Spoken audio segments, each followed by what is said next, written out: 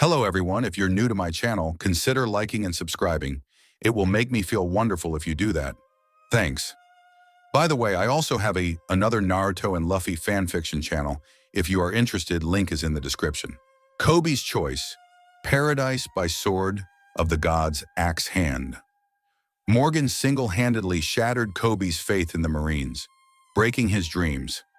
If a pirate is the first one to ever show you kindness in a world run by a corrupt justice, who do you follow? Well, the future king of the pirates, of course, luffyxharem. I don't own anything. Adios. I am really sorry for neglecting his channel. From now, I will be constant in this channel also. There's a bomb? Usopp cried hysterically, running around the courtyard in a panic. The Straw Hats, covered in various injuries ranging from mildly annoying to "how the hell are you still alive and conscious Zoro?" had gathered within the palace along with the rebel leaders and Vivi. The princess had just explained that Crocodile's contingency plan, a bomb, was planted somewhere in the city set to go off at 4:30. That gave group 15 minutes to find it and shut it down. Chaka, who was sleeping in the palace where Vivi had moved him and the other living soldiers, had woken up long enough to tell Vivi what he knew before he was dragged back into the realm of unconsciousness. Yes, Vivi nodded, causing Usopp to let out a squeak. Luckily, we have numbers on our side. She gestured to the courtyard where the royal army was waiting for orders. Word of the rebel army camping just outside of firing range had reached them and they were restless, some of them calling out to just go and attack them already.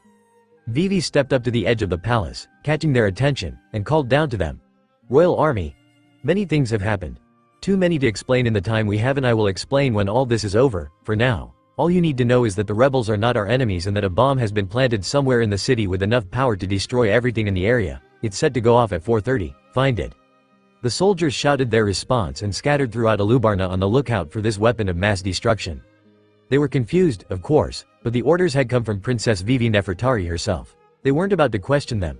Koza and his generals wanted to leave to pull the rebel army into the city to help with the search. But Vivi advised against it since there were Baroque Works agents hiding inside the royal army and possibly some in the rebels that had managed to avoid Coby and Grace. One attack and all their work could be undone. "What are we waiting for?" Zoro asked. "Let's get looking." "Just don't get lost, Moss Head," Sanji muttered. "What was that, Arrow Cook?" Zoro questioned, pulling out his swords.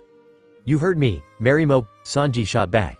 Nami appeared behind them, bandaged but mostly healed, and beat both of them over the head. "We don't have time for this, morons," she yelled. "Now get out there." The men ran as if their lives were in danger. Although, with Nami in the mix, that may have been a possibility.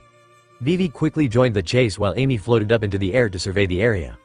With so many people searching, it was only a matter of time until the bomb was found in the clock tower and Mr. Seven and his crazy, frog suit-wearing partner, Ms. Father's Day, were subdued. There were still 5 minutes on the bomb's timer, more than enough time for Pell to swoop in, take the bomb away from the city, and get back before the explosion destroyed the sandhills to the west.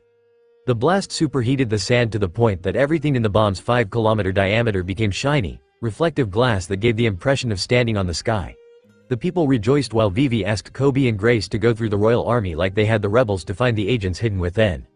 "Straw Hats," a voice yelled. The soldiers parted to show a group of Marines led by Sergeant Major Tashigi into the square. She glared at Zoro in particular, but remained professional. "In the name of the world government, you all are under arrest. Please come quietly, and where is your captain?"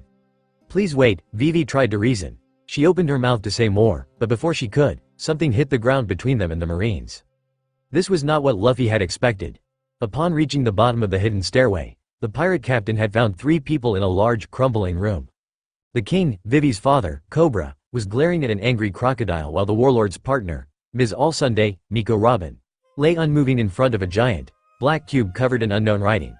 The woman's white coat was stained red, a hole through her stomach much like the one that had been in Luffy the night before. However strange the situation, Luffy did not comment on it. He moved forward just outside of the enraged Sandman's vision. "Where is the Pluton?" Crocodile demanded, punching the wall over Cobra's head. The king sneered at him. "I led you to the poneglyph," Cobra spat. "Are you not satisfied?" "Of course I'm not," Crocodile growled. "Tell me where the Plu—" He was cut off as a wet fist slammed into his face, flinging Crocodile into the black cube where he exploded into powder.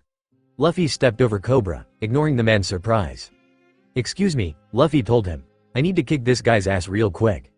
"What the hell?" Crocodile growled, reforming himself and stepping over the bleeding woman. "How are you still alive? I left you with a hole in your stomach in the middle of the desert." "It doesn't matter," Luffy stated. Your company hurt Nami, so I'm going to beat the hell out of you.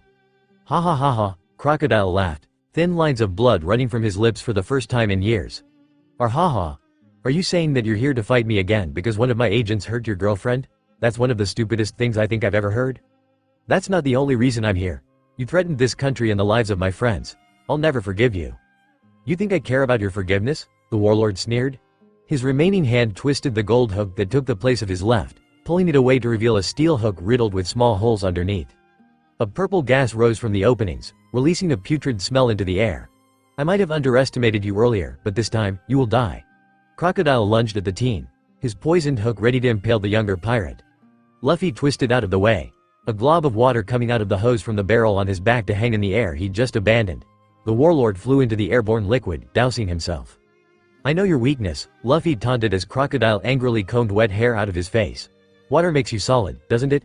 That's why you took away the rain. I'll give you props for figuring it out, the Sandman admitted, but it doesn't matter. You'll die here with this pathetic king and Nico Robin and I'll take this country by force. Crocodile propelled himself toward his foe once again, forcing Luffy to twist out of the way to avoid the toxic chemicals coming from the other devil fruit user's hook. Using his momentum, Luffy brought his left hand around in a backhand strike, hitting the older pirate in the back of the head. Crocodile stumbled, but remained on his feet. He turned and lashed out with his hook, but Luffy's wiry frame was too nimble for him to hit so easily. Not so good now without your powers, are you? Luffy asked, ducking forward to bury his fist in the other man's gut. Crocodile, however, refused to double over or rise to the obvious bait. The man's hand shot up, grabbing Luffy by the face and flinging him into one of the walls which caved and toppled. The younger pirate shoved the debris off of himself before throwing it at his foe. Crocodile shifted out of the way, letting the improvised projectile sail past him and into one of the remaining support pillars, said pillar crumbling from the force. Gum gum Gatling. Luffy's arms shot out, several punches hitting the warlord who tried to block with his hook. The poisoned appendage did nothing to stop the attack, but it did scratch the pirate, introducing its toxin into his system. Under the glare of the younger man, Crocodile pulled himself out of the wall Luffy's attack had pushed him into. It's too late, boy, the older man spat. The poison is already in your bloodstream, you're done. I don't care, Luffy yelled, his leg swinging out to kick his opponent. The appendage swept through the man, Crocodile having dried himself while in the wall to remove the water. Lufrowl before stumbling, purple smoke rising from several cuts on his fists. Why do you fight so hard? Crocodile asked. You'd survive if you just abandoned the stupid princess and this pathetic excuse of a country. It's because Vivi's my friend, Luffy responded, willing himself to overcome the poison in his system. You've hurt her and tortured her so much, you want to destroy her country. And I won't let that happen. The younger pirate brought the barrel of water in front of his face before punching it from both sides.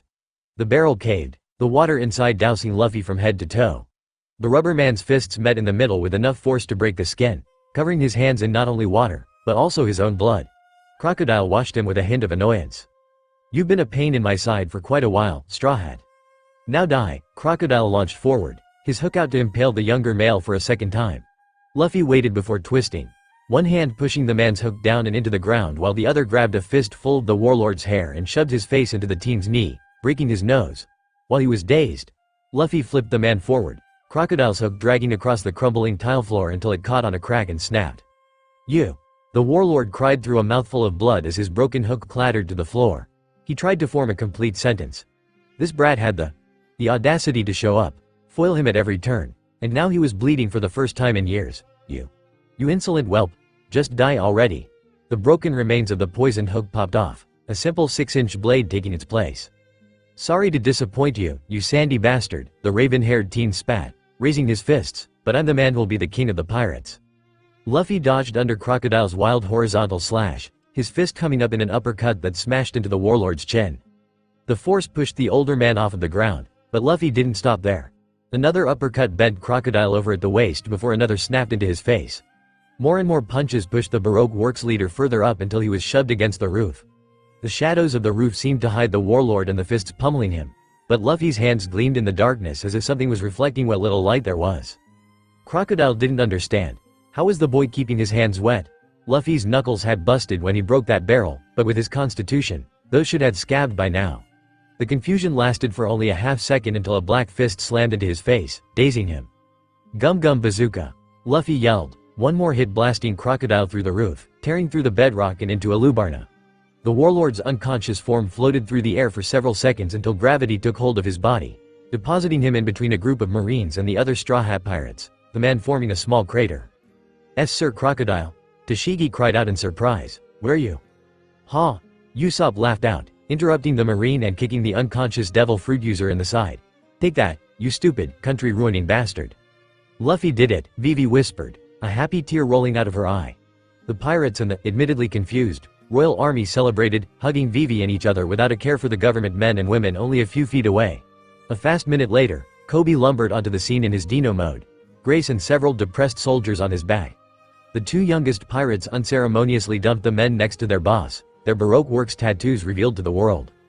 These are the last of the royal infiltrators, Princess, Coby grunted, shrinking back into his human form. They were pretty easy to find. We just had to look for the soldiers not celebrating. Too much work too fast, Grace complained. She poked Coby in the face, dragging his attention to her, Shade. What? She didn't respond. All she did was stare at him as if wanting to convey her message via telepathy. Coby blinked. Dear Goda. You're so lazy. What do you want? Shade. Sleep. Coby sighed before transforming again. He laid down, Grace sitting in the shade he provided. Chopper joined her, liking the reprieve from the harsh desert sun. Usopp scrambled over as well, the Marines shooing him off so they could arrest Crocodile and his spies. Nami dropped next to Grace. Anyone know where Luffy is? She panted from a mix of the heat and her fading adrenaline. We'll find him eventually, Sanji shrugged, pulling out his last 2 cigarettes and passing one to Jin. I'm betting he's with Vivi's dad right now. I'd say that's a safe bet, Vivi nodded, sitting next to Nami. The Marines were pulling out, Tashigi continuing to glare at Zoro but prioritizing the traitorous warlord over the pirate crew that was, apparently, friendly with the princess of the kingdom. I don't know who you are or what you just did, King Cobra gasped, and right now, I don't care. Both Alabasta and the Nefertari family are in your debt. The older man was staggering along toward the center of Alubarna, leaning heavily on the team he'd watched defeat Crocodile. Nico Robin draped over the boy's opposite shoulder. Please, tell me, what is it you want? While Nami would tell you money, all I want is food. Then food you will have, the king responded. I'd say your victory deserves a feast at the royal palace. Great, Luffy smiled weakly. Vivi promised me food before we got here. How do you know my daughter? She didn't mention this in her letter. Huh. Well, I'm Monkey D. Luffy. The man who will be king of the pirates, and the captain of the ship that brought Vivi back to Alabasta. So your crew were the friends she mentioned? Cobra blinked. She failed to say you were pirates. Hey, old guy. Could I see the palace? Of course. Great, I'm going to sleep, and just like that, Luffy passed out. The Straw Hats mysteriously disappeared, within the hour after the end of the rebellion, and none of the citizens could or would tell the Marines where they were. The Marines knew that the pirates were in the castle, but there wasn't enough proof for them to force their way into the royal family's home. All of the members whose faces weren't known were tasked with buying supplies in town, leaving Zoro, Jin, and Coby, just in case after his stunt in Nanohana, with nothing to really do. Those 3 occupied their time through training, much to Chopper's dismay for the former 2. Also, despite their disagreements, Amy was forced to admit that Usopp was a half-decent inventor after Nami showed off her Klima tact and approached him for assistance. You want me to do what? The sniper asked. I'm asking you to install a propeller in my parasol, Amy responded. It would help me control my flight when I'm weightless and I'll need all the help I can get. Answering her pleas with no small amount of bragging, Usopp deconstructed Amy's beloved sunbrella and installed 3 small rudders on the tip that were connected to a button on the handle via wires. When the button was pressed, the rudders spun up a breeze just strong enough to pull Amy through the air. The harder the button was pressed, the faster the rudders spun and the faster she could go. Luffy slept for 2.5 days. He woke up at 6 in the morning, his girlfriend sleeping by his bedside with his hat on her head. A smile stretched across Luffy's face at the sight until a growl came from his stomach, waking her. Nami stirred, brown eyes opening to meet with her captain's. Hi, Nami, Luffy smiled. The girl leaned up, hugging her boyfriend. Morning, Luffy. How do you feel? Hungry? Nami laughed, waking several of the other crew members in the beds around them. Captain Luffy, Coby called happily, running over from his bed a dozen feet away. Chopper followed him closely. Captain Luffy, you're awake. Thank you, Captain Obvious, Amy sassed with a yawn. There's another captain in here? Luffy asked, his cluelessness inciting laughter from his crew. That day, every meal was a feast. The pirates and Vivi ate and laughed happily, Luffy stealing food from the plates of everyone sans Nami. Zoro and Sanji yelled at each other. Coby tried to talk to Grace while ignoring the glare he could feel from Amy, and Luffy told the stories of their adventures to the king. After dinner, as the plates were being carried away from the dinner table, Igaram gave the Straw Hats some very big news. New bounties were out, and they included several familiar faces and many new numbers. Straw Hat, Luffy 100 million Barris, Pirate Hunter, Zoro 60 million Barris. Man Demon, Jin 30 million Barris, Trihorn, Coby 10 million Barris. The pictures for Luffy, Zoro, and Jin remained the same, but Coby's was brand new. Coby's wanted poster had two pictures, one of Coby and Zoro talking, with Usopp in the background looking at stuff on sale, and the other of Coby in his hybrid mode with Tashiji's broken Shigure at his feet. The first was from Luge Town while the second had been taken in Nanohana. "This is awesome," Luffy yelled. "I reached 100 million. "Hey," Zoro smirked, reading the words on his and Coby's posters. "They finally said that Coby's my student.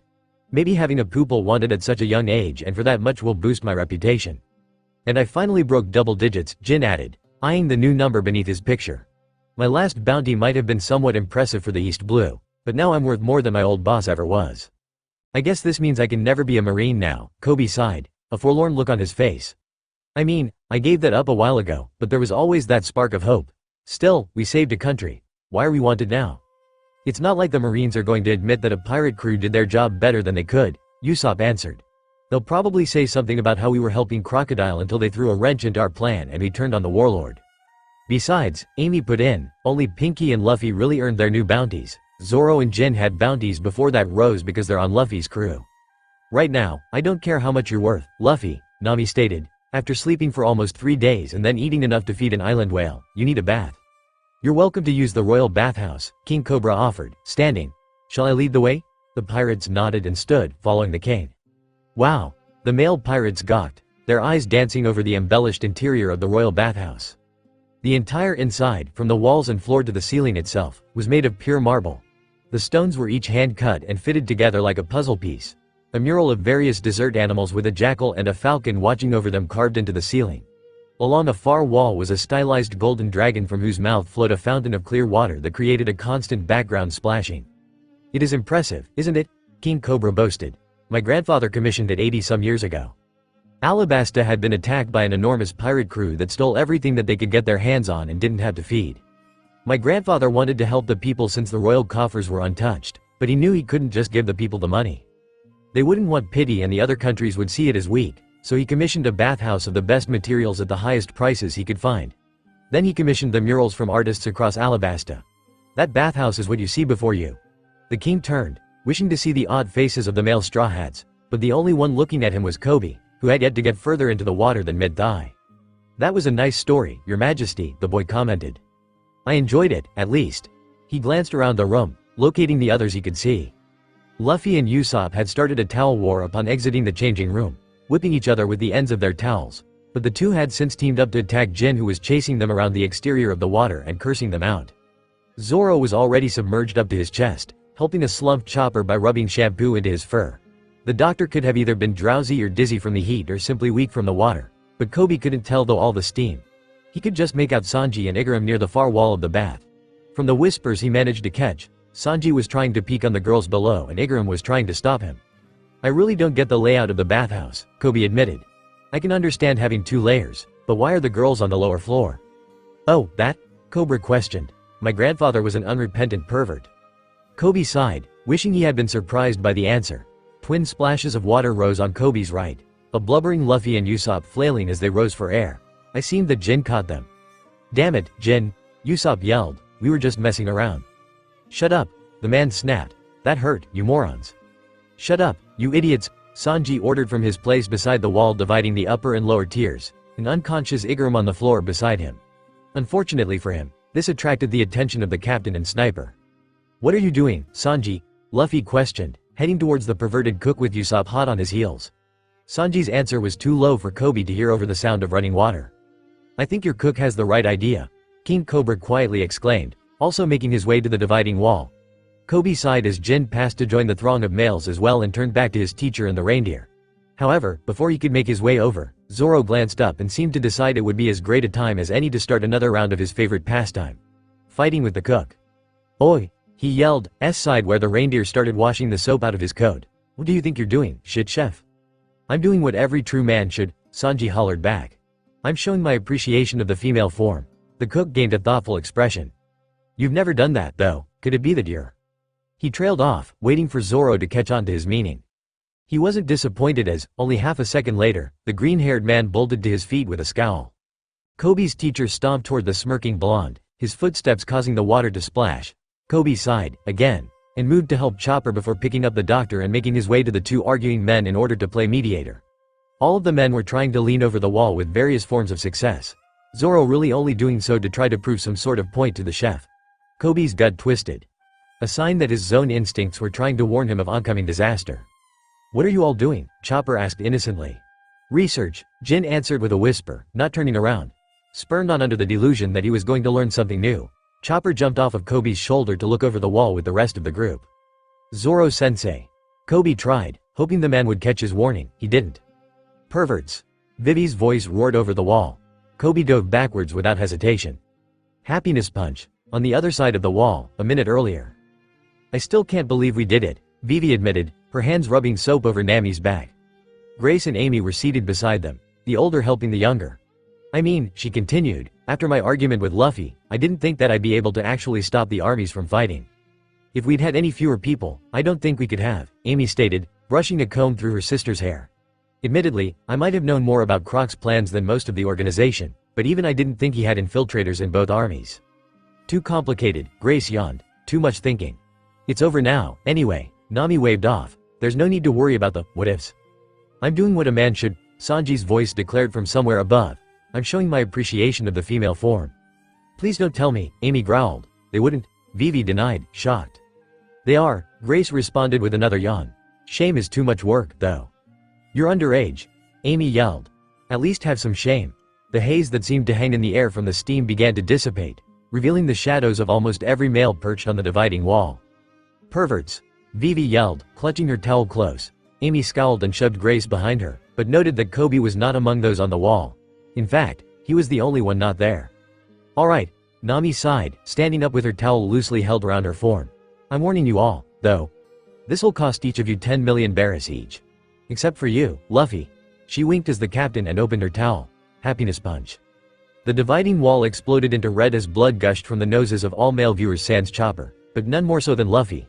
While most of the men simply fell off the wall, the raven-haired teen was rocketed upwards to the point where he struck the ceiling with enough force to put a Luffy-sized crater in the mural, the imprint placed in the claws of the overwatching falcon. "Nami," Vivi gasped. "Kya ha ha ha," Amy laughed. "Look at how far Luffy went, kya ha ha ha." "I don't get it," Chopper blinked. "What's so interesting about the female anatomy?" "I'll tell you when you're older," Zoro moaned from behind the wall. "Damn sea witch." "I tried to warn you." Coby shook his head. "Now, how are we going to get Captain Luffy down from the ceiling?" There was a drip-drip SOWND from somewhere behind the men, but Coby was the only one to turn. A small circle of red was spreading directly under the imprint of the captain. "And I think we should hurry," Coby added. "Captain Luffy might bleed out at this rate." "Damn sea witch," Zoro repeated. "Damn lucky bastard," Sanji sighed angrily. "Hey, Nami," Amy laughed. "I think you might have killed him, kya ha ha ha." That night, after the whole bathhouse debacle blew over, the Straw Hats gave Vivi a choice. She could stay in Alabasta and remain a princess, or she could leave with them for the pirate's life. The brunette didn't have an answer. She didn't know which life she wanted. Well, that wasn't exactly true.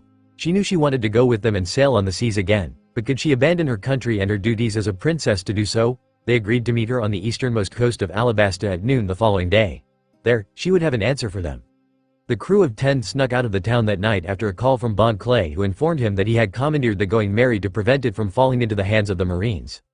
With the help of the supersonic Duck Squadron and Eyelash, the pirates were able to make it out of Alubarna and to the Going Merry by daybreak. There, Bon Clay properly met Amy and Grace and both pirate crews set sail. Soon, they were set upon by Black Cage Hina, a marine captain known for surrounding pirate ships and shooting them with long, sharpened iron rods rather than cannonballs. Bon Clay and his crew valiantly sacrificed themselves to give the Straw Hats time to escape, the flamboyant Okama declaring that, "If we are to fall, let it be on the sea, the flower of friendship is singing." "Bon Clay," Luffy cried as the Straw Hats sailed away, "we'll never forget you." Despite the damages, the Merry was able to outrun the other marine ships that came for it. The pirates made their way to the meeting point and waited. Noon came, then 12:30, 1 o'clock, 1:30. The clock was nearing 2 when 6 marine ships rounded the coast. "Warships," Usopp called from the crow's nest, 6 of them. "Come on, Luffy," Sanji muttered, taking a drag on his cigarette. "It's obvious she's not coming." No, Luffy denied. She'll be here. I know it. We can't stay, Don. Jin urged. The Marines are here. There was a crackling sound before Vivi's voice drifted through the air. Hello, everyone, she greeted, her words echoing throughout the kingdom. No doubt those of you in Alubarna are wondering why I'm not there right now, but that doesn't matter. I've been gone for several years, as you all know, and I've learned many things about the world. Sometimes those you trust are the least trustworthy, and sometimes the only ones you can trust are the ones no one else will. I made many friends during my absence, and they will always hold a place in my heart. The Straw Hats finally found the princess who was dressed in a flowing, white gown. She and Karoo were standing on the coast. A transponder snail on the duck's head. Tears glistened from Vivi's cheeks, sparking in the afternoon sun. I wish that I could travel with them like I did before, she continued. They're some of the craziest people you would ever meet, and they're also some of the most fun-loving. They were the reason I made it back in time. And they were the reason I never gave up. Even when I'd lost hope, they pulled through for me, and I can't thank them enough for that. What truly happened in Alubarna will never make it into the history books. I know that, and those that were there know that, but it doesn't matter. What I'm trying to say is, thank you all. I want to go with you, to sail the seas like we did before. But I can't. Not yet. There's too much that I need to do here. I only ask, if we meet again, even if it's years from now, will you still call me your friend? There was a pause. It seemed like Vivi was waiting for a response. Luffy opened his mouth to call out to her, to tell her that she'd always be their friend, but Sanji clamped a hand over his face. We can't say anything, Nami whispered, turning Luffy and herself away from the coast. The Marines are too close. We've a connection. Pulling Sanji's hand off, Luffy reasoned, then how about this? Yanking the bandages off of his left arm, the captain thrust his arm upward, revealing the X-shaped marking hidden underneath. One by one, the rest of the crew followed in his example, backs to the shore and X's out. A fresh wave of tears flowed from Vivi's eyes as she and Karoo revealed their own black X's and sent them into the air above their heads. Cannonballs rained water upon the pirates as they hit the sea around the ship. The Marines were firing at them, but the Straw Hats didn't move a muscle. They stood stock still, left hands up. Wind caught the sails and began pulling the ship away from Alabasta, the waves moving the ship ever so slightly as if the ship itself was dodging. Just as the ship was moving out of sight, the Alabastian princess lifted the microphone for the transponder snail to her lips. Thank you. Outrunning the Marines proved to be rather easy when Luffy decided to disregard Usopp's request of hanging on to the iron spears that had punctured the Mary during their flight from Black Cage Hina and threw them at the ships chasing them. The warships were rendered useless in seconds, allowing the Straw Hats a clean getaway. They sailed on for several hours before the feeling of Vivi's absence got to them. Well, most of them, anyway. Zoro, Amy, and Jin were unaffected by the depressing aura coming from their fellow crewmates. What is with you all? Amy asked as the others moped along the ship's railing. We miss her, Luffy, Nami, Usopp, Sanji, Chopper, Coby, and Grace wailed in perfect synchronization. If you wanted her to come along so badly, Zoro began, then you should have just kidnapped her. You savage, Copper cried. Monster, Nami spat. Moron, Sanji followed. Emotionless beast, Grace whined. Heartless demon, Coby put in. 3 sword style, Luffy insulted. Luffy? Usopp questioned. 3 sword style, isn't an insult. 4 sword style, Luffy amended. No, that's not how it works, Usopp explained. The Heartless Trio, as I will now refer to Zoro, Amy, and Jin, turned away from their sad and squabbling friends just before the door under said friends opened to allow a figure on deck. You better check to make sure all the holes are patched up, the woman commented. It wouldn't do for the bathroom to flood. Already done, Zoro waved off before freezing. The Heartless Trio spun around, readying their weapons as the other 7 members snapped out of their shock and tried to free themselves from the railing. The woman, who was dressed in a pair of simple jeans and a light green shirt that both belonged to Nami, ignored them. She walked over to a deck chair, book in hand, and sat down. Oh, she's gorgeous, Sanji swooned. Nico Robin, Coby growled in his hybrid mode, swords at the ready. To what do we owe this unexpected visit?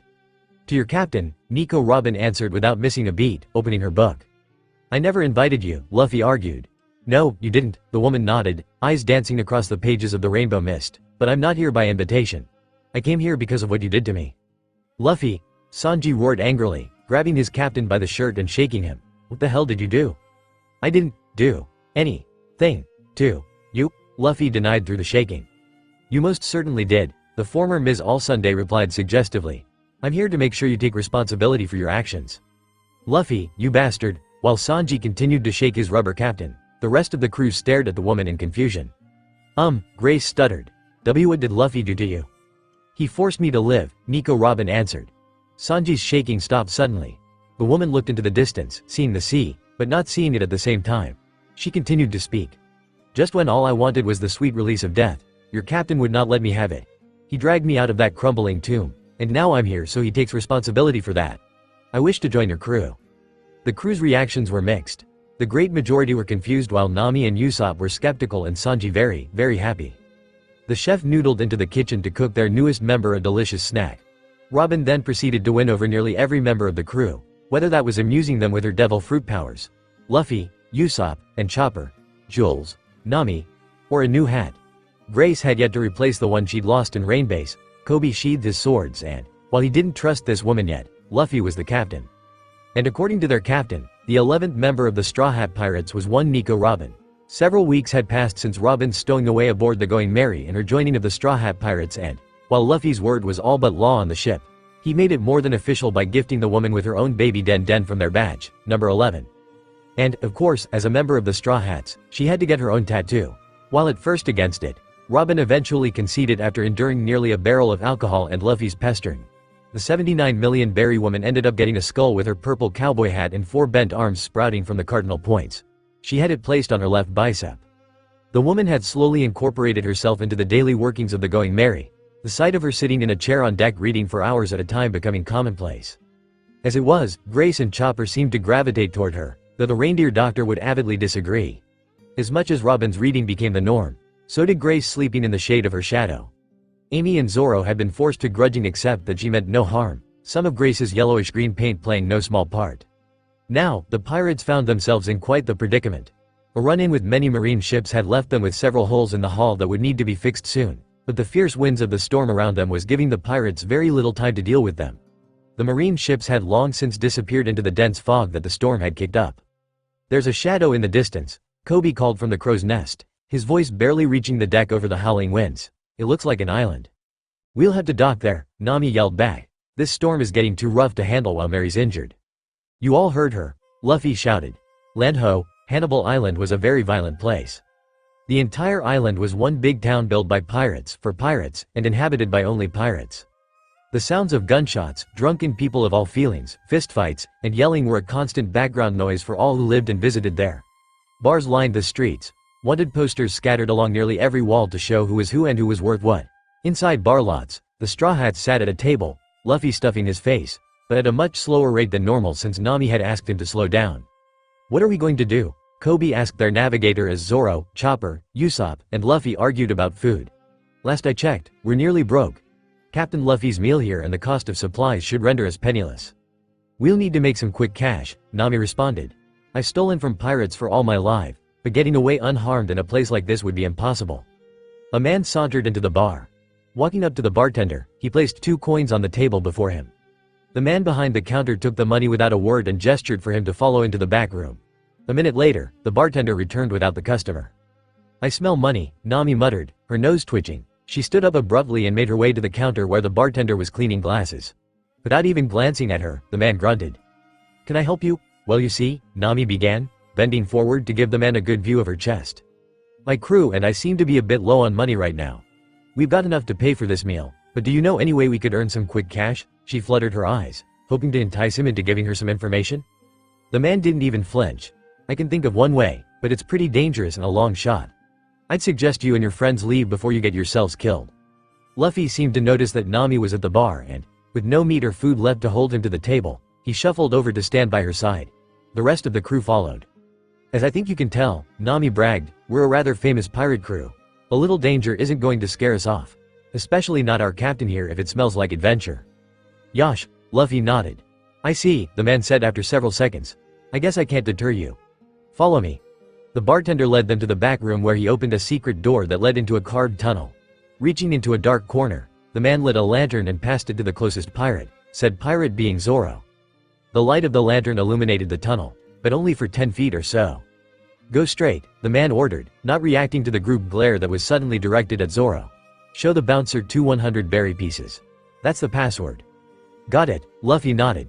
"Thanks, bar guy." "Hey, kid," the man called as the other pirates began to walk away. "Why'd you become a pirate?" "To be the king of the pirates, of course." Luffy laughed. The man cracked a smile. "I like guys like you. Stay alive." With that, the bartender shut the hidden door, leaving the Straw Hat Pirates in the dark. They picked their way to the other end of the tunnel, which seemed to run from one end of the island to the other. After nearly 10 minutes of walking, Coby squinted into the dark and warned them that a creepy-looking man was standing in front of a door. Nami nodded and pulled out 2 coins, flashing them at the bouncer when they could see him. The large man nodded and opened the door, allowing them passage into the gigantic room beyond. The room was a rough cylinder, floors and stairs gouged out of the tough rock to make multiple levels. At the bottom of the room sat 2 giants, one of them laughing hard at whatever the other had said. Pirate flags of all kinds were strung up along the walls, showing what seemed like every variation of skull designs, and hanging from the ceiling was a simple, unpainted boat with 8 oars. Dangling from a pulley was a large chain. For what purpose, unknown. Everywhere one looked, there were pirates eating, drinking, laughing, playing cards, and fighting, although said fights usually included everyone in one large area. Ooh, Luffy, Usopp, Chopper, and Coby gawked. If you're looking for the bookmaker, he's on the top floor, a pirate drinking at one of the tables called. His face was flushed, probably from the alcohol in the mug in his hand, and he was openly eyeing the Straw Hat Crew's female members. Why would we be looking for him? Nami questioned. You mean you aren't here for the race? So I was right, Robin nodded. This is the same Hannibal. What do you mean, Ms. Olson? I mean, Robin? Amy asked, cutting herself off. She'd been trying to break the habit of calling the archaeologist Ms. Allsunday for a while, but Robin had done nothing to stop herself from calling Amy and Grace Ms. Valentine and Ms. Goldenweek. This is the place of the Anything Goes Dead End pirate race, the newest Straw Hat answered. It's nothing regular, but every few years, they organize a boat race by pirates for pirates. The first one to get to that year's destination is the winner. That sounds like fun, Luffy yelled, fully prepared to enter the race. No it doesn't, Nami and Usopp yelled. Did I forget to mention that the prize this year is 300 million bears? The unnamed pirate asked. Nami's eyes lit up. We're entering that race, she declared. I thought you would. The inebriated pirate laughed. Those 2 giants down there are Bobby and Pogo. They're the 3rd favorites. Then that blue guy on the other side of the floor. That's the fishman, Willie. He was a rival of Arlong before the guy went and got himself beaten up in the East Blue of all places. Who's the favorite this year? Coby asked. Gaspard, the man answered. An ex-marine worth 95 million. Alright. Luffy laughed before the guy could elaborate further. I'm going exploring. The pirate captain wandered off. Zoro, Chopper, Usopp, and Coby. With a worried look trailing behind. Grace, Amy, Robin, Sanji, and Jin followed Nami up the stairs to register for the race. Oh crap, Nami whispered. How is Luffy going to pay for the food he'll eat? I Gator, Robin placated.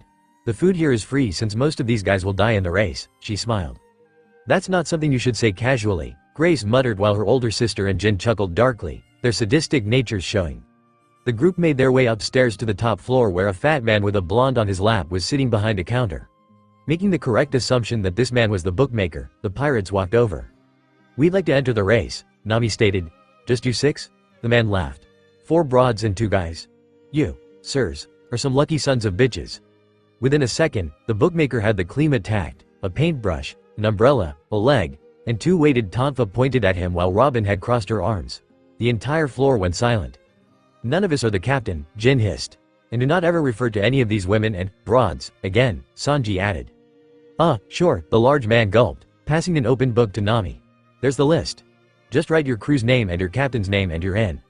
Thank you, Nami responded much too sweetly, the 6 lowering their weapons as she scribbled into the book. They turned to walk away. Now wait a second, the bookmaker called. You have to pay to get in. What was that? Nami questioned, the weapons making a reappearance. Nothing at all. The bookmaker threw an eternal pose to Nami. The crest on it read PARTIA. That's what I thought. She turned back to her crewmates. Now, who's up for tea? Luffy and his squad had gotten 2 floors down before they'd found the main cafeteria. The group had instantly claimed a table, Luffy and Zoro scaring off the pirates that had been there before. Said table was covered in dirty dishes left over from the meal that Luffy was in the middle of eating. The rubber man's arms were flying every which way, stealing food from waiters and tables in every corner of the room. Damn, Luffy, Usopp grumbled. Weren't you full just a few minutes ago? That was only 60%, Straw Hat waved off. I swear, Luffy, Zoro stated. Your stomach's a bottomless pit. While trying to talk through a mouthful of food, Luffy reached behind himself and stole 2 trays from a waiter just before a man in yellow could take them. Said man turned to see Luffy tearing through the lobster he'd wanted, so he strode over, and slammed Luffy's face into the table. Usopp and Chopper jumped, Coby flinched, and Zoro didn't move a muscle. What the hell was that for? Luffy yelled angrily, pulling his face out of a head-shaped indent in the wood. He glared at the aggressor who glared back. The man was in his early 20s with wavy brown hair down to his shoulders. His clothes consisted of black pants and a yellow jacket with sick written on the left breast. There was the shape of a hook just under the word, a similar tattoo on the man's left cheek. What do you mean? What the hell was that for? Why the hell were you stealing my food? I was hungry, Luffy retorted. Why'd you attack me? I attacked you because you and your stretchy arms were. You and your stretchy arms. Oh Goda, your arms stretched. Not the brightest, is he? Usopp snickered in Chopper's ear. That's one of the powers of the devil fruits, isn't it? A nasally voice commented. Both Luffy and his unknown assailant turned to see a group of thugs led by a thin man with shaved pink hair. He wore a purple wife beater and had on lime green pants with a yellow sash. On his right cheek was a tattoo of a crossed-out marine logo. And who are you? Luffy questioned. His only answer came from one of the man's crew members who fired a pistol at Luffy. The teen doubled over, his skin stretching. Straightening out, the bullet was launched back toward the crowd, burying itself in the wall next to the Rosette's head. That tickled. She, Luffy laughed, much to the horror of the other pirates. That wasn't supposed to tickle. The man with the smoking gun whimpered as another stuttered out, monster. Gum pistol. Luffy shouted, his fist shoving the heads of 3 pirates into the wall behind them. You bastard, the man with pink hair yelled, his anger overcoming his fear. Get them.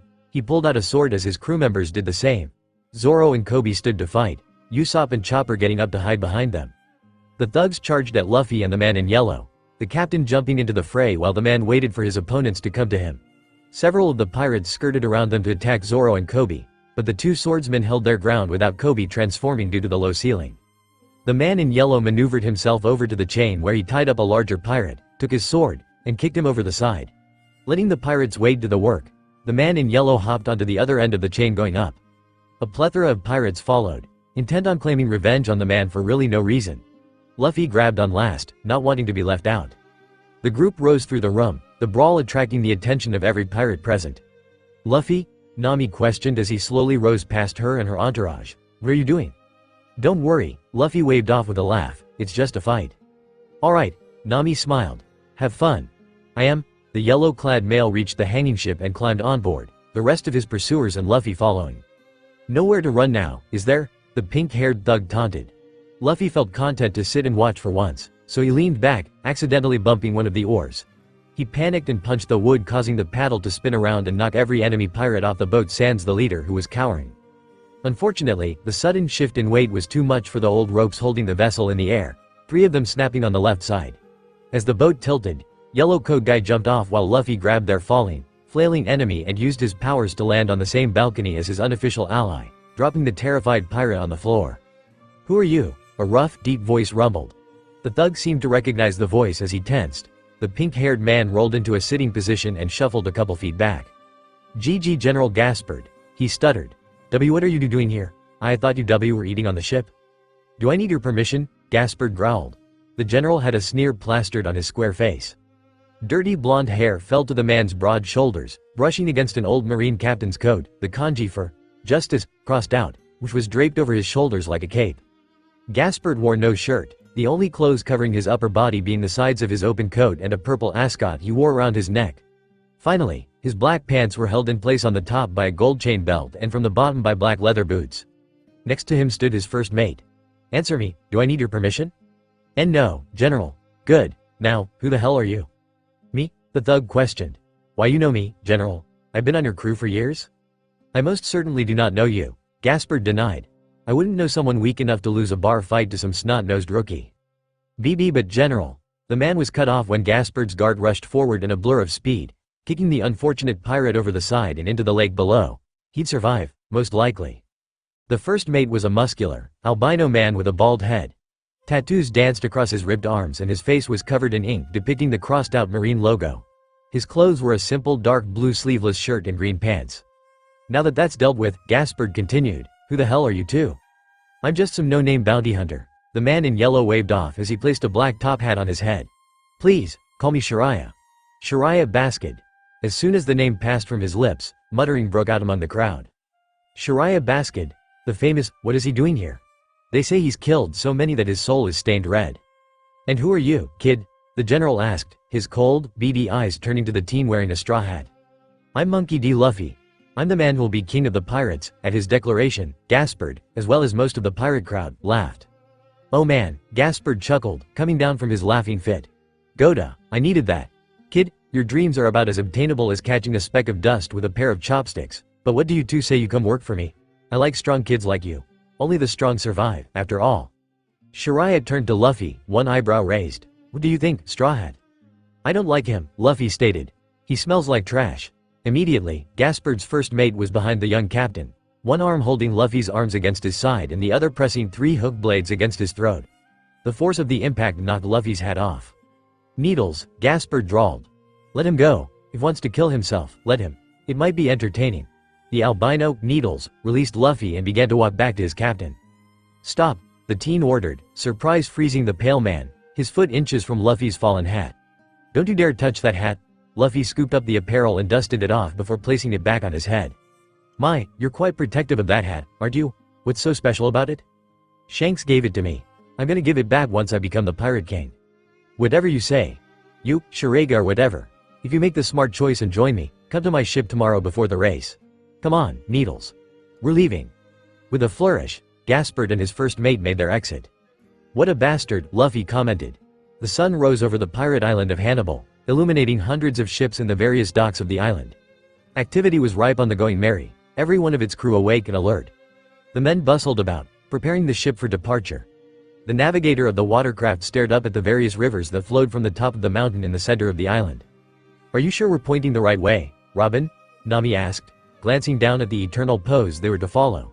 Its needle was steady, pointing directly at the mountain. "Yes, Ms. Navigator," the newest member answered. "There will be a strong wind that will push every ship up the mountain before reaching the Grand Fall and the official start of the race." "That would work in theory." Nami trailed off. She felt a pair of arms wrap around her waist and saw Luffy rest his chin on her shoulder. Ever since Usopp had been forced to give their captain the talk while they were stuck in that cage under rain dinners, the older members of the crew had been giving him tips and hints on how to be romantic. Not that any of them had ever been in any serious relationships, Usopp's long-distance one notwithstanding, but it seemed to be working. The captain had also become fiercely protective of the navigator, especially from the cook, but that was irrelevant at that moment. "Don't worry about it," Luffy smiled. "We'll work it all out and win that prize money, okay?" "I don't know how you do it," Nami sighed, "but you always know what to say to ease my nerves." "All he has to do is mention getting her money," Zoro muttered to Usopp, who snickered. Nami tensed suddenly, feeling the drop in air pressure.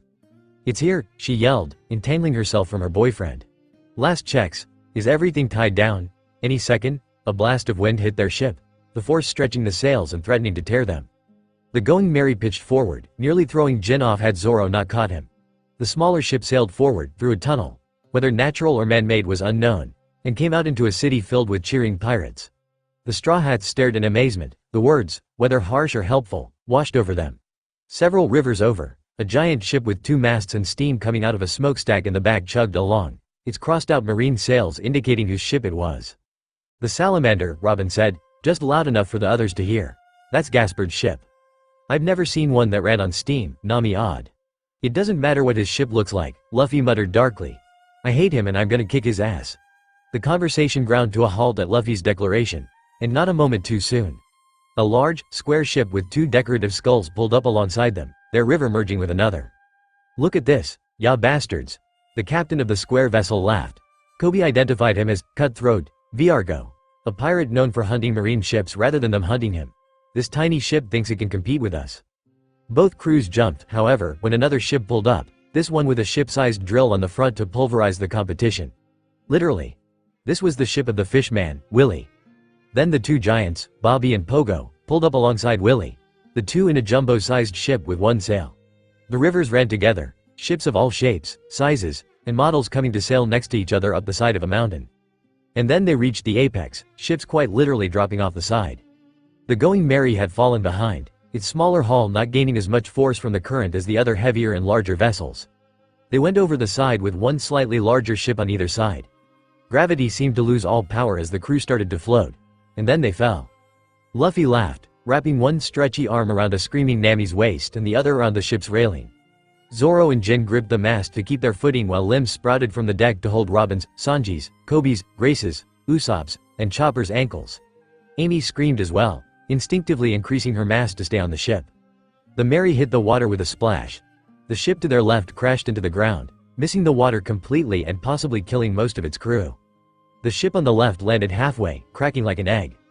The half in the water was swept away, screaming pirates getting no help from the cheering citizens of the town. The Straw Hats did not land gracefully, however. Most of the crew was only sent sprawling, but Amy's increased weight, when combined with the G-force from the water's buoyancy, made her too much for the floorboards underneath her. They shattered under her weight, causing the blonde to fall into the men's quarters under the deck with a curse. Amy Schwan. Sanji yelled out in worry. I'm fine, Amy called up through the hole. Longnose's hammock broke, though. Are you sure it was mine? Usopp called down. The pillow fell over and a picture of a blonde woman fell out. Amy called back. All eyes turned to the sniper. What? Nothing, everyone on deck chorused. Suddenly, a cannonball hit the water to their starboard side, the danger of their situation coming to them as the crew scattered.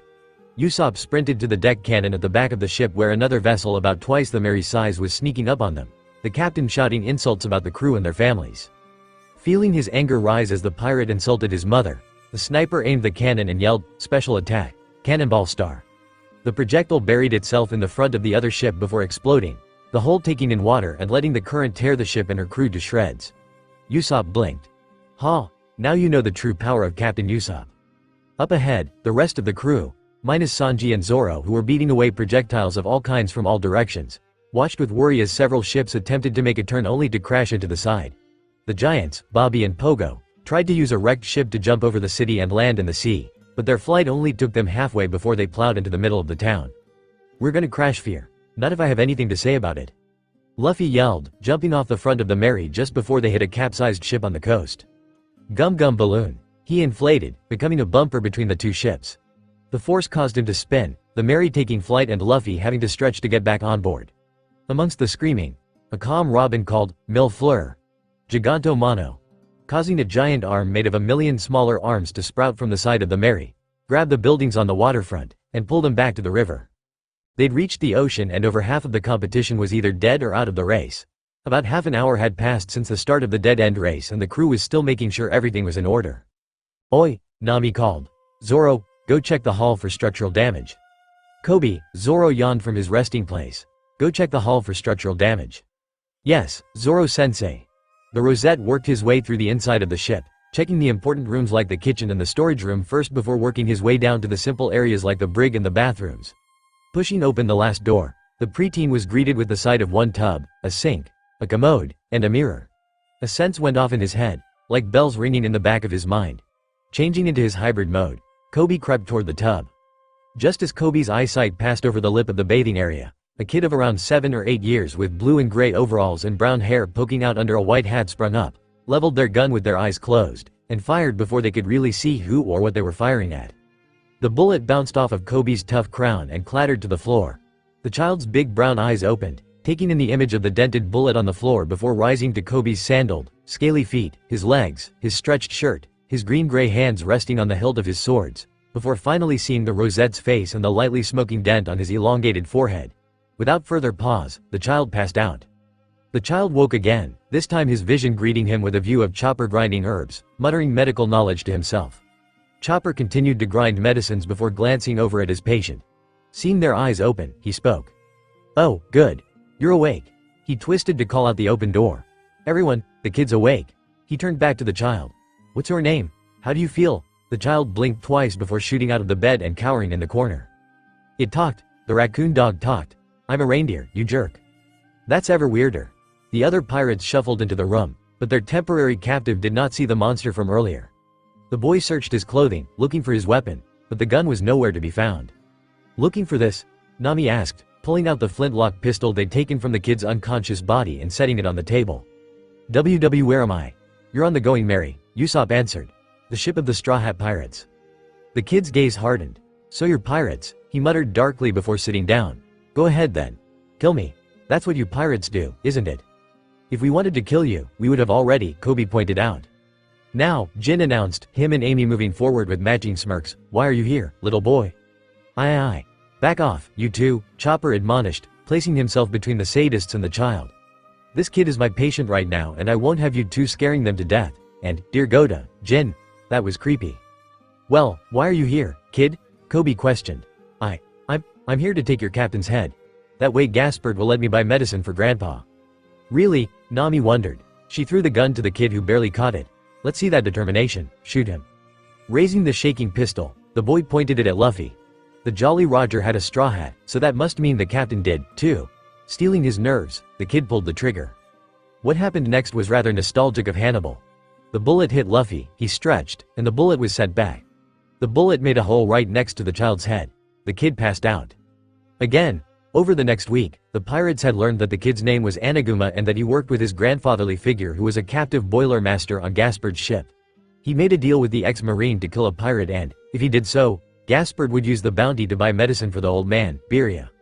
He also admitted that he'd only boarded the Mary and targeted them because it was the smallest ship, so they should have been the weakest crew.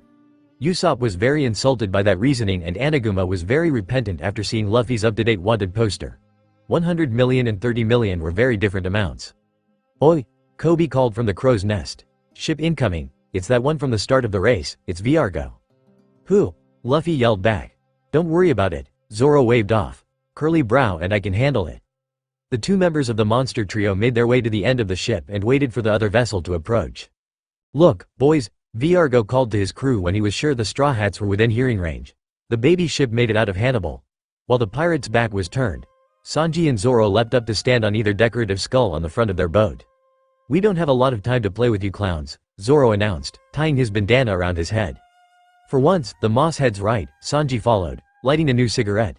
I've got a lunch to cook. 1 minute should be good enough, they both said in unison. The two jumped down and began tearing through the other pirate crew. They're so strong, Anaguma gaped. Things took an unexpected twist, however, when the water under Viargo's square ship bulged up before breaking to show a sea king. Other sea kings of all different shapes rising out of the surrounding area. The beast with the square boat on its nose eyed the vessel like it was a tasty treat while Luffy's hands shot forward to grab the collars of Zoro and Sanji. Just as the two were pulled back to the Mary, the Sea King opened its mouth and swallowed Viargo and his crew in one bite. Its snack eaten, the beast dove back into the sea. The wave it made propelling the going Mary forward in a burst of speed. This is Parsha? Chopper asked in horror. The scene before the Straw Hats was a gruesome one indeed. Broken and sinking pirate ships filled the narrow channel going inland. The water they floated in stained red with the blood of hundreds. On land, just visible over the ridge, was a marine stronghold with cannons firing as fast as they could to destroy the remaining pirate ships in their waters. No, Nami gaped in denial. This can't be the end. Are you sure you followed the eternal pose right?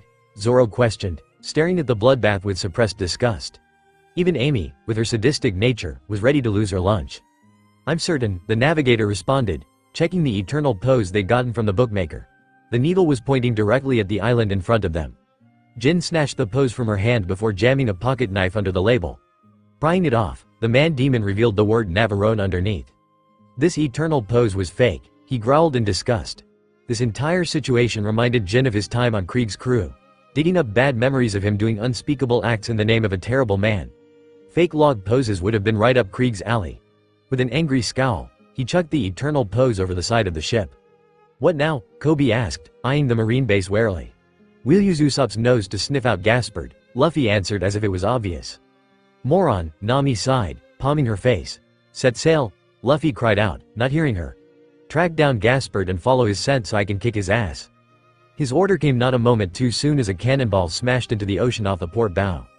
The form of the salamander slowly came into view after 36 hours of constant sailing under the careful guidance of Chopper's nose. Clouds hung in the sky, casting a dreary feeling over the atmosphere. The large steamboat was sailing along in a lazy circle, one of its paddle wheels clogged. The center mast was missing and several rooms over the deck were nothing but kindling. I'm going on ahead, Luffy announced, rolling his shoulder in preparation. Hold on, Captain Luffy, Coby jumped in. Take me with yoke now how much I hate corrupt marines. Let me help, at least a little bit. Okay, Luffy nodded after several seconds. Grab on. Gum Gum Rocket. The younger devil fruit user wrapped his arms around his captain's torso just in time for the ride as the rubberman's arms retracted. Gaspard's crew scattered in fear as two beings crashed through the railing of the salamander, at least a dozen not moving fast enough and getting thrown over the other side from the force. Luffy and Coby stood on the deck, the boy worst for wear but otherwise in fighting shape. Straw Hat's eyes narrowed on the image before him. Gaspard standing triumphant over an unmoving Shiraya. Needles, Gaspard's first mate, was nowhere to be seen and most of his crew was not present. Oi, Coby, Luffy said, ignoring the swords and guns pointed at them. You handle these guys. Gaspard's mine. Yes, Captain Luffy, Coby answered, terrifying the other pirates by shifting into his hybrid mode. Luffy calmly stepped through the fear-stricken men, gaze locked on the ex-marine. Gaspard smiled a sick grin. It was the smile of a bored madman who thinks they've just been given some entertainment. Monkey D. Luffy. The name dripped off his tongue. You sure are persistent. I'm not sure how much fun a man worth only 30 million can give me, but let's find out, shall we? Luffy chose not to correct him. There were more important matters than numbers at the moment. What the hell was that for? The younger man questioned. What? Oh, the fake eternal poses. That was all just a game to relieve me of my boredom. So you killed all those people? Luffy demanded, anger glinting in his eyes. You ended their lives and denied them a chance at their dreams for fun? Dreams? Gaspard sneered. Who gives a shit about dreams? We're pirates. We crush those who are weaker than us and those who will not follow. That's who we are. Since you and your pathetic rabble of a crew won't follow me, you all in your stupid dreams will die, too. Gum gum pistol. Luffy yelled, his arm shooting forward. It struck Gaspard in the center of his stomach, sinking into his body as he turned into a sticky green substance. My arm's stuck. That's the power of the candy fruit. Luffy launched his other arm forward, it meeting the same fate as its twin. How stupid are yo? Gum gum missile. The younger captain launched forward, splashing through the Candyman's upper body before latching onto the secondary mast. Gaspard's laugh echoed as green, liquid candy swirled up to reform him. I actually felt that, he growled. You'll be feeling a lot more by the time I'm done. Back with Coby, the half-dinosaur was putting his training to good use, weaving his larger form through his opponents while fighting back with his dual swords and trusting his thick scales to stop the bullets coming at him. The hybrid twisted around, bashing the pirate in the side of the head after he tried to sneak up on the boy from behind. The man crumpled and Coby kicked his limp form away to knock over several others. Out of the original 39 crew members that were on deck when he and Luffy had arrived, 14 had been blown overboard and 13 remained standing when the Going Merry pulled up alongside the salamander. The rest were unconscious. Zoro, Sanji, and Jin pulled themselves up the side of the larger ship while Amy floated up to keep an eye on the fights. Seeing his favorite and only student outnumbered, Zoro jumped into the fight quickly. Sanji and Jin followed so as to not be left out. Coby, Zoro called out. Go find the old man. We'll handle the rest of these guys. Yes, Zoro-sensei. The Rosette replied. Sheathing his swords, Coby went into full Dino mode to barrel through the pirates before shrinking next to the stairs. The noise of sword on sword and force on flesh sounded behind him as Coby dove into the exposed stairwell. The enclosed space of the ship was many degrees hotter than the outside, making Coby uncomfortable. Recalling Anaguma's stories about the interior of the salamander, the devil fruit user made his way through the ship, boards creaking and groaning above him from the captain's fight. 3 men in bandages, one of whom Coby recognized as the other Rosette from the hidden hangout, ran past in a panic. The Straw Hat Pirate went the way they'd come from. The heat was stifling when Coby finally found the old man. Birya was a balding, white-haired elder with a bushy mustache. Overalls like the ones Anaguma wore covered his body and he was staring into a roaring fire. Didn't I tell you fools to get out before the boiler blew? He asked without turning around. They did, Coby answered, his voice causing the man to spin around. You should, too, Mr. Birya. Who are you? Anaguma sent us. We're here to rescue you, come on. I can't leave. Not yet. The man cast a long look at the boiler, so he didn't see the effect the heat was having on the younger male. Being partially cold-blooded, Coby was beginning to overheat and that was not good for his attitude.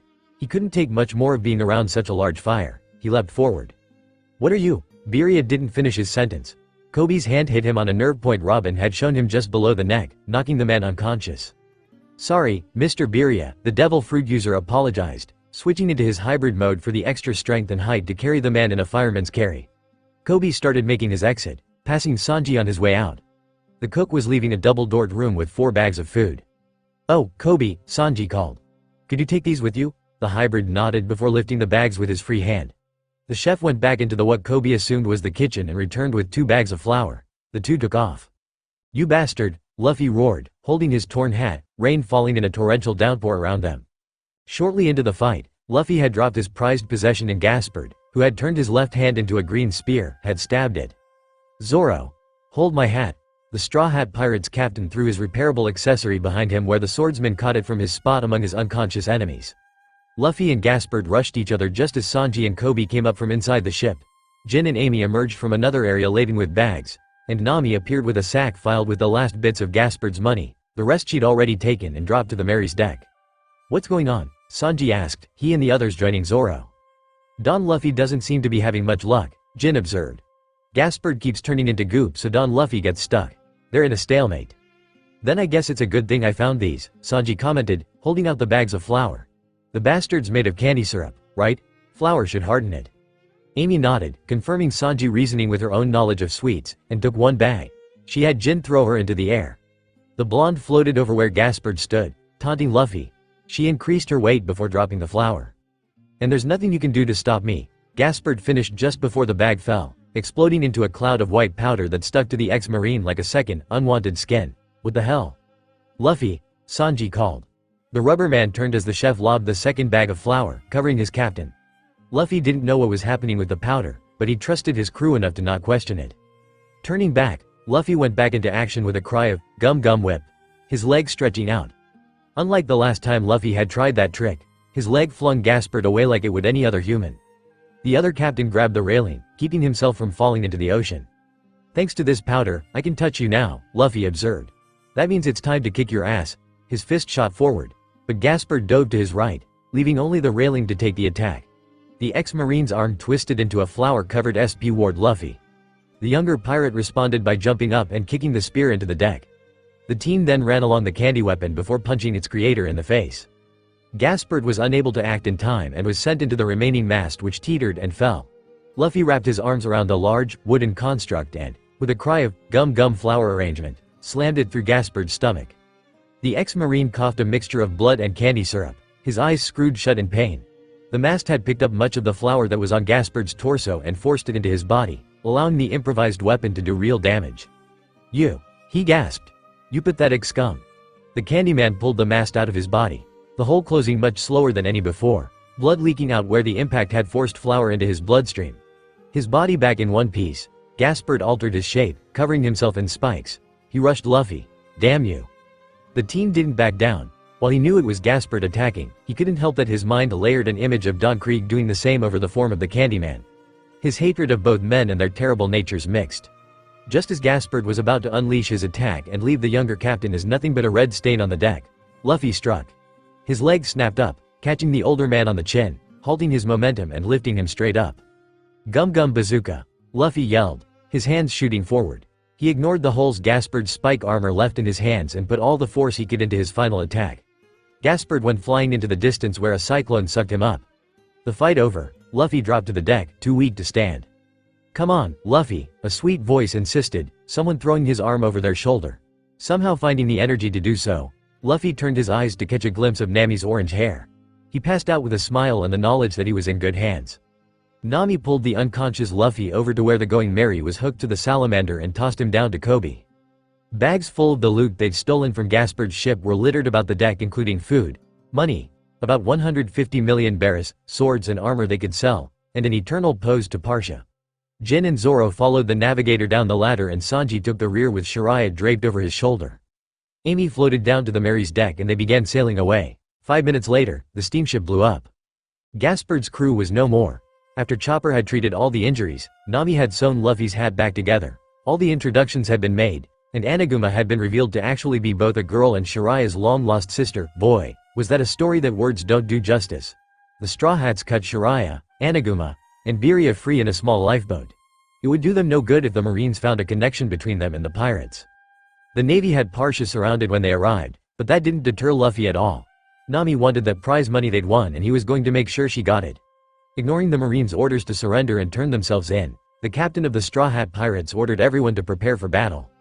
Next stop, Parsha and the 300 million berry prize. Gaspard wasn't awake when he died.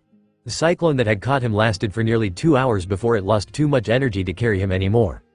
The winds flung him away in the direction of a nearby island with a crescent moon shade. He bounced over the water 4 times and sunk in the shallows of the bay. There, unconscious and unable to move, he drowned. Nearby, the owner of a local apple orchard had stayed up late to listen to the rain the storm had brought and finish a good book. He'd heard the commotion and seen something fall in the water. Knowing that there was nothing he could do while the rain pelted down with near hail strength force and that whatever it was outside his authority, he called the Marines. A Navy vessel arrived the next morning to retrieve the body. While many of the men did that, others were ordered to comb the orchard. A youth with shoulder-length blonde hair and a prominent double chin was one of those Marines.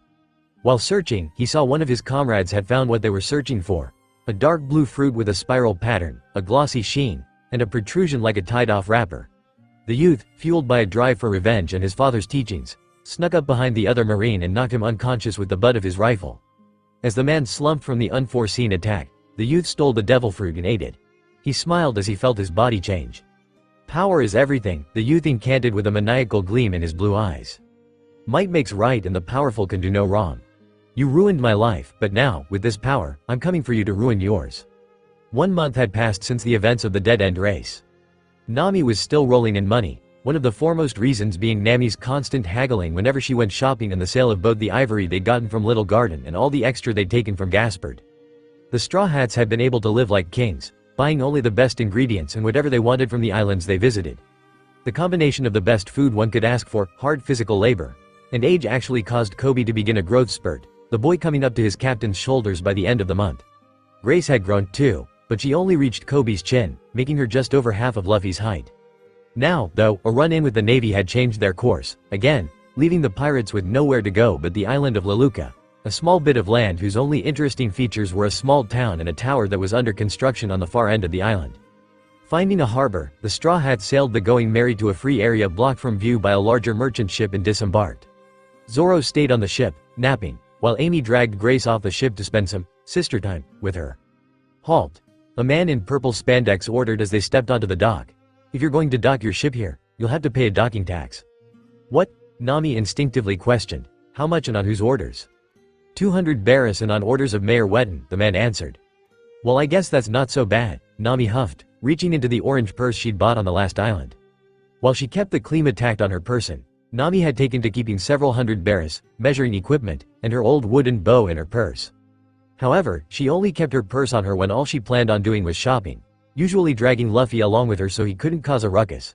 The rest of their money, around 400 million barris, was hidden throughout the ship by Nami in case the Merry was boarded. Pulling out the requested money, she reluctantly handed it over to the patrolman who wished them a pleasant stay.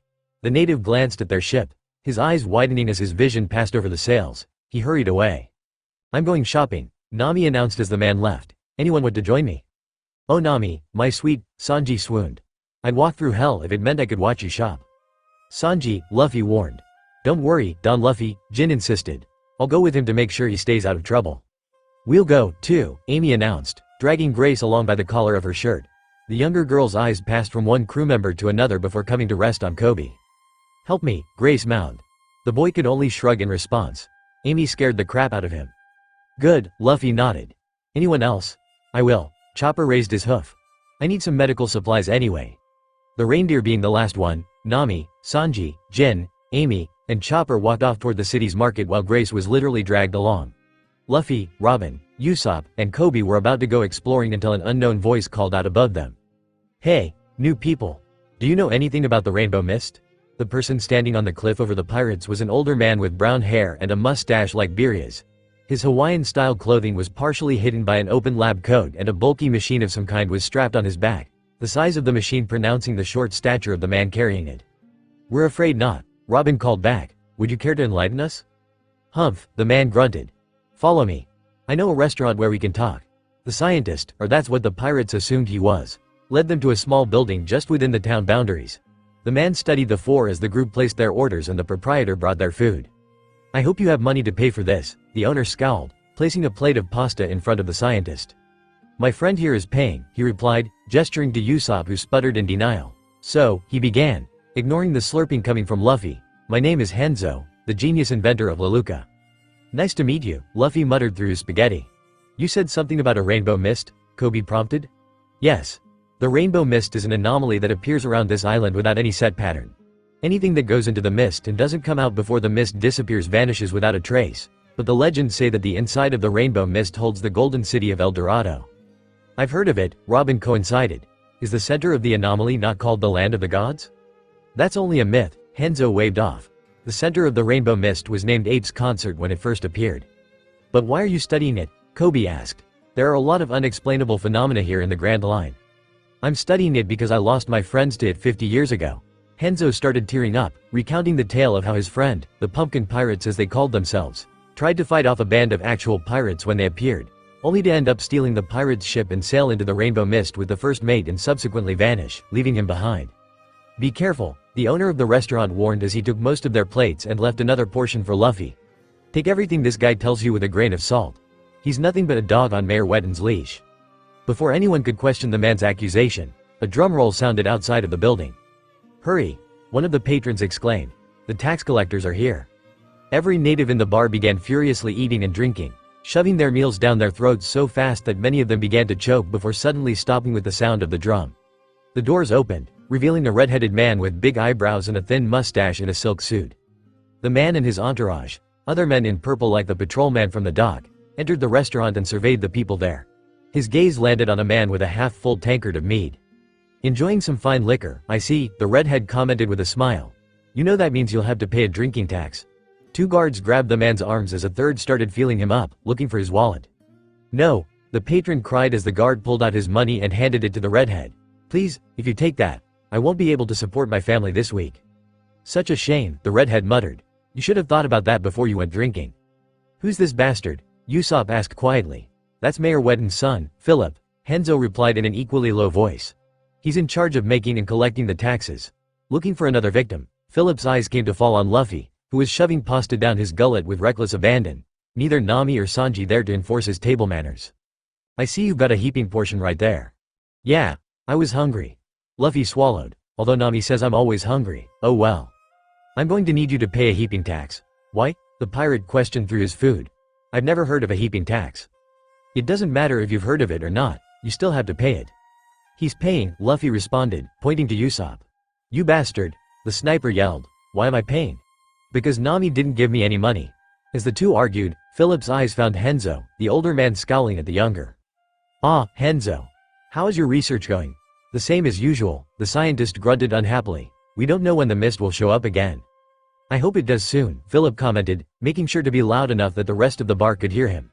"After all, your research is being funded by all these taxes, and your rainbow tower isn't cheap." "You don't need to remind me," Henzo snapped. "Humph. That's fine. Men, collect all the tax we go. Good luck, Henzo." Jin was not having fun. Shopping with two women was bad enough, but having Sanji there only made it worse. Carrying several bags in his left hand, Jin's right was holding one of his tonfa, him using it to beat the cook over the head whenever he made a pass at either Nami or Amy.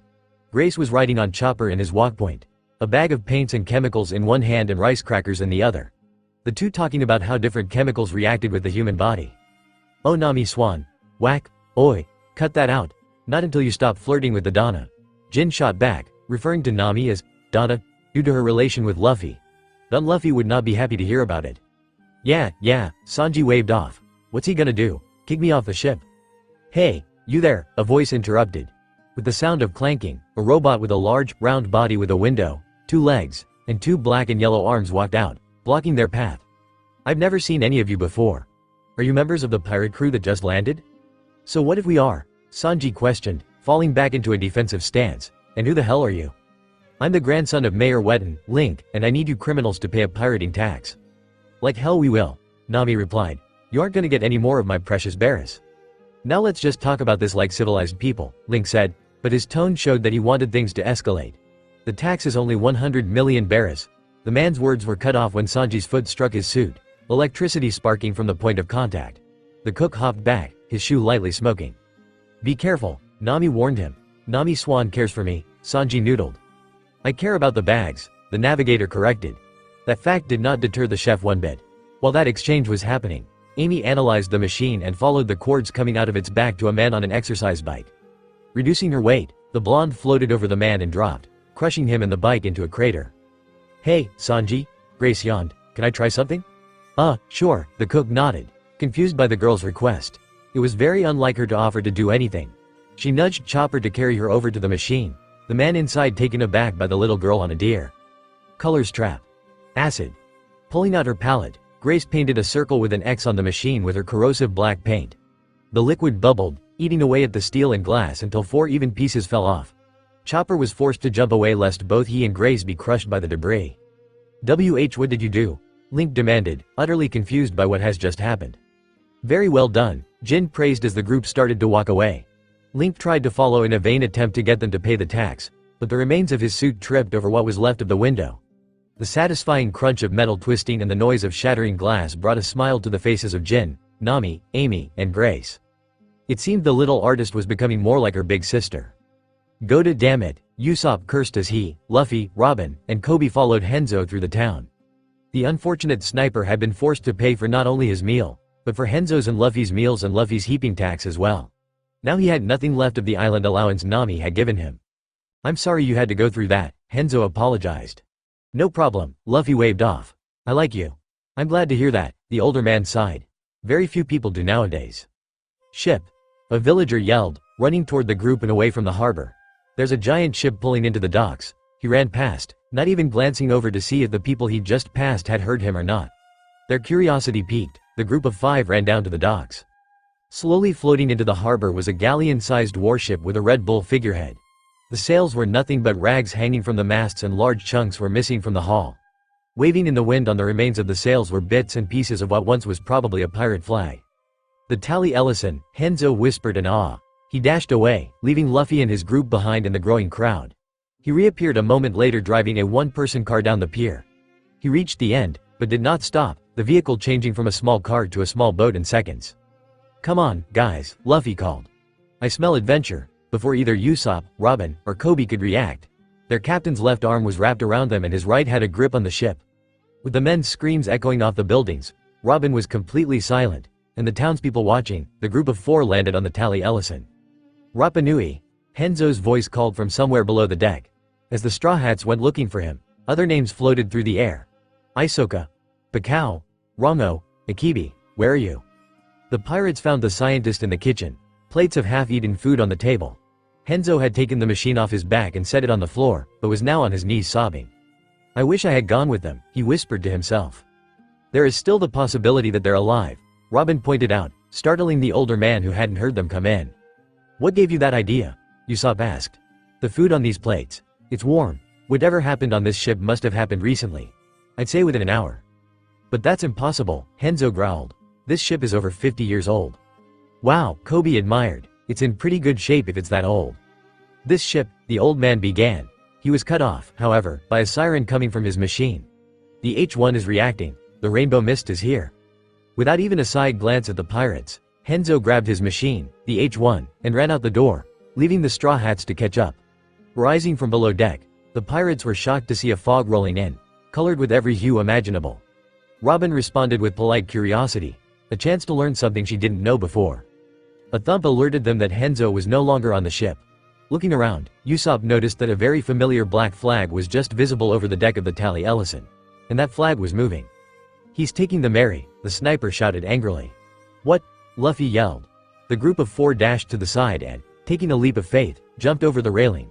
Landing next to a sleeping Zoro who barely moved, Coby spotted Henzo on the deck. Luffy saw him moments afterward. "You bastard," the captain yelled.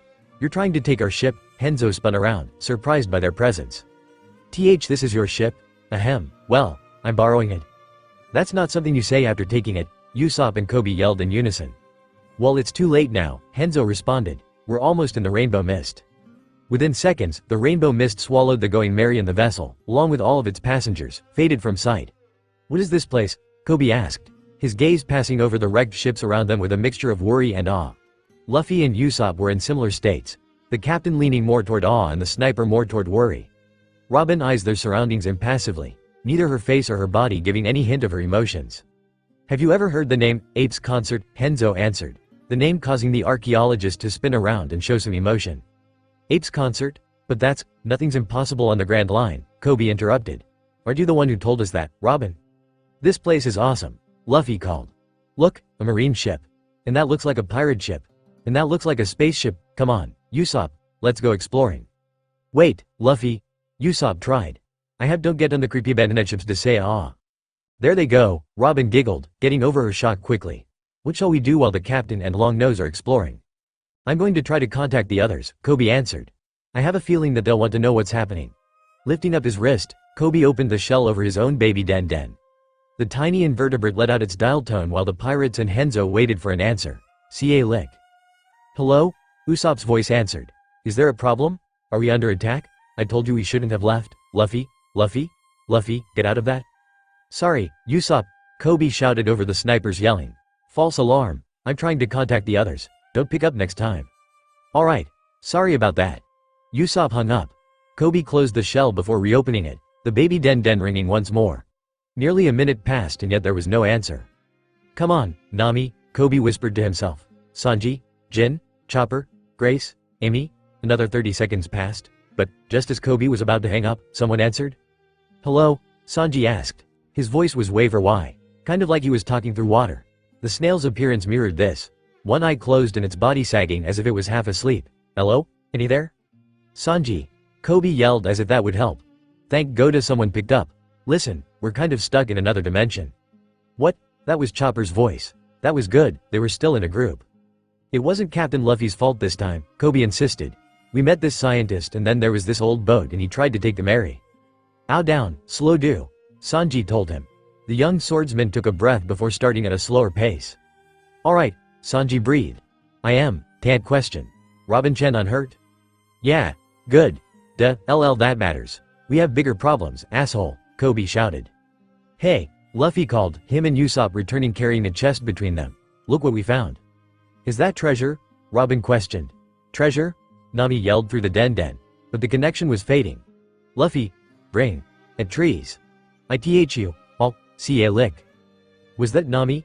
Luffy asked, him and Usopp lowering the chest to the deck. "Yes," Coby answered. "I got in contact with them. What's with the chest?" "What? Oh, Usopp and I found it while exploring this old pirate ship." Luffy pulled back on the lid, revealing that the chest contained gold and silver in the form of coins, a couple of swords, and even a crown. "It's got shiny stuff, so I figured Nami would like it." "What?" Henzo questioned. The legends about the Treasure of Apes concert were real. "Back away from the gold and silver," a male voice ordered, echoing off of the ships around them. "Leave this place or face the wrath of the spirits that roam these ships for eternity." To coincide with the end of the threat, an arrow came out of nowhere and stuck into the wood just inches over a still sleeping Zoro's head. He didn't so much as flinch. "Ah!" Usopp screamed, ducking to hide behind Coby who instinctively transformed. "Do not disturb the sleep of the dead, or what the hell is that?" "I don't think these are ghosts, Captain," Robin commented. "The arrow came from that direction," Coby muttered, his hand pointing left. Robin nodded before crossing her arms. "Cease fleur." Monos, 6 arms sprouted on the window, 2 of them grabbing the crossbow and the other 4 taking hold of its owner and throwing them onto the Mary. It was a girl, if the screams were of any indication, and her weapon landed in Robin's hand. The girl had light pink hair that fell to her shoulders and big, brown eyes. She wore a blue jacket over a teal dress that turned white below the waist. "Isoka," a boy's voice yelled. The owner of this new voice swung down on a rope, intending to barrel into one of the trespassers and knock them into the water. Rather than mowing Robin over like the boy had intended, the Triceratops hybrid jumped in the way, planting his feet and catching the assailant's momentum. "Let me go, you monster." The new boy, who was shorter than Grace, had dirty blonde hair, a blue muscle shirt with a smiley face, blue pants, and a big nose. "You know," Coby said, shocking the kid, "usually, calling someone a monster doesn't make them want to do what you say. I mean, our crew is way out of the norm, but calling us monsters is a Nakama-only privilege." "Wrongo." "No," the girl, Isoka, called. She reached for her friend, but more arms bloomed to hold her still against the Mary's deck. "Let them go," yet another voice called. This one came from an olive-skinned boy with short, black hair and beady eyes. His green jacket was zipped up to hide his shirt and brown pants hid his legs. The boy swung down on another rope and crashed into Usopp. The two rolling head over heels over each other until Usopp's face met the railing and the boy was thrown into the ocean. "Akibi," Isoka cried before another one of Robin's arms sprouted to cover her mouth. "Stop it," the first voice yelled. The kid, who was standing on a beached pirate ship beside the Mary, looked older than the others by about a year and had blonde hair that contrasted with his darker skin. His brown leopard print shirt was partially hidden by a dust-colored vest and blue pants covered his legs. In his hand he was holding a small metal ball. "Let my friends go or I swear I'll blow us all up." The boy jumped down to the Mary's deck. "Blow us up?" Usopp cried as Luffy asked, "Who are you?" "Rapa Nui," Henzo cried out with tears in his eyes. "Is it really you?" "Let my friends go." Nobody moved except Henzo, who slowly shuffled forward. "I swear I'll do it." "But you'd kill your friends, too," Usopp panicked. "Even in death, the pumpkin pirates will stay together." Henzo did not stop his approach, even when the boy ordered him to. "Hey, are you deaf?" I said stop. "What are you doing?" the leader questioned. "That's not a bomb," the scientist stated, reaching forward. Rapa Nui tried to pull away, but he was too late as the older man's finger pushed a button. There was a blinding flash, but no explosion. "The Kaboom Mark III, Henzo continued, tears falling freely. "I built it for you all those years ago." With eyes filled with anger and confusion, the blonde threw the remains of the bomb on the deck. the Kaboom Mark III exploding into a smokescreen. The sudden loss of vision broke Robin's concentration, her extra arms vanishing and releasing the girl before the crossbow was ripped from her hand. While visibility was zero, a weight slammed into Coby, forcing him to release his hold on Rano. When the smoke cleared seconds later, there was no sign of the kids except the two halves of the Kaboom Mark III with a tiny pirate flag inside and the arrow over the still napping but slowly waking swordsman. Ah, Zoro yawned, getting up and stretching. That was a good nap. What's going on? Who's the old guy? Zoro-sensei, Coby sighed over Robin's amused giggles, you're hopeless. Treasure? Nami yelled at the baby den on Sanji's wrist. Bring that treasure back with you. I'll see a lick, buy you meat. So Luffy and the others are stuck in another dimension filled with broken ships. Why am I not that surprised? Alright, everyone, Nami ordered.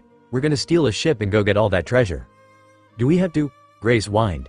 That sounded like a lot of work. Although compared to Amy's idea of sister time. Luffy and Zoro aren't here, that means I'm in charge. Aren't you basically in charge anyway? Chopper whispered. Nami ignored him. And I say we're raiding that other dimension for all the gold it's worth. That may just be one of the weirdest sentences I've ever heard, Amy commented, and I used to work for a guy made of sand and with a bomb man for a partner. I'd follow you to hell and back, Nami swung. What the hell, it's better than shopping. With Sanji and Jin, we'll be perfectly safe, Chopper reasoned. I guess we're all going in, Amy sighed, her little sister nodding. Alright, Nami cried. To the harbor, and that's what happened, Henzo finished. He'd been explaining how it was his friends had ended up in the rainbow mist and why he'd put up with working under the former pirate, Weten. But that was 50 years ago, Usopp observed. Why do they still look like kids? Time isn't the same in Ape's concert, Robin answered. The legends claim that its inhabitants can go for an eternity without aging or needing food.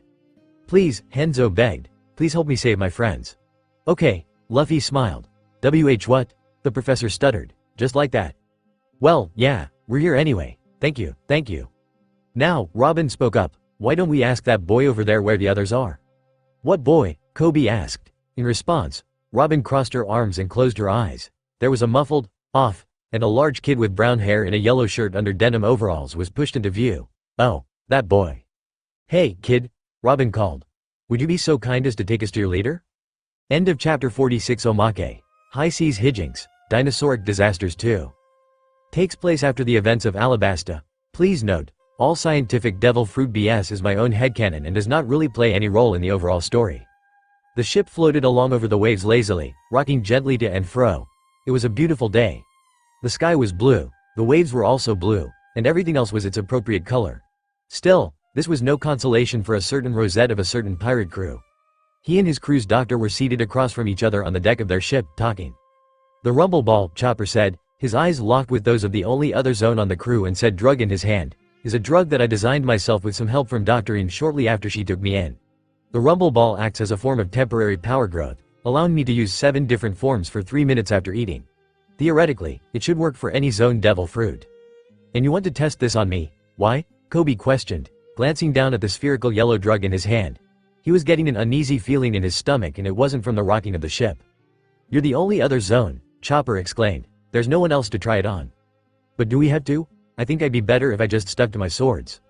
Cough wimp. Cough asterisk. Amy coughed from a dozen feet away through a dessert Sanji had brought her. Coby felt his eye twitch. Still, after weeks of being on the same crew, Amy would still not let up on him. And he didn't know why, either. Grr, fine, Coby grumbled, raising the drug to his lips. Let's rumble. He crunched down on the ball, feeling the shattered drug slide down his throat. A ticklish sensation spread from his stomach, enveloping the rest of his body in a matter of seconds. Alright, Chopper, now what? Well, the doctor shrugged. We'll see what happens. Try to transform. Whatever you say, Chopper. Reaching down into himself, Coby let the tingling of his powers well up inside of him, altering his form. It felt the same as it usually did, but there seemed to be a higher amount around his forehead than usual. In fact, it just kept getting stronger. Chopper, Coby muttered uneasily. Something doesn't feel right. Can I stop?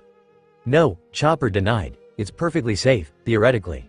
That doesn't make me feel better, the Rosette responded. The feeling in his head still hadn't stopped and he was beginning to feel top-heavy. The sun in his eyes was starting to get shaded by his horns. Chopper, I'm stopping. But he didn't stop. He couldn't. With a groan, and despite his best efforts, gravity pulled Coby down into the deck with a thump. He was in what appeared to be his Dino mode, but his body was much skinnier than normal and his horns were almost 3 times as long, making each one about half the length of the rest of his body. Fascinating, Chopper awed, circling around the fallen zone. It seems you found your own horn point. Yeah, Coby growled, but I can't get up or change back. What, really? Chopper gasped. But, my theories. Kya ha ha ha. Not to rain on your parade, Mr. Doctor, Robin spoke up, walking down from the upper deck where she had been watching, but did you take into account the species and mass differences? The mass isn't an issue, Chopper responded immediately. Every equation with the rumble ball cancels out the mass of the zone, and the species is. He trailed off, his eyes widening. Of course, I'm a human reindeer, but Coby is a triceratops human. The rumble balls were made from my DNA, which is still mostly reindeer, but Coby's, which would be 40% similar if he were still fully human, would now only have a 24% similarity to mine.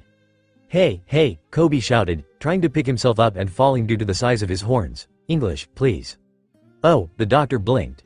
Well, Decorine and I managed to calculate that when a person or animal eats a zone devil fruit, then the fruit only alters about 40% of their DNA, so I'm technically only 40% human.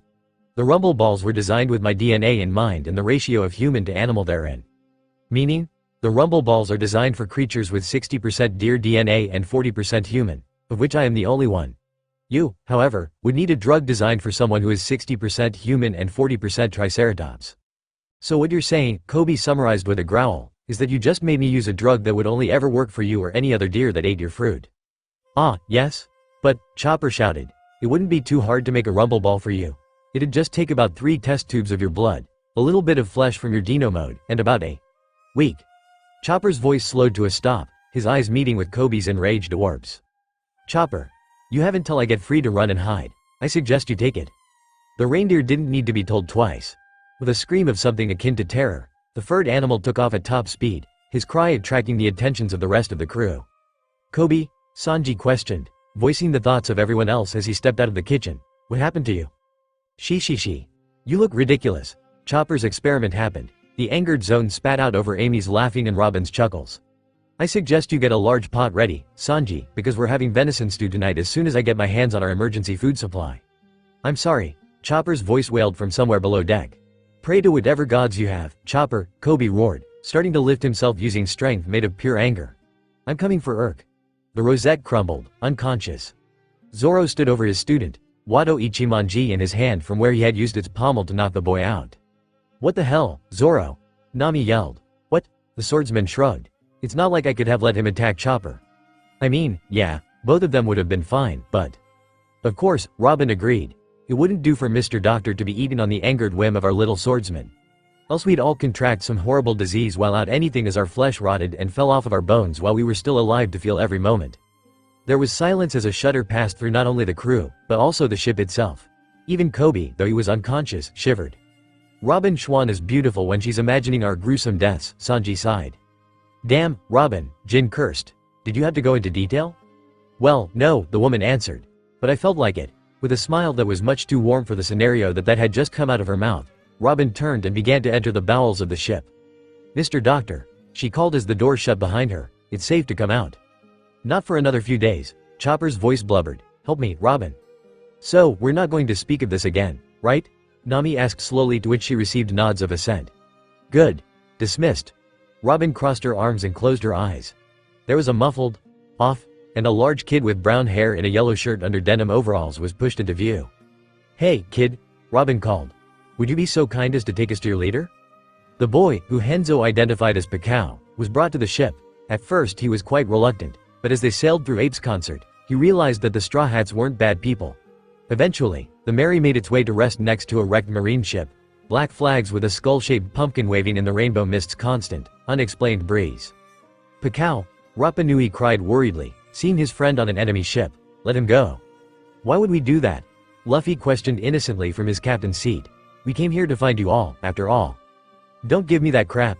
The leader of the pumpkin pirates hopped down, sword in hand, slashing at Luffy. The rubber man jumped back to stand beside Zoro before the weapon could hit him. Rapa Nui attacked again, but Zoro partially drew his own sword.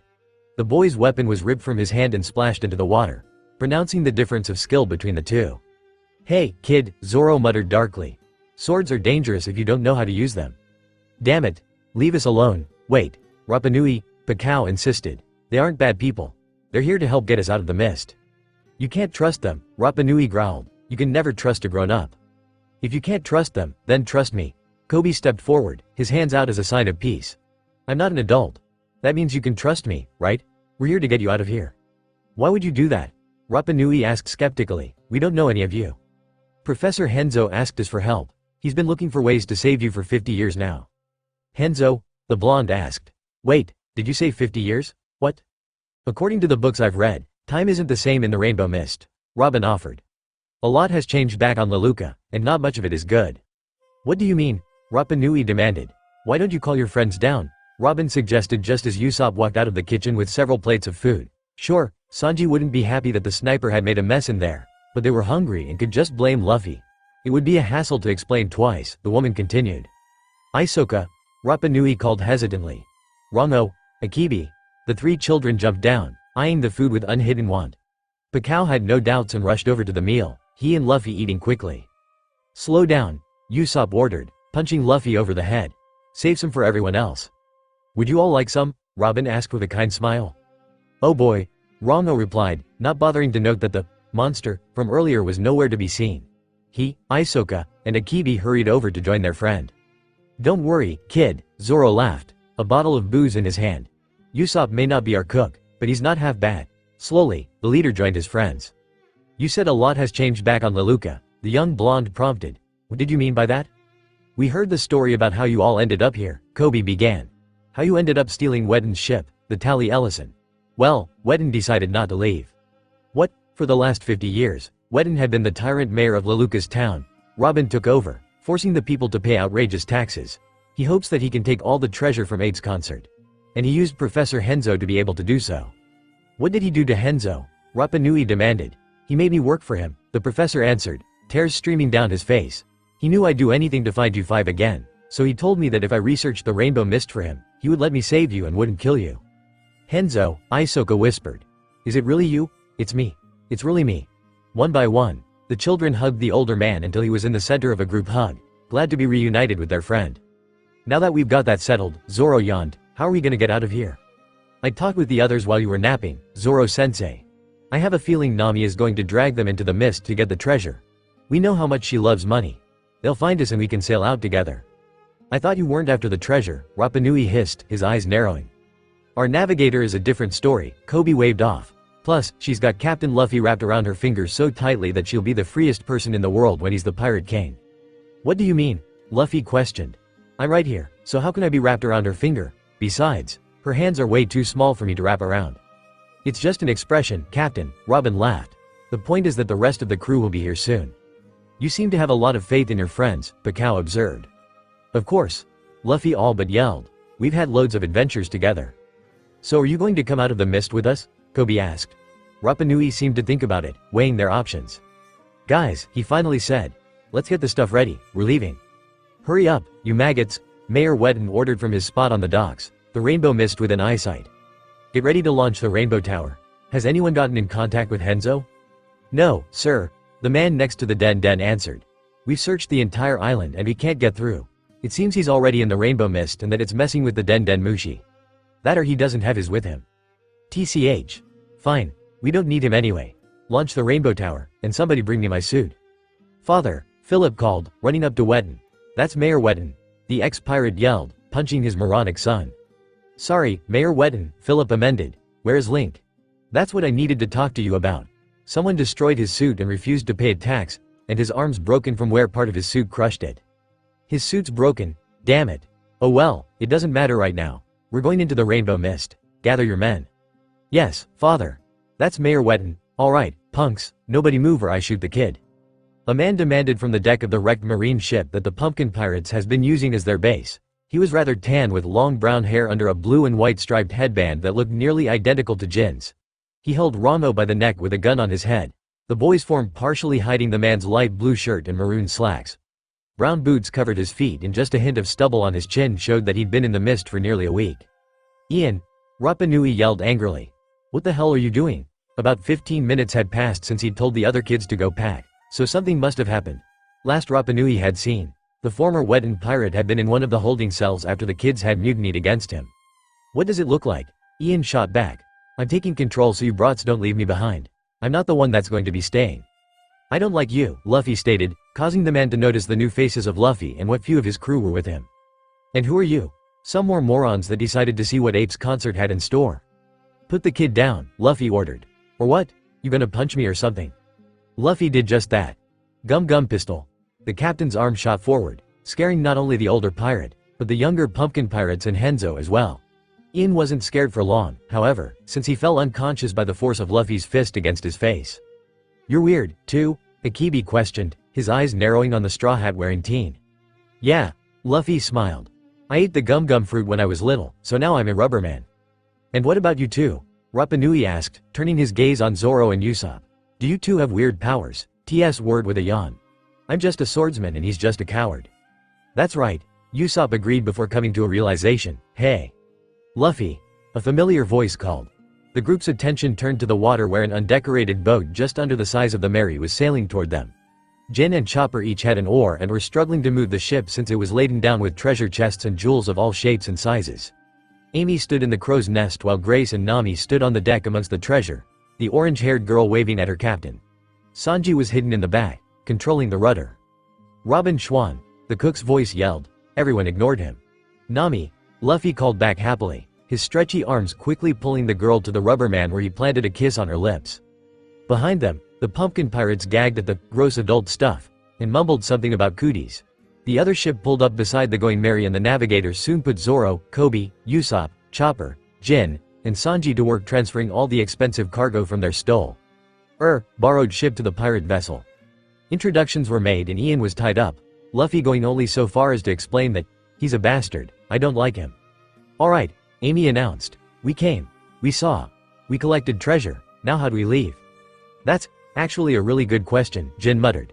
How are we going to leave? And are we taking that guy with us? He gestured to the still unconscious Ian. Nah, Rapa Nui waved off. We'll leave him a knife. It's not like the world will miss him. I sure won't. Kya ha ha ha. That's damn cruel, kid, Jin smiled as Amy laughed. I like you already. That still doesn't answer how we're getting out of here, Usopp fretted. The entrance is still open, right? Robin thought aloud. There isn't really a roof, so Ms. Valentine should be able to spot the entrance from the air and direct us out. That sounds like a good plan, Chopper agreed. But how is the blonde lady going to get up there? Rongo asked. The chocolatier smiled down at the boy as she opened her parasol and pressed the button on it. The three propellers spun and lifted her up and away, the boy gaping at her form. She rose quickly, reaching nearly half a mile up in less than a minute. B-U-D-U-P bud U-P bud U-P. Bud U-P bud U-P bud U-P. Hello, Nami answered, opening her baby den. Reporting, Amy declared, her voice clear as day now that they were on the same side of the rainbow mist's veil. I can see the entrance. Do a 180 and go straight. I'll follow from the air. You boys heard her. Let's get moving. The Mary exploded into activity, the men, minus Zoro, who went back to napping, running every which way to get the ship pointed the right direction. During the momentary chaos, Rapa Nui was sure to dump Ian on the abandoned vessel and stab a knife into the wood next to his face. They left him there and took off. Take the next right, Amy told them. Yes, right there. Alright, keep going. Take a left. No, the other left. Yeah, that one. Go straight. Wait, what is that? What is it? Nami demanded into the snail. Something just came through the entrance. A long, metal tube with what looks like a pumpkin on top. Oh, it just opened. Now there are small boats coming out of it. That would be the Rainbow Tower, Henzo offered. That's good news and bad news. What's the good news? Coby questioned. As long as it stays in the entrance, it shouldn't be able to close. And the bad news? Usopp gulped. Wetten's here. He forced me to design the tower so he could use it like a conveyor belt to collect all the gold from Abe's concert. Then I hope he's ready for a fight, Luffy grinned, punching the palm of his hand. There's no way I'm letting him take this gold away from Nami. I'm gonna kick his ass. Luffy said it, Usopp nodded sagely. It's going to happen now. There's no avoiding it. Zoro-sensei, Coby muttered, shaking his teacher. Zoro-sensei, there's going to be a fight. I'm up, the swordsman yawned. Where's the fight, sir? Philip meekly began, reading the reports that the scouts had sent back to the Rainbow Tower which he and his father stood on. The conveyor belt installed next to them was running without any problem, including much weight.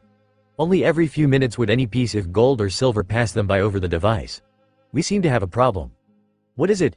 Wetten demanded from where he was seated firmly inside his flame suit, blocking his view of the belt in favor of Abe's concert itself. His flame suit looked much like his grandson's thunder suit, but ran on oil rather than electricity and had a shark-toothed grin painted on the front. Sir, we can't seem to find near as much gold as you thought we would. What? How much have you collected? Just about 500,000 barrels and we've emptied every ship in sight. Damn it, Wedden cursed. Well, start spreading out then. But Dad, the redhead protested, if we do that, the men could get lost. You think I care, you little shit? Do it, but… Gum pistol. A rubbery fist smashed into the glass on the front of Wedden's flame suit, cracking it in several dozen places and rendering the window near useless. What the hell? The pirate mayor yelled as he stumbled backwards. Luffy dropped onto the panel, his hat shading his eyes. Rapa Nui landed next to him, pipe in hand. His vision obscured by the now white glass.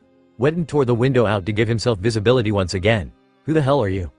That's the leader of the people that broke Link's arm, Philip angrily pointed out. I'm just a pirate, Luffy muttered ominously, but I'm at least a proper one. What's that supposed to mean? Wedden demanded. And how did you get in here? No one enters the rainbow mist without my permission. I'm going to have to fine you a 900 million berry entry tax. Not gonna happen, old guy, Luffy told him. Will a good ass kicking do? Don't get smart with me, boy. I sailed the seas longer than you've been alive. But I'm afraid that you've just crossed a line. I'm mad, so the price for the angering me tax is your life. Fire blew from the ends of the flame suit's arms, threatening to consume both Luffy and Rapa Nui. The younger males dove to opposite sides and approached from different angles, but Wedden would have none of that. He aimed one flamethrower at each of the boys, forcing them to stop their approach and back away. Angered by this, Luffy shot his arm forward too fast for Wedden to react with his fire, so the older man blocked the punch with his suit's forearm. The metal there dented but held. Taking the advantage offered, Rapa Nui ran in from the right with an overhead strike. Wedden caught that attack as well, but with his opponent close, he was able to retaliate. The boy was flung into the water by the force of the punch the mayor threw into his gut. Unfortunately for him, Wedden had temporarily forgotten about his rubber foe. Gum whip. Luffy's stretched leg met the oil tanks on the back of the flame suit, shattering the glass and removing the fuel from the equation. Cursing, Wedden threw the machine off and declared it dead weight. You dare think you can cross me and live? Wedden cried out hysterically. You'll never leave the mist alive. I'll make sure of it. The elderly pirate fished a lighter out of his pocket and bolted, throwing the lit lighter behind him. The oil on the ground exploded on contact, blasting Luffy and Philip deeper into the mist and Wedden out of it. The rainbow tower shook violently, cracks zigzagging along the structure before the entire thing fell into the water and sunk piece by piece. The explosion also affected the pocket dimension known as Abe's Concert, a ripple passing over everything and everyone in the mysterious area. The misty sky became opaque, shapes of flying creatures unknown appearing. Father, Philip called out in worry as Rapa Nui surfaced with Luffy slung over his smaller frame. Father, you forgot me. He didn't forget, the young blonde growled. The coward abandoned you. No, the redhead tried to deny, he wouldn't do that. Well, he just did, Rapa Nui retorted. Come on, there's a sea king in these waters and you'll get eaten if you stay there. Rapa Nui kicked his legs, swimming toward the going merry on the horizon as fast as he could while dragging Luffy with him. Philip followed, shaking in fear. As they drew closer to the pirate vessel, more and more of Wedden's collection ships were wrecked or destroyed, signs of battle present on each one in less than 4 pieces. None of the men were dead, however. Unconscious or treading water, yes, but not dead. Seeing that it was Rapa Nui approaching, Coby dropped a rope ladder, allowing the boy carrying his captain onto the ship. Philip hesitantly followed, seeing as his only other option was to stay there and be eaten. Arriving on deck, the leader of the pumpkin pirates noticed that one person was missing. Where's Nami? He asked, hoping to pass the weakened pirate off to his significant other. Luffy was heavier than he looked after all. She's downstairs, Robin answered. I believe Mr. Swordsman said she was in a cash coma. Oh, well, could someone please take him, please? No need, Sanji muttered. A second later, all of his near-limitless energy returned to Luffy, who bounced up. But what is that guy doing here? Wedden ditched him when the tower blew, Rapa Nui explained as Philip squirmed under the cook's glare. Guys, Jin called, his voice tinged with fear. I think we've got a problem. He pointed at the beach of spacetime where the image of Lelouka was slowly becoming blurry. The portal's closing, Chopper yelled unnecessarily. Let's get out of here, Grace shouted, also unnecessarily. What about them? Coby asked, indicating all of Wedden's men stranded in the water. I know they attacked us and we wrecked their ships in return, but are we going to just leave them here? Of course not, Luffy smiled. He walked over to the ladder. Oi, you guys, the portal thingy is closing. Get on. It didn't seem to bother any of Wedden's men that their former enemies were saving them as every one of them swam over, several dragging along the injured and unconscious. How are we going to move? Isoka questioned. The wind isn't as strong as it used to be. Rapa Nui quickly scanned the surroundings before his eyes fell on a marine ship on the opposite side of the Mary. I've got an idea, he said carefully. Luffy turned the ship toward the breach. "Ah, sure," the teen answered. "What's your plan?" "Just do it," Rapa Nui responded. Luffy turned away to get to work. While he wasn't looking, the boy dove off the side and started swimming away. "Rapa Nui," Henzo cried out. "What are you doing?" "That ship should be stocked with explosives." The leader of the pumpkin pirates responded, pointing the navy vessel. "I'm going to set them off, that'll give you all the tailwind you need." But whatever Henzo was about to say died in his throat as Isoka jumped over the railing beside him. Isoka, Rongo, Akibi, and Pakao jumped as well, joining their friends in the water. Henzo wanted nothing more than to join them, but he knew that he wasn't physically strong enough to swim with them like he used to. "Guys, wait." "Go on," Rapa Nui ordered. "It doesn't matter how long it takes, we'll return to Leluca." "That's a promise." The group of 5 swam away toward the marine ship as the Mary slowly faced the portal in the other direction. Henzo yelled out once more for them to come back, to not leave him again, but his pleas went unheard in the explosion. The navy vessel was engulfed in flames. Shockwaves raced out, shaking the foundation of Ape's concert for a second time. Wind from the air pressure filled the sails and forced the Mary through the breach at speeds she was not meant to go. Water was violently forced out of the way and the air resistance cracked the mast. Coming to a slow stop, the Going Mary floated in Leluca Bay with the sun shining down on her and the rainbow mist fading into nothing. Rapsolently. "Everybody, why? We're free," Philip yelled happily, mindless of the fate of the children.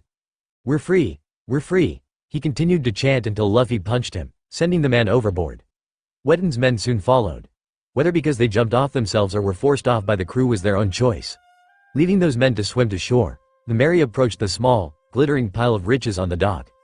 None of them noticed the marine ship that had anchored near the end of the bay. "Hey," Luffy yelled, getting the attention of Wedden, who was happily hugging his relatively small pile of treasure. "Bastard mayor guy. I'm here to kick your ass." "What?" Wedden growled, detaching himself from the gold. "You again? How'd you get out of the mist?" "Doesn't matter," Luffy replied, he and the rest of his crew, minus Nami, jumping down to face the old man on the dock. "Because of you. Those kids are still stuck in the mist. I like them." "Now hold on a second," the mayor tried, becoming aware of their overwhelming numerical advantage. "You're pirates, right? Here, have some treasure. In return, we'll forget this little fallout ever happened, deal?" "Not likely," Grace muttered, the others either cracking their knuckles or prepping their weapons. "Hold it right there," a soaking wet Philip commanded as he trudged onto the scene with a horde of Marines behind him. "There they are, Captain. Arrest them." Of course, the lead Marine nodded. He was a tall man in his early 60s with light blonde hair that contrasted with his tanned skin. Without warning, he turned Philip away from him and cuffed the redhead. "What is the meaning of this?" Wedden demanded as the Marine's second in command, an older woman with pink hair, forcefully cuffed him as well. "I am the mayor of this town. You can't do this." "Actually, we can," the Marine responded. "You see, we have eyewitness testimony that you are not a citizen of this town, but actually the captain of the Wedden pirates. We also have reason to believe that this gold here was all stolen some time ago and, as it has no owner, it is now property of the world government." "It's my gold," Wedden screamed, all but throwing a temper tantrum. "I won't let you have it." The man and his son were forcefully dragged away. "Rapa Nui?" Henzo tentatively questioned from the deck of the Mary. He climbed down the ladder and shuffled up to the Marine. "Is it really you, Rapa Nui?" Henzo, Rapa Nui smiled, Ahsoka, Rongo, Pakao, and Akibi lining up behind him. "You don't look a day older than the last time I saw you." "You came back," Henzo cried, wrapping his arms around the blonde and hugging him as if his life depended on it. "Wait," Robin blinked. "You all are the children from the Rainbow Mist?" "But that shouldn't be possible," Usopp pointed out. "We saw that ship explode just seconds ago with our own eyes." "The Rainbow Mist is a fickle thing," Rapa Nui answered, quoting from the first book he'd written about the anomaly. Robin's eyes widened as realization dawned on her. "When that explosion launched you all one way, we went the other and ended up on a deserted island in the South Blue. The Marines picked us up and we decided that the best way to take down Wedden was to have the Navy on our side. Although, getting enough rank to be able to sail here freely took longer than we thought it would. But make no mistake, I'm still a pumpkin pirate in my heart." "Man, am I glad you guys are alive," Luffy laughed. "Unfortunately, I'm still a Marine, so I can't just let you pirates get away." "Oh no." Usopp panicked. "We saved them and this is how they repay us, how ungrateful." "But wait," Rapa Nui seemed to realize, grabbing his head dramatically and raising his voice. "With all this gold and the rest of Wedden's men running about, we'll have to call in reinforcements. They would take at least 2 days to arrive. The Straw Hat Pirates could be way too far away by the time they get here. Whatever shall we do?" "Great acting," the crew muttered sarcastically while Luffy laughed. They boarded the Going Merry once again and began sailing away, only looking back long enough to register Henzo waving goodbye and the now Marine official saluting them. "You know," Coby commented, That's the second time I've seen Marines saluting this crew. I'm not sure if that's a good thing or a bad thing. I'd say it's better to not think about it, Sanji told him, it'll just confuse you. Yeah, I guess. Nami emerged from the treasure room the next morning. The sky was clear, the sea was calm, and everything seemed right as rain. Until it started raining broken ships, that is. That was fun, wasn't it? Luffy questioned from his seat on the figurehead. The crew was spread out behind him, enjoying the nice weather. I'm not sure I would call that fun, Usopp responded. Dangerous and terrifying come to mind, though. I certainly don't want to live there, Coby added, but would be nice to go back and say hello sometime. Feeling something land on him, the boy looked up to check the sky, but he saw nothing save for what seemed to be a dark cloud. Apparently, Grace felt it, too. Rain? The artist asked. In response, the girl's sister opened her parasol. No, Nami frowned. It's wood? She looked up and noticed that the cloud Coby had seen was not a cloud at all. Holy shit. Turn the ship. Turn the ship now. There's a ship falling from the sky. Reacting to their navigator's sudden demand, the crew scurried about to do as she ordered. This is just a dream, Usopp whispered to himself from where he had curled up against the mast. Just a dream. If I count to 3 and open my eyes, I'll wake up. 1, 2, 3, but he didn't wake up. Instead, the sniper found a skeleton falling toward him. With a scream, the teen scrambled away as the remained skull shattered on the deck. The Going Merry only had a minute, just barely enough time for the little caravel to get out from under the looming shadow of the galleon above her. The massive, ancient ship, colored a faded red and with a tiki mask-like figurehead, crashed into the sea off the starboard bow, kicking up giant waves that threatened to capsize the ship of the Straw Hat Pirates. Wow! Luffy marveled as the ocean settled. Come on, Usopp, let's go exploring. No, the terrified sniper tried to protest. The captain would have none of it, however, and grabbed him before jumping to the sinking ship. Robin, meanwhile, knelt down to the deck. What are you doing? Coby asked, glancing over the woman's shoulder. I'm reconstructing the skull, of course, Robin responded, placing the last piece of bone in said skull, save for a small, uniform hole in the back of the cranium. That was fast, Amy blinked. Who cares about some old bones? Zoro yawned. You can learn a lot from old bones, the woman argued. For instance, I'd say this person died about 200 years ago. How can you tell? Nami asked. This hole, here, is from a process known as craterization. The practice died out about that time. Am I correct, Doctor? Yeah, Chopper nodded from where he was, hiding behind the mast. Craterization was a procedure where part of the skull was removed to take out tumors in the brain. It stopped being practiced because the holes left behind were more susceptible to infection. Guys, Coby muttered. We may have a problem. What now? Nami demanded. The boy only pointed toward where the ship should have been, only for Bubbles and 2 flailing pirates to be there. With a sigh, Sanji removed his jacket and jumped in. After returning, the chef dropped the sniper and the devil fruit user on the deck, the captain with something clutched in his hand. Several seconds later, said captain jumped up and began talking about how cool the stuff on the ship was. And there was this thing with a handle, I don't know what it was, but I want it. And I found this. With a flourish, Luffy revealed that the thing in his hand was a map. It was old and yellowed, but the pirates could still make out the picture of the almost skull-like island and the name, Skypia, written in fancy writing in the bottom right-hand corner.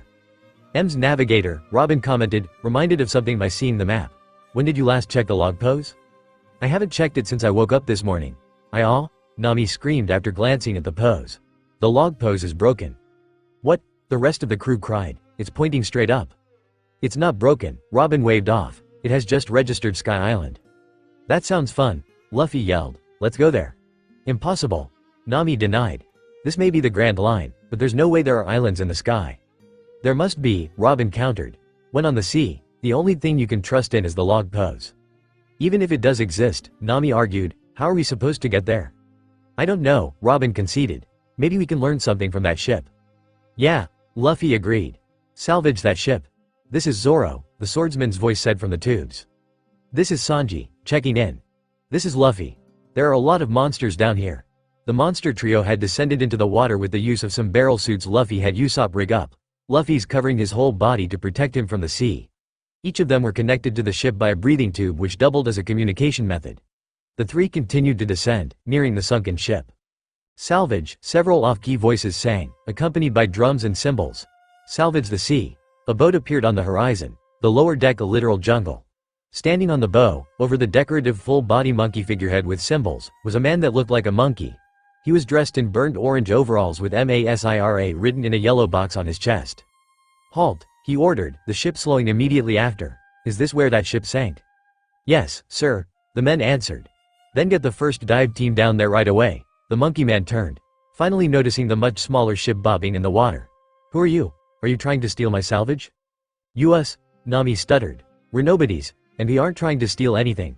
That ship that fell almost crushed us. We were curious is all. So you're not here to salvage that ship? No, sir, the woman lied. But who are you? You don't know who I am? Monkey man gasped. I'm Asira, the salvage king. Every ship that goes down in this area belongs to me. Hey, Nami, Luffy's voice called through the speakers. We've got everything and are ready to come up. The navigator quickly muffled it, hoping that the other captain hadn't heard. Now that I think about it, why are you guys still here? Masira questioned. We just want to see how the professionals salvage a ship. The orange-haired girl kept her hand over the speaker as she sent a glance at the rest of the crew. Coby and Robin picked up on her silent plea and took it upon themselves to distract Masira by getting him to boast of his own accomplishments. Luffy, she whispered into the horn, hoping he could hear her. You gotta be quiet. We've got company up here. Oh, the rubber man whispered back. Are those the guys we just beat up? Sir, one of Masira's men reported. The men we sent down have returned heavily wounded and unconscious. What happened to them? Masira demanded, his attention being torn away from the Going Merry and her crew. We aren't sure, the crewman answered, but we did find evidence of a nest of sea snakes below us. Damn, get the cleaning team down there and wipe them out. Yes, sir. A few minutes later, a group of men jumped into the water from the salvaging ship, this time armed with weapons for hunting. Hey, Nami, Luffy whispered through the speaker. We found a little bit more, we're coming back up. Not so fast, she warned. There are some guys clearing out those snakes you mentioned earlier. Fine. Several more minutes passed, those above the water making idle chit-chat to pass the time. Finally, the squad Masira had sent down returned, carrying the bodies of a multitude of giant sea snakes. Usopp gave the monster trio the go-ahead to surface and they returned while the other crew was hoisting their catch into their boat. They'd each come up with a large bag, but there was nothing of value in any of it. The only interesting things were a broken wooden thing with a handle and some empty chests for organizing the treasure in their hold. The ape-man didn't even notice their return. He was too focused on trying to show off. Masira's salvage went off without a hitch, minus the fact that a giant turtle ate the ship as they were hoisting here was nothing worth salvaging in it, but Masira didn't know that. Either way, he and Luffy became fast friends and he invited the Straw Hats to follow him to the next island, Jaya. But just as it seemed things were looking up, all the light in the surrounding area vanished. Clouds covered the sky, leaving nothing but a dark afterthought of what the day had been. The turtle with the ship in its maw beat a hasty retreat. The crews of the two ships could only stare in horror as silhouettes fading into view from the edges of their vision. Everyone screamed. There, on the bleak horizon, were what seemed to be 5 gigantic humanoids with small wings, each wielding a spear. As they watched, the figure in the middle raised its weapon, preparing to stab them. Every man grabbed an oar and paddled as if their lives depended on it, rocketing the Merry toward the only bit of light in the distance. Jaya was an island of pirates. Much like Hannibal, where the dead-end pirate race was held every few years, Mocktown was almost completely inhabited by pirates. Finding the island had been relatively easy since Robin had used her powers to steal an eternal pose to Jaya from Masira's ship in case the King of Salvage noticed that they had looted the ship before him and attacked. Leaving the ship were Luffy, Nami, Jin, Coby, and Amy. Everyone else, minus Zoro and Robin, were staying behind while the archaeologist was going out to learn the history of the island and the swordsman had been ordered to be her bodyguard. The group of 5 wandered through the town, careful as to not cause trouble lest Nami tear them a new one. She'd even gone so far as to make Luffy and the others promise not to fight anyone. Eventually, they made their way to a hotel that looked like it belonged in a capital city rather than the pirate-infested Mocktown. This place is really fancy, Coby awed. I wouldn't mind staying here for a couple of days, Jin agreed. Around a corner came a very shaky man who wobbled over to them. I am so awry, the man stuttered through his shaking. But I'm going to have tea to ask why you to leave. Why? Nami demanded. This entire hotel W was rented B by Bellamy the High Hyena F for himself A and his C crew. IVS saw you H here. He'd SS separate my H head fro from my B body. So P please leave, F for my S sake. Well, that explained the shaking. What is going on here? A new voice asked. The pirates and proprietor turned to the entrance to see a silver-haired man with a purple visor stroll in with his arm around a dirty blonde. The newcomer wore a pair of dark pants and a fur-lined coat which he left open to show off his muscular torso and the tattoo thereupon. A smiley face with a diagonal slash. Mr. Sarkis, sir, the hotel owner sputtered. IT told them to G get out, B but they W wouldn't listen. Here, the man smiled, tossing a handful of berries to the ground in front of Luffy. Leave and get yourself something better than those rags you're wearing. I can't stand the sight of them." "Oh, dear," the woman on his arm sighed. "You're wasting your money on rabble like this." "They're rabble. They need all the charity they can get," Sarkis responded, him and the woman laughing at his words. "No worries," Jin stated, only his crewmates hearing the anger in his tone. This man reminded him of Krieg in the way he spoke. "We were just leaving." "Pa ha ha ha." They heard the man, Sarkis, laugh as they left. "What a bunch of weaklings." "What an ass," Coby muttered, the other silently agreeing. Annoyed, the band of pirates stepped back into Mock Town. Bars were a good place to get information. Plus, they could be found in every village with any form of economy. Thus, Luffy, Nami, Coby, Jin, and Amy found themselves inside of one of the many situated in Mock Town. The bar was an average place with no name, only a crudely painted sign reading, "Bar and Pies," hanging over the door. Nevertheless, the place was nearly full, pirates of all shapes and sizes laughing together at each table. "This whole trip has been pointless," Nami complained, an empty glass sitting on front of her. Luffy sat to her right, his second mug of whatever he was drinking empty as well. The other three were stretched out on the navigator's left, their own various drinks sitting before them. This town is filled with nothing but arrogant or stupid pirates. "I'm sorry about that," the bartender apologized, replacing her empty drink with another. "This town's only real economy is from pirates, so level-headed people like yourself are hard to come by. Here, this one's on the house." The man shuffled away, only stopping to place a cherry pie in front of Luffy and another in front of the large man to the teen's right. He then moved backwards to start cleaning dishes. The man next to Luffy was the personification of the pirate stereotype, the only thing missing being a parrot on his shoulder. The man was missing several teeth and those that he had were gray. Black, curly hair tumbled to his shoulders from his captain's hat and his brown eyes showed that he loved life. His dirty clothes consisted of a torn white shirt that showed his hairy chest and stretched at his gut, black pants held up with a belt, and black boots sized to his extra-large feet.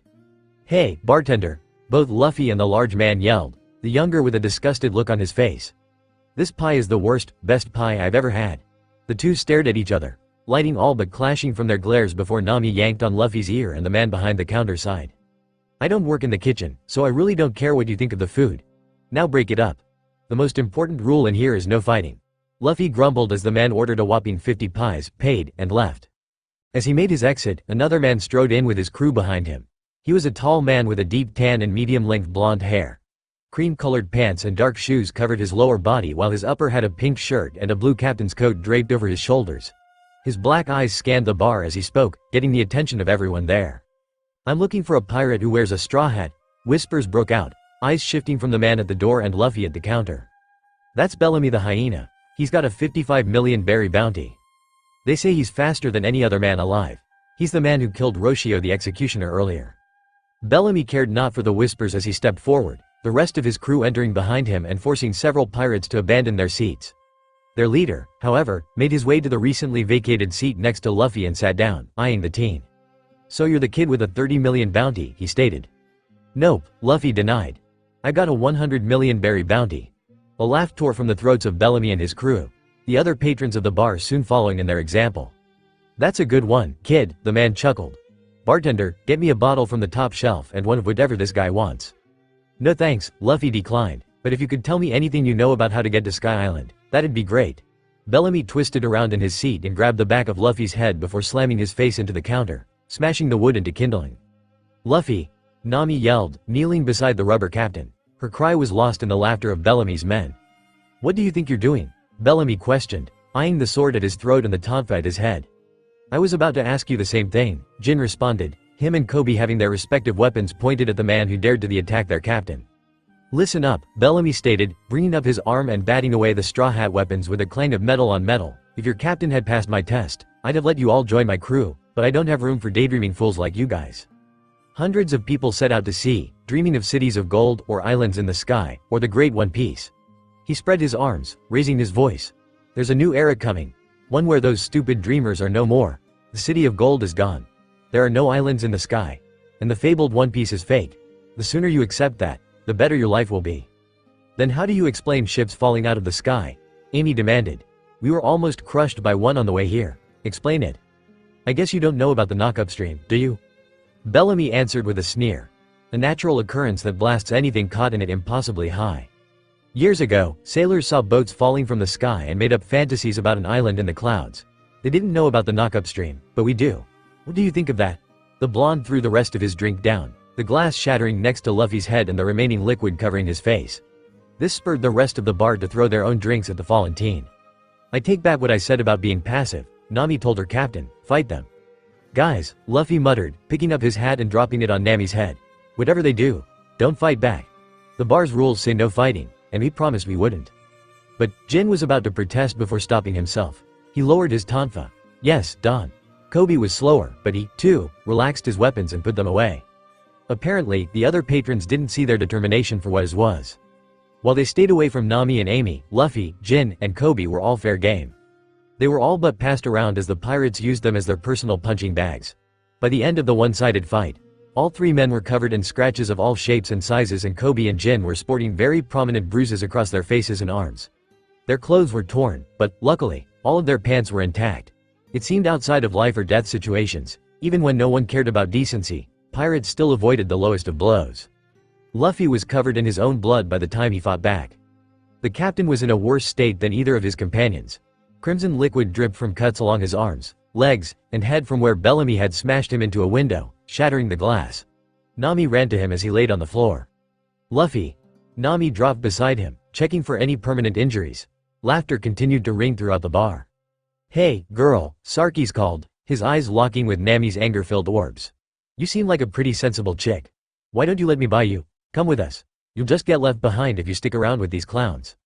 What did you say? Luffy questioned from the floor, only tilting his head enough to see the man. I wasn't talking to you, Sarkis snapped. I was talking to the babe. Luffy stood and placed himself before Nami. Hey, bartender, the rubber man said emotionlessly, cracking his knuckles. Sorry about this. Luffy reared his arm back, causing Bellamy and his crew to laugh. What did this kid think he was doing? Punching the air? They were in for a shock when Luffy's arm didn't stop at an arm's length.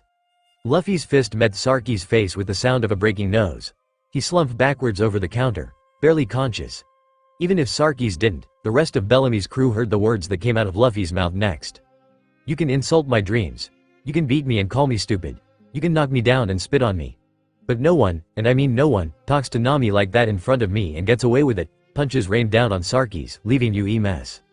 You bastard, Bellamy growled, his legs morphing into springs. Sprain. I wouldn't do that as I were you, Coby warned. Suddenly behind the blonde pirate captain, his Sabaku no Kiba blades crossed in front of the springman's neck. My teacher taught me to always keep my swords sharp. If you jump, I can promise you that your neck would give out first. You no-name brat, Bellamy spat. Let him go, Coby, Luffy ordered. We're leaving.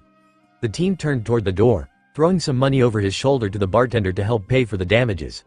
Coby waited until Jin was next to Luffy before he released their opponent. Bellamy jumped as soon as he was free, kicking both legs into Koby's solar plexus and rocketing toward Luffy, Nami, and Jin while throwing the rosette into and through the bar. The man-demon spun, one tonfa meeting the hyena's face mid-flight, redirecting him into an uncontrolled spiral that crashed into a sidewall. TCH, Jin grunted. Bastard.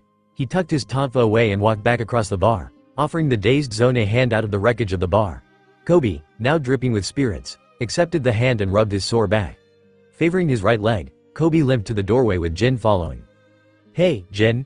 Coby asked. Why didn't the rest of his crew intervene? Because of me, Amy answered, her yellow umbrella now having some small spots of red. It wasn't too hard. They were too busy watching their captain have his ass handed to them to notice me until it was too late. Kya-ha-ha-ha. As one, the group of five exited the silent bar. Outside, they found the black-haired man who had ordered the pies, eating them in the street and laughing. Do you have something to add? Jin growled. Zee-ha-ha-ha, yeah, I do. You all, I heard everything that happened in there. You'd have won that fight without throwing a punch. A new era is coming. Bullshit. He raised his hands. The age when pirates dream will never die. Zee-ha-ha-ha-ha. The pirates walked away, their spirits slightly lifted and the man's jolly laughter in their ears. It's a perfect day for a bottle of rum. Zee-ha-ha-ha. What the hell happened to you guys? Those were the first words out of Usopp's mouth upon seeing the state of the three men approaching the Mary. Coby was still limping and Jin's clothes would need a lot of cleaning. Luffy decided he didn't want to fight when some loud-mouthed asshole badmouthed his dream, and these two waited until Luffy finally fought back, Nami answered. She was still slightly miffed at the fact that Luffy hadn't retaliated until Sarkis made a pass at her. Thinking about that made her cheeks light up. Luffy was willing to go to blows for her when he'd held back while Bellamy spat on his dreams. What did that say about her boyfriend? And Luffy, you should have let me handle that asshole back there. Sorry, Luffy shrugged. Did you expect me not to say anything? What's going on? Chopper questioned, walking over to the railing to join the conversation. What the hell? What happened to you guys? The little reindeer ran back to grab his medical bag before jumping to the dock to treat the men. Coby ended up going first as Jin insisted that he was fine and climbed onto the Mary, while Luffy insisted that, as captain, he should go last. Chopper was in the finishing stages of patching up his captain when Zoro and Robin returned. The annoyed swordsman loaded down by multiple shopping bags. Apparently, Robin had convinced him that it was some sort of strength training and that it was the reason Nami could hit so hard. Robin climbed aboard the ship first before using her powers to relieve Zoro of the bags one at a time. As that was happening, the archaeologist moved over to Nami and handed her a rolled-up paper with a smile. The navigator opened the paper to show that it was a map of Jaya, showing that the island looked like the mouth of a skull that was connected on the right side. Near the top of the map, on the opposite side of the island from Mock Town, was a red X. "Hey, Robin," Luffy greeted as Chopper placed a band-aid under his left eye, opposite his scar. "How was your day?" "Quite enlightening," the woman answered. "I spent the day looking for information on Sky Island, but I didn't find much. I did, however, hear tell of a man who may know how to get us there. His name is Mont Blanc Cricket, and he lives on the other side of the island. Apparently, he was banned from the town because he talked about his dreams too much." "Sounds like we know our next destination," Luffy smiled. "Everyone, set sail. Let's go find this Cricket guy." Mont Blanc Cricket was a tall man with a very muscular form. Blonde sideburns poked out on either side of his head and the rest of his hair was fashioned into the shape of a chestnut. His muscular torso was bared to the world and long maroon pants were held around his waist by a red belt. Currently, he was unconscious, Chopper treating him for a medical condition. When the Straw Hat Pirates had arrived to his home, they'd thought that he lived in a castle, but it turned out to be a painted cardboard cutout fastened to half a house on the very edge of the island. Cricket was nowhere to be found, but Amy discovered an old children's picture book sitting on a stump near the man's home. Its title read, "Nolan the Liar." Nami sat down on the stump with Luffy at her side and read the book aloud to whoever wanted to listen. The story told of a man from the North Blue by the name of Mont Blanc Nolan who explored the world before returning to tell his home kingdom of his many adventures. One day, after returning from another trip, Nolan went to the king and told him of a city of gold that he'd found and the king set out to retrieve it, but when Nolan, the king, and the 100 soldiers that survived reached the island, they found nothing. Angered by this, the king sentenced Nolan to death. The final page, which had a painted picture of Nolan with a dopey grin on his face, said, and Nolan's final words were, "I can only assume that the city of gold sank into the sea." Thus, Nolan's death sentence was carried out and he died in shame and ridicule. While that was depressing, Coby finally got out. "I knew I'd heard that story somewhere," Sanji said. "I heard it all the time when I was a kid. I was born in the North Blue, after all." "Really?" Chopper asked. "Well, yeah, didn't I mention that at some point?" "No, you didn't," Usopp answered. "I always assumed you were born in the East." "Nope. I was just raised there. What are you people doing in my yard?" An angry voice questioned. The group turned to see the man known as Cricket, dripping with seawater and holding a gun. Robin stepped forward. "Are you Mont Blanc Cricket?" she asked. "So what if I am?" "Hey!" Luffy yelled, running toward the man who shot at him.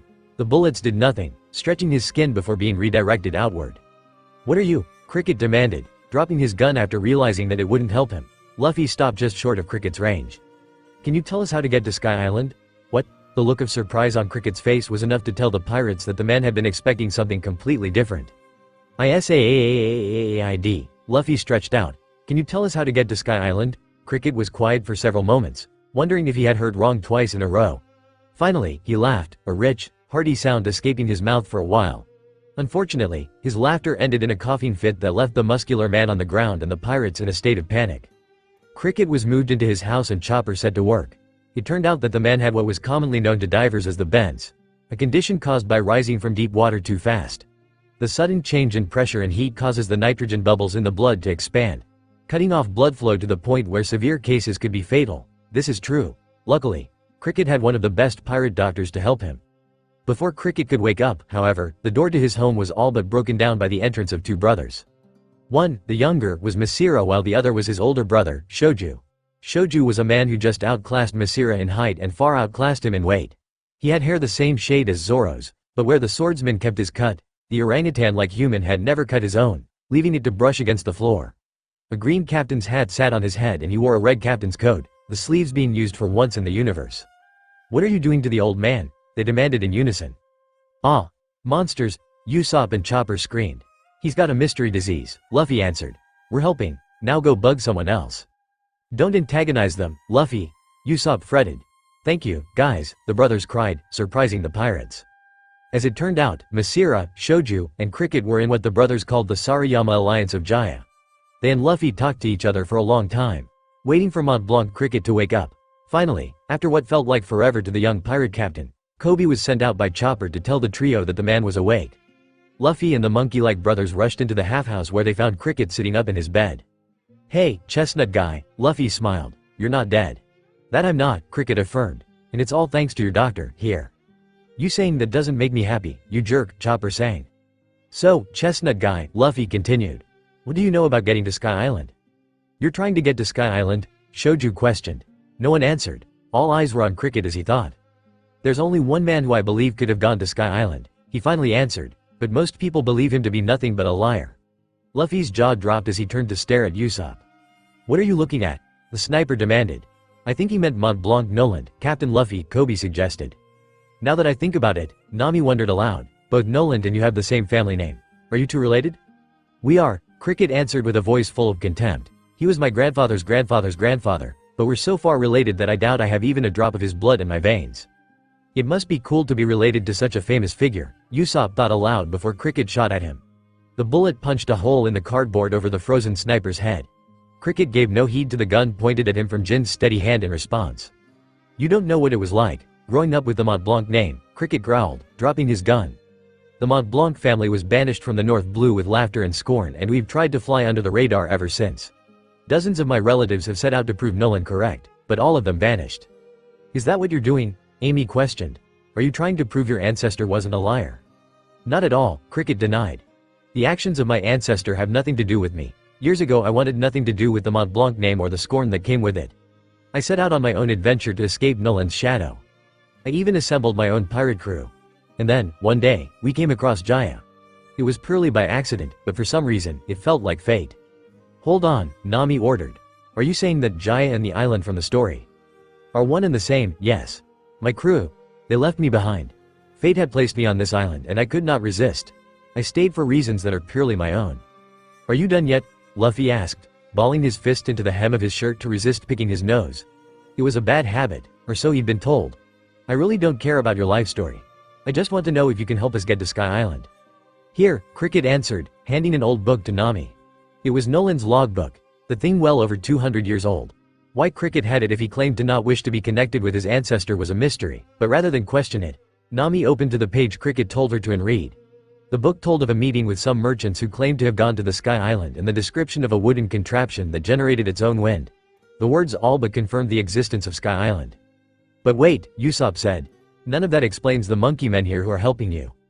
"Oh, them?" Cricket blinked. "They're just fans of the story is all." "What?" The Straw Hats spent the rest of the day listening to Cricket as he told them you'd the knock upstream. Apparently, it was a natural occurrence that happens when, theoretically, steam is built up in underwater air pockets until the pressure causes an explosion powerful enough to connect the sea and the sky for a whole minute. And, coincidentally, the knock-up stream and the cloud Sky Island was said to dwell on, the Cumulorigallus cloud. We're going to line up the next day at noon. That night, the Straw Hats and the Sarayama Alliance partied. Booze was passed around, nearly everyone getting at least a little tipsy. Nami ended up dragging Luffy into a corner and started making out with him in front of everyone, causing Sanji to wail at how unfair life was. Grace, as it turned out, was a lightweight, the one big mug she downed behind her sister's back being enough to send her into a fit of giggles. She spent most of the night falling on Coby, trying to get his attention, while the pink-haired pirate didn't seem to understand why he was the only one that ended up on the floor with a giggling Grace on top. Amy noticed none of this. She was a flirty drunk and enjoyed leading the single men on, flirting with each until crushing any hopes they may have had. Sanji was her favorite target, but Jin seemed to take it as a challenge and started trying to out-flirt her, dodging Sanji's kicks the whole time. Finally, Cricket decided to show off the gold he and the Monkey Brothers had found while on a dive several months ago, 3 small golden bells and a golden bird. The bird, he explained, was called a southbird and that, no matter what, their beaks always pointed south. Then he came to the realization that the Straw Hats would need a southbird to direct them to where the knock-up stream would be as the log pose couldn't help. Grace, Amy, Nami, and Usopp chose to stay behind while everyone else went into the forest at midnight only to be harassed by the bird they were looking for. Meanwhile Cricket, Masira, Shoju, the sisters, and Usopp got to work patching up the Going Merry and getting her ready for flight, and Nami began her weather calculations, breaking down how the knock-up stream worked like she had for Reverse Mountain. The group in the woods splintered into 3, though only having 3 nets. Zoro and Coby followed Robin. Sanji and Jin backtracked, and Luffy and Chopper forged ahead. Unfortunately for them, the Southbirds were determined to protect the forest from the human race and attack them with nature, most of the attacks being aimed at the captain and the doctor. On the shore, just as the people there were preparing to get to work, a new ship sailed around the coast and pulled up by the house. Bellamy and his crew jumped down, greedy smirks plastered on their faces. Their spirits had rebounded from the bar fight earlier in the day and they were ready to plunder once more. "I am Bellamy the hyena," the captain declared with a small bandage on his cheek, throwing his coat away. "You're Mod Black Cricket, correct?" "What's it to you?" Cricket questioned. He, Masira, and Shoju were the only ones outside. Usopp had gone into the house where Nami was to look for some tools he didn't have and the sisters were on the merry. "I heard that you found some gold. I'm here to take it." He turned to scan the surroundings, glancing at Cricket's home and the Straw Hats' ship. "And while we're at it, I think we'll take everything of value on that ship, too." Without any more ado, Bellamy's subordinates attacked, a dozen or so heading toward the Going Merry. The Sarayama alliance held them off well enough, but it went downhill for them when the hyena got involved. He used his spring fruit powers to jump around, knocking out both of the monkey brothers, the older being sent through Cricket's house and into the sea. "What the hell was that?" Usopp gasped as Shoju crashed through the house, just missing him before smashing through the fake side and into the sea. "Usopp," Amy hissed, appearing in the hole Shoju had left via her devil fruit powers. "Nami, we've got a problem." "What is it?" Nami questioned. "That asshole from the bar is back. Some of his men tried to raid the Merry, but grace was more than enough for them. Anyway, I need your help. It's time to teach this spring-headed weasel that you don't mess with the Straw Hat Pirates." By the time Bellamy's treasurer entered Cricket's house to steal his gold, the only sign of Usopp and Nami having been there was their shoes hidden in the corner. Amy's plan was stupid and risky, but that just about summed up every plan of Luffy's crew. Rising just a little further into the air and glad that her targets didn't think to look up, Amy took a deep breath and closed her parasol. She increased her mass. The only warning the Bellamy pirates had to the attack on their ship was the sound of Amy impacting with more force than any ship was made to bear. Her 10,000-kilogram body ripped a large hole through every layer of the ship and busted the keel on the bottom in two. She sunk into the water underneath the ship, only conscious enough to see that Nami and Usopp had come to her rescue like she'd asked them to. From his place on the ground, Cricket smiled, and from the trees came the rest of the young pirate crew. Earlier, Coby had gotten separated from Zoro in a hostile forest. Again, although this time it was of no fault to either of them, the Southbirds were directing the creatures of the forest in a deadly melody of attacks. The one that had separated Coby from Zoro and Robin was a crumbling cliff caused by what appeared to be giant worms with mouths. The dirt had shifted under the younger swordsman, taking him into the heavy foliage at an angle too steep to climb up or slide down in a controlled manner. "Hey, Shrimp," he heard his teacher call. "You okay?" "I'm fine, Zoro-sensei," Coby responded. "Don't worry about me, I'll look around down here." "If you say so." Coby turned away from the incline and peered into the forest, his ears straining for the unique call of the Southbird. There was nothing, the area was eerily silent. "Hello?" Coby called. "Are there any Southbirds out there? I just want to talk to you." Now, to most people, the idea of talking to wild animals was preposterous, but then again, so was being, roughly, half triceratops and trusting your health to a reindeer while sailing under the command of a man made of rubber. Maybe, just maybe, the Southbirds were smart enough to understand English, even if they couldn't speak it. "Gyoo," Coby jerked, his body spinning around and his hands coming up to rest on the hilts of his swords. The Southbird behind him jolted as well, jumping up in a cloud of feathers to sit on a branch outside of the range of the boy's weapon. The bird's plumage was mostly a light violet, its underside covered in overlapping green feathers. Its head, which had two yellow projections coming up, a fishtail-like back, and an overly large, mostly yellow beak, was cocked at an angle pointing off past Coby's right, leading the zone to believe he was facing northeast at that moment. "I'm sorry," Coby apologized respectively as his hands dropped. "You startled me, and most things that startle me try to kill me." "Gyoo. Can you understand me?" "Gyoo. I'll take that as a yes," Coby commented. "Listen, I don't know why you and your friends are attacking us, but we don't mean you any harm. We, as in my crew, are getting ready to try to sail to an island in the sky, but the only way there is directly south of here and we'll get lost if we don't have any way of finding our direction. Does that make sense?" "Gyoo. Is that a yes or a no?" "Gyoo. This time, the bird nodded. "It would be really helpful if one of you could help us at least get there," Coby continued. "You don't have to come with us all the way up, if you don't want to. What I can promise you, though, is whichever one of you does come with us, I can have our cook make whatever snacks they want until they leave."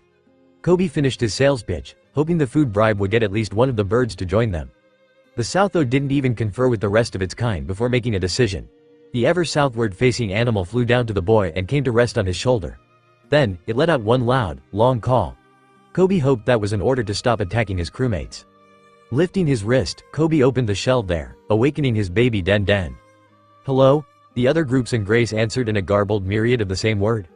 "I've got one, guys," Coby told the snail. "Let's meet back at Cricket's house." "We're going to Sky Island," Luffy sang before everyone hung up. Carefully, so as not to anger the bird on his shoulder, Coby climbed a tree in need of a visual of his destination. Spotting the right direction, Coby took off. "What's going on here?" Jin demanded, the same question burning in the minds of Luffy, Zoro, Coby, Sanji, Chopper, and Robin. They had all exited the forest at about the same time, the Southbird perched on Koby's shoulder. Oddly enough, Luffy had shed his shirt and was holding a Hercules beetle within it. Before them was the shock group of the Bellamy pirates, said group split between staring at their sinking ship or staring at the pirates that had just exited the forest. "Would you look at that?" Bellamy stated, ignoring the waves from their sinking ship lapping at the shore in favor of locking eyes with the other captain. "It seems weaklings do band together." "We were strong enough to beat you," Jin grumbled. "Did you do this?" Luffy growled, gesturing at the downed forms of Cricket and the Monkey Brothers. Off to the right, Nami and Usopp surfaced with Amy draped between them. "So what if I did?" Bellamy snarked. "Then I'd have to kick your ass." "We'll see about that." Spring. Sniper. Bellamy's legs changed into springs which wound up before launching him toward the Straw Hats. Everyone had dropped into a fighting stance, but the action turned out to be unnecessary. With a single call, the Southbird summoned a swarm of giant praying mantis that flew in over the pirates' heads. They swiped at Bellamy, who was unable to dodge in midair, cutting at his clothes and his skin. Luffy then stepped out of the way, leaving the other captain to crash through 2 trees before colliding with a third. "Captain!" Sarkis yelled. He rushed forward, intent on reaching his friend, but Zoro blocked his path. "Get out of my way." "I don't think so," Zoro replied, unsheathing Wado Ichimonji. "You beat up my captain and my student. I can't let you get away with that." "Bring it on," Sarkis challenged. He rushed forward with his curved blade, the weapon that provided his epithet of Big Knife. Sarkis. Zoro blocked it effortlessly. "Have you ever heard the name Roronoa Zoro before?" "He's some 10 million berry chump from the East Blue," Sarkis responded with some confusion. "I take it that's you?" "I am. And you better remember my name because I'm going to be the world's best swordsman, so there's no shame in losing." "Losing what?" Sarkis snapped, pulling back to slash at the green-haired swordsman. "I'm a man worth 38 million berries. I won't lose to a stuck-up bastard like." With barely a move, Zoro shot past the other pirate before he could move and was slowly sheathing his sword. As soon as Wado Ichimonji clicked into place, the cut across Sarkis' chest, right over the line of his tattoo, opened and he fell, unconscious. The rest of Bellamy's crew shook with fear and anger. Their ship was sunk, their captain and first mate were down for the count without really any energy given from the other crew, and the Sarayama alliance was getting back up. They were outmatched, outgunned, and had no real means of escape. "Now give back whatever you took and get out of here," Luffy ordered.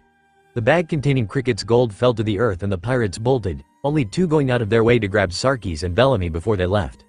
She, Luffy laughed as they faded from sight. "That was fun."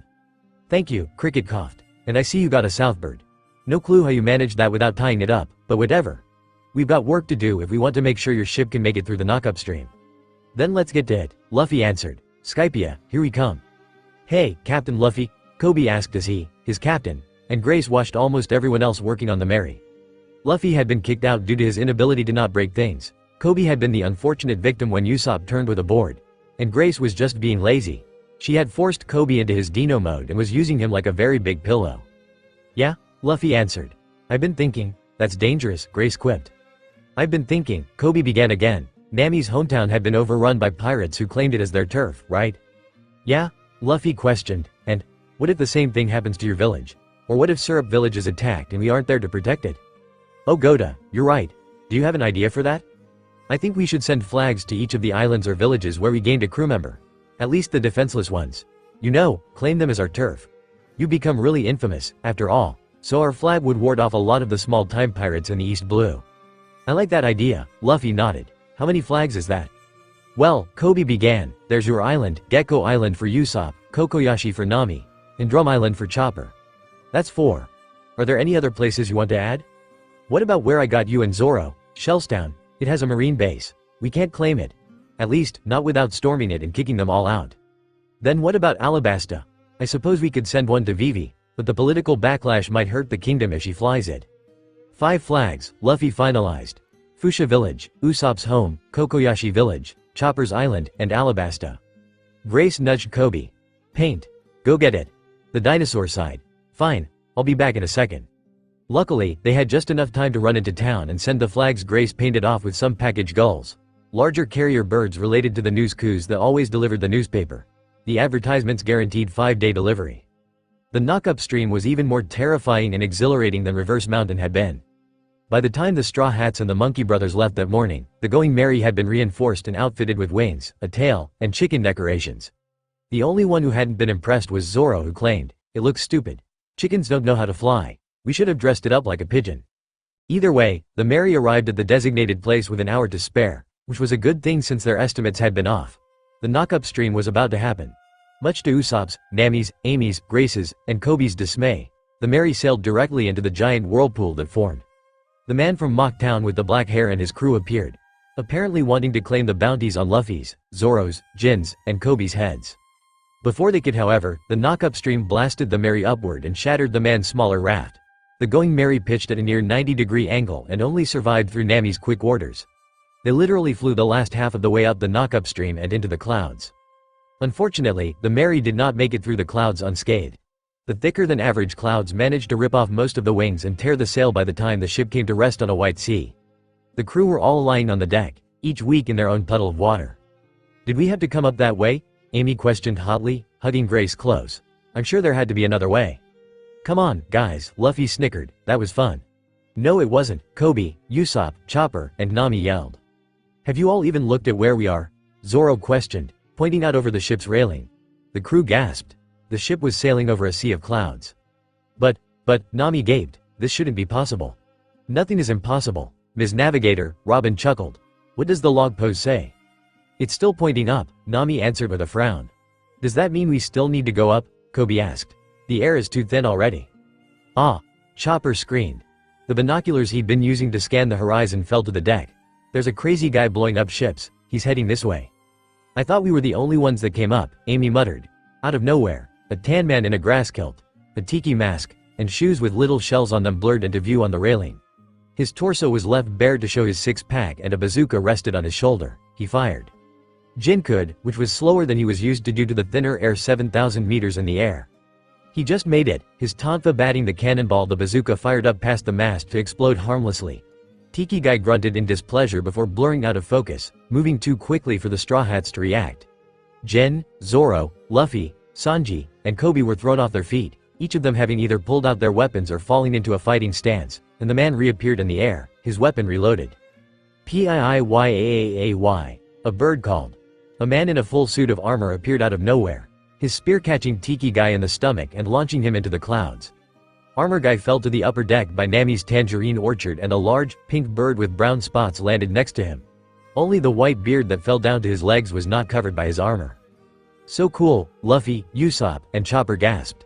"I am the Sky Knight," the man said gruffly. "I take it you travelers are from the Blue Sea, yes?" "What do you mean?" Amy asked as the men pulled themselves up.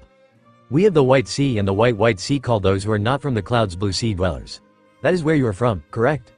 "Yes, it is," Robin nodded. "As I thought. You travelers must be careful, for you may encounter other guerrilla warriors who would like nothing more than to make you food for the skyfish. Of course, you could always buy an emergency whistle from me for only 1,000,000 XTOL and I would protect you then. I am a soldier for hire, after all." "How much is an XTOL?" Nami questioned. "Thanks, but no thanks," Luffy answered the man. "I'm getting used to the air already." "You can't have adjusted that quickly," the Sky Knight cried. "Wait, why are you only adjusting now? And why do you not know of XTOLs? You should have been able to exchange money back on one of the earlier islands." "There were others islands?" Jin growled as Nami started shaking Luffy for making them ride the knock-up stream. "That means there was another way to get here. Don't tell me you Blue Sea dwellers actually rode up on that stream. To think that there are people still willing to do that. Did all of you make it?" "All of us are here," Robin nodded. "Then your risk was worth it. If you had taken the other route, maybe one or two of you would have arrived alive. Not many people take the knock-up stream anymore since it is an all-or-nothing gamble. Either everyone lives, or everyone dies. Here."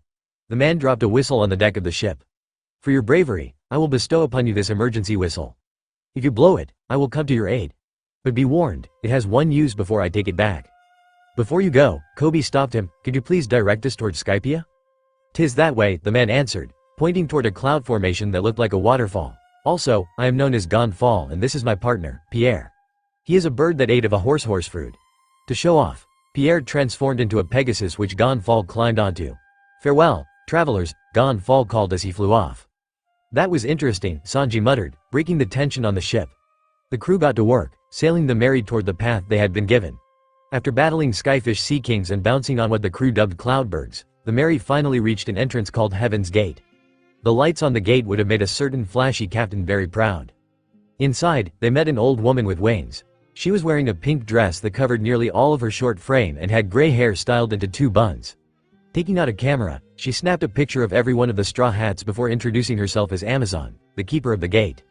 "Are you here for sightseeing or plunder and conquest?" she asked nonchalantly, as if pirates came for plunder and conquest every other day. "Sightseeing, I guess," Amy shrugged. "Good to know. That will be 1 billion extols for each of you for the entree fee."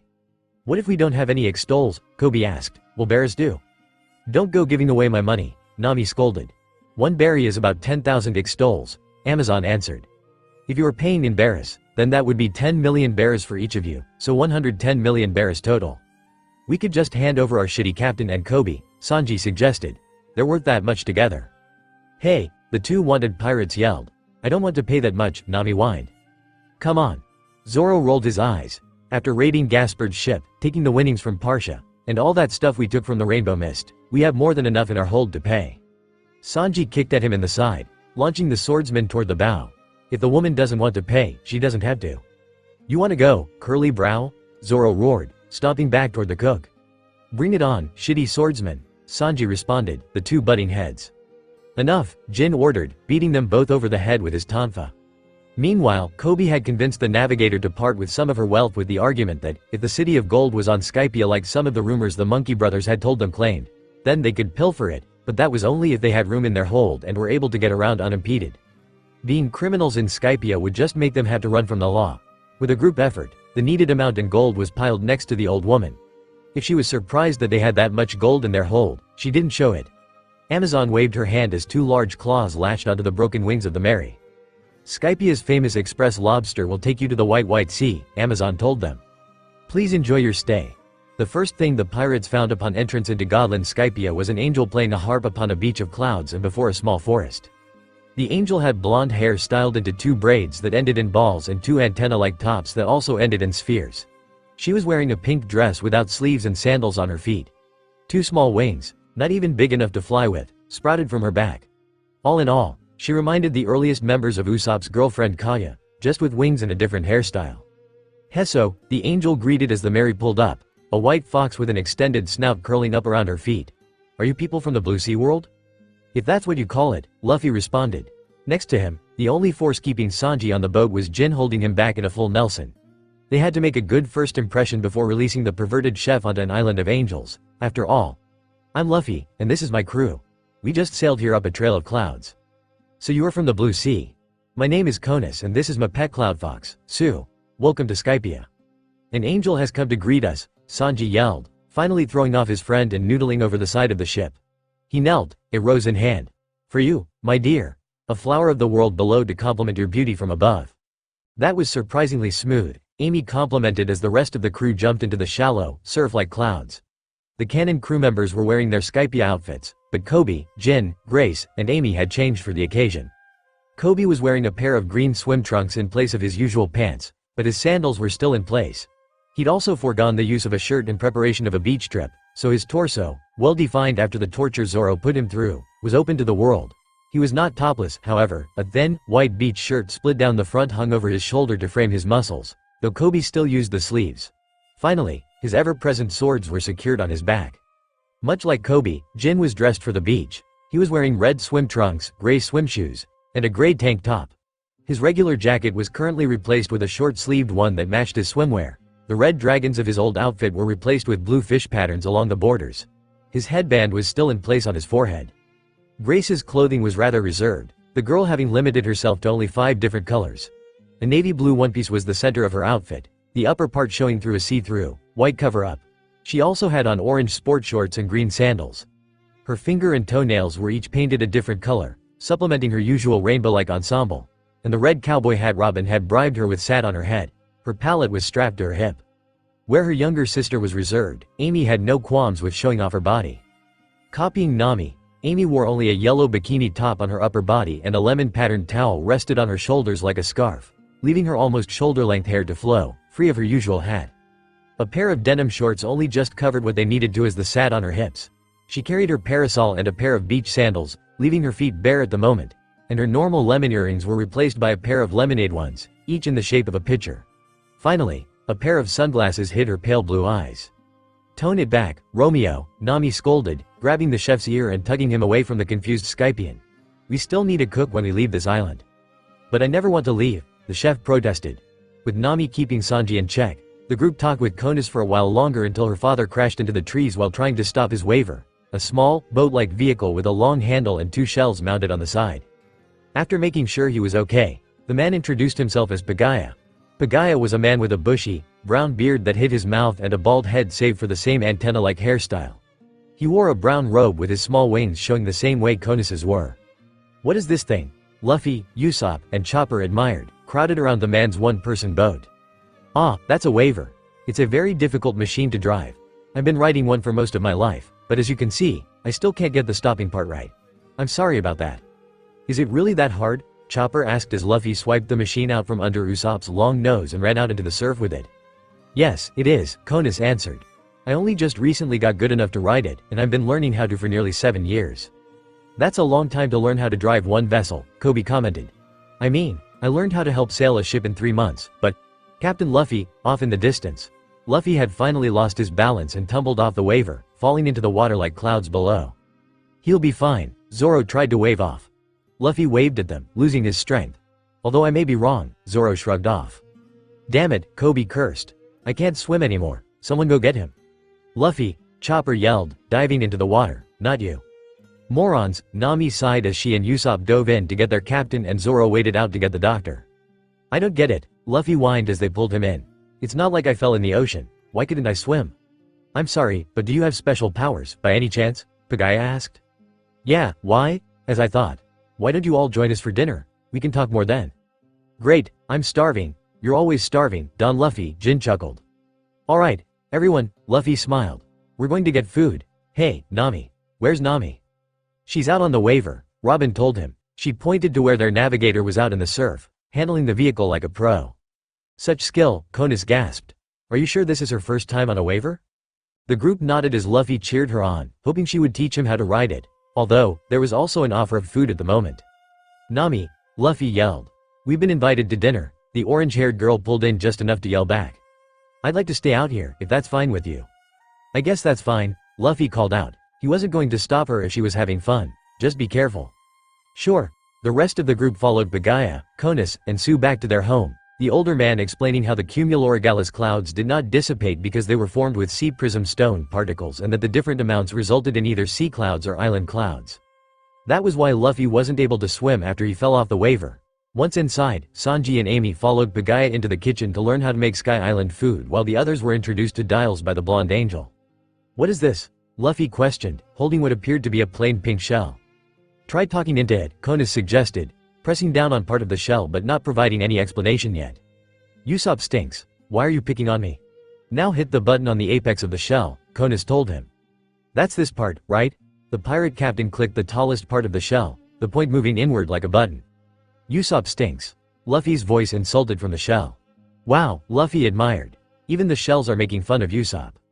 "You're so mean," the sniper cried. "This is a tone dial," Konis finally explained.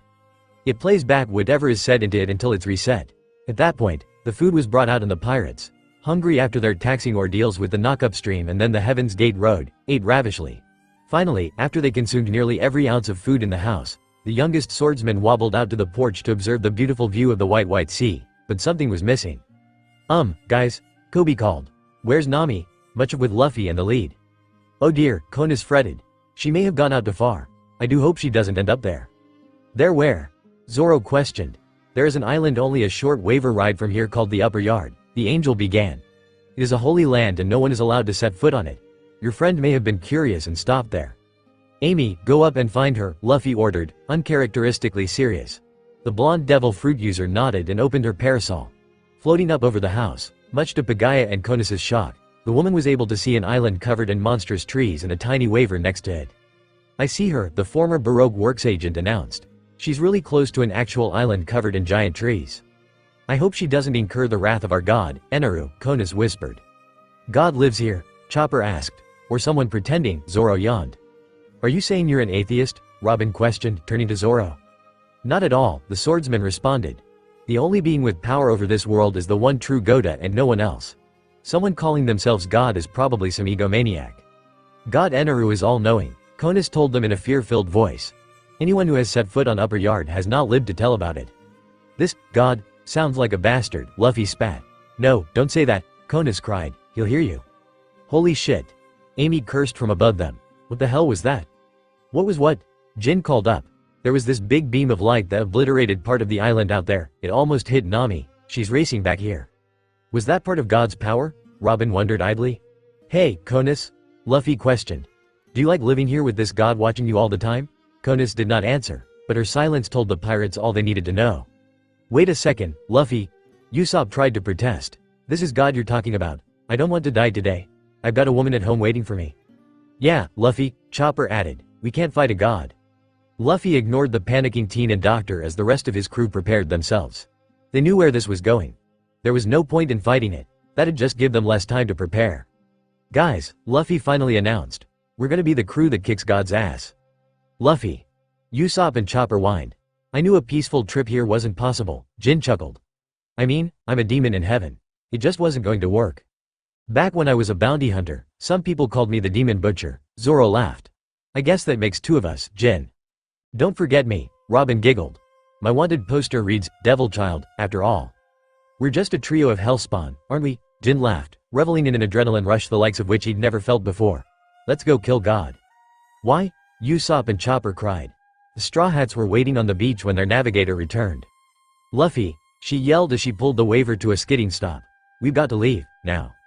We aren't leaving, Luffy responded. God's A, so we're going to go kick his ass. What? I said, I know what you said, Nami cut him off. You want to attack God? Why? He lives on that island you saw, and, from what I've heard, he's a bastard, so we're gonna free Skypia. You can stay behind if you want, but I'm going to go.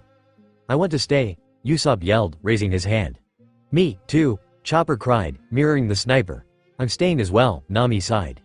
She wanted to talk Luffy out of it, but when he got like this, there was no talking. You're an idiot, you know that? The girl's hands came up to cup her captain's face. But you're my idiot. I've seen you do the impossible, so just, come back. Okay? Rather than give the rubber man any time to answer, she leaned in and kissed him. Coby and Grace turned away, not wanting to see, while Sanji looked like someone just viciously murdered his new puppy, a look he gained every time they kissed in front of him. With motivation like that, Luffy began as they broke apart. There's no way God stands a chance. Smooth and using big words? Nami odd. You're getting smarter. Well, with a teacher like you, enough already, Jin grunted. I'd like to get to the part where we raid God's land before your flirting kills Sanji. Right, sorry, Luffy apologized, pulling the whistle from Gon fall off from around his neck and draping it over Nami like a necklace. If you need help, call the armor guy. Everyone going, get on the merry, everyone moved, either backing away or heading toward the vessel. And where are you going, little sister? Amy questioned, preventing Grace from boarding the ship. I don't remember saying you could go help us kill God. But I want to help, Grace protested. I've gotten stronger, I can pull my own weight. What's gotten into you? Amy frowned. Is this to try to impress that pink-haired brat? No, Grace tried to deny without success. Okay, maybe a little, but I can't improve if I don't test myself. Big sister, I don't want to have to be protected all the time. How can I paint the world's most beautiful pictures if I don't see everything the world has to offer? Go to damn it, Grace, this isn't a game. You could die. I know that. Then why do you want to risk your life? Why are you? It's my job to protect you. Well, maybe I want to protect you, too? Amy was shocked into silence. In all the time Amy had known the girl who had become her sister in all but blood, she'd never heard her shout that loud or with such conviction. With that in mind, she backed off. Fine, she relented, but I'm not leaving your side the entire time unless I'm forced to. Got that? Grace nodded in acceptance and Amy reluctantly let her pass. I hope you don't mind, Pagaya said, getting the crew's attention, but I took the liberty to outfit your ship with some breath dials to get you to the upper yard.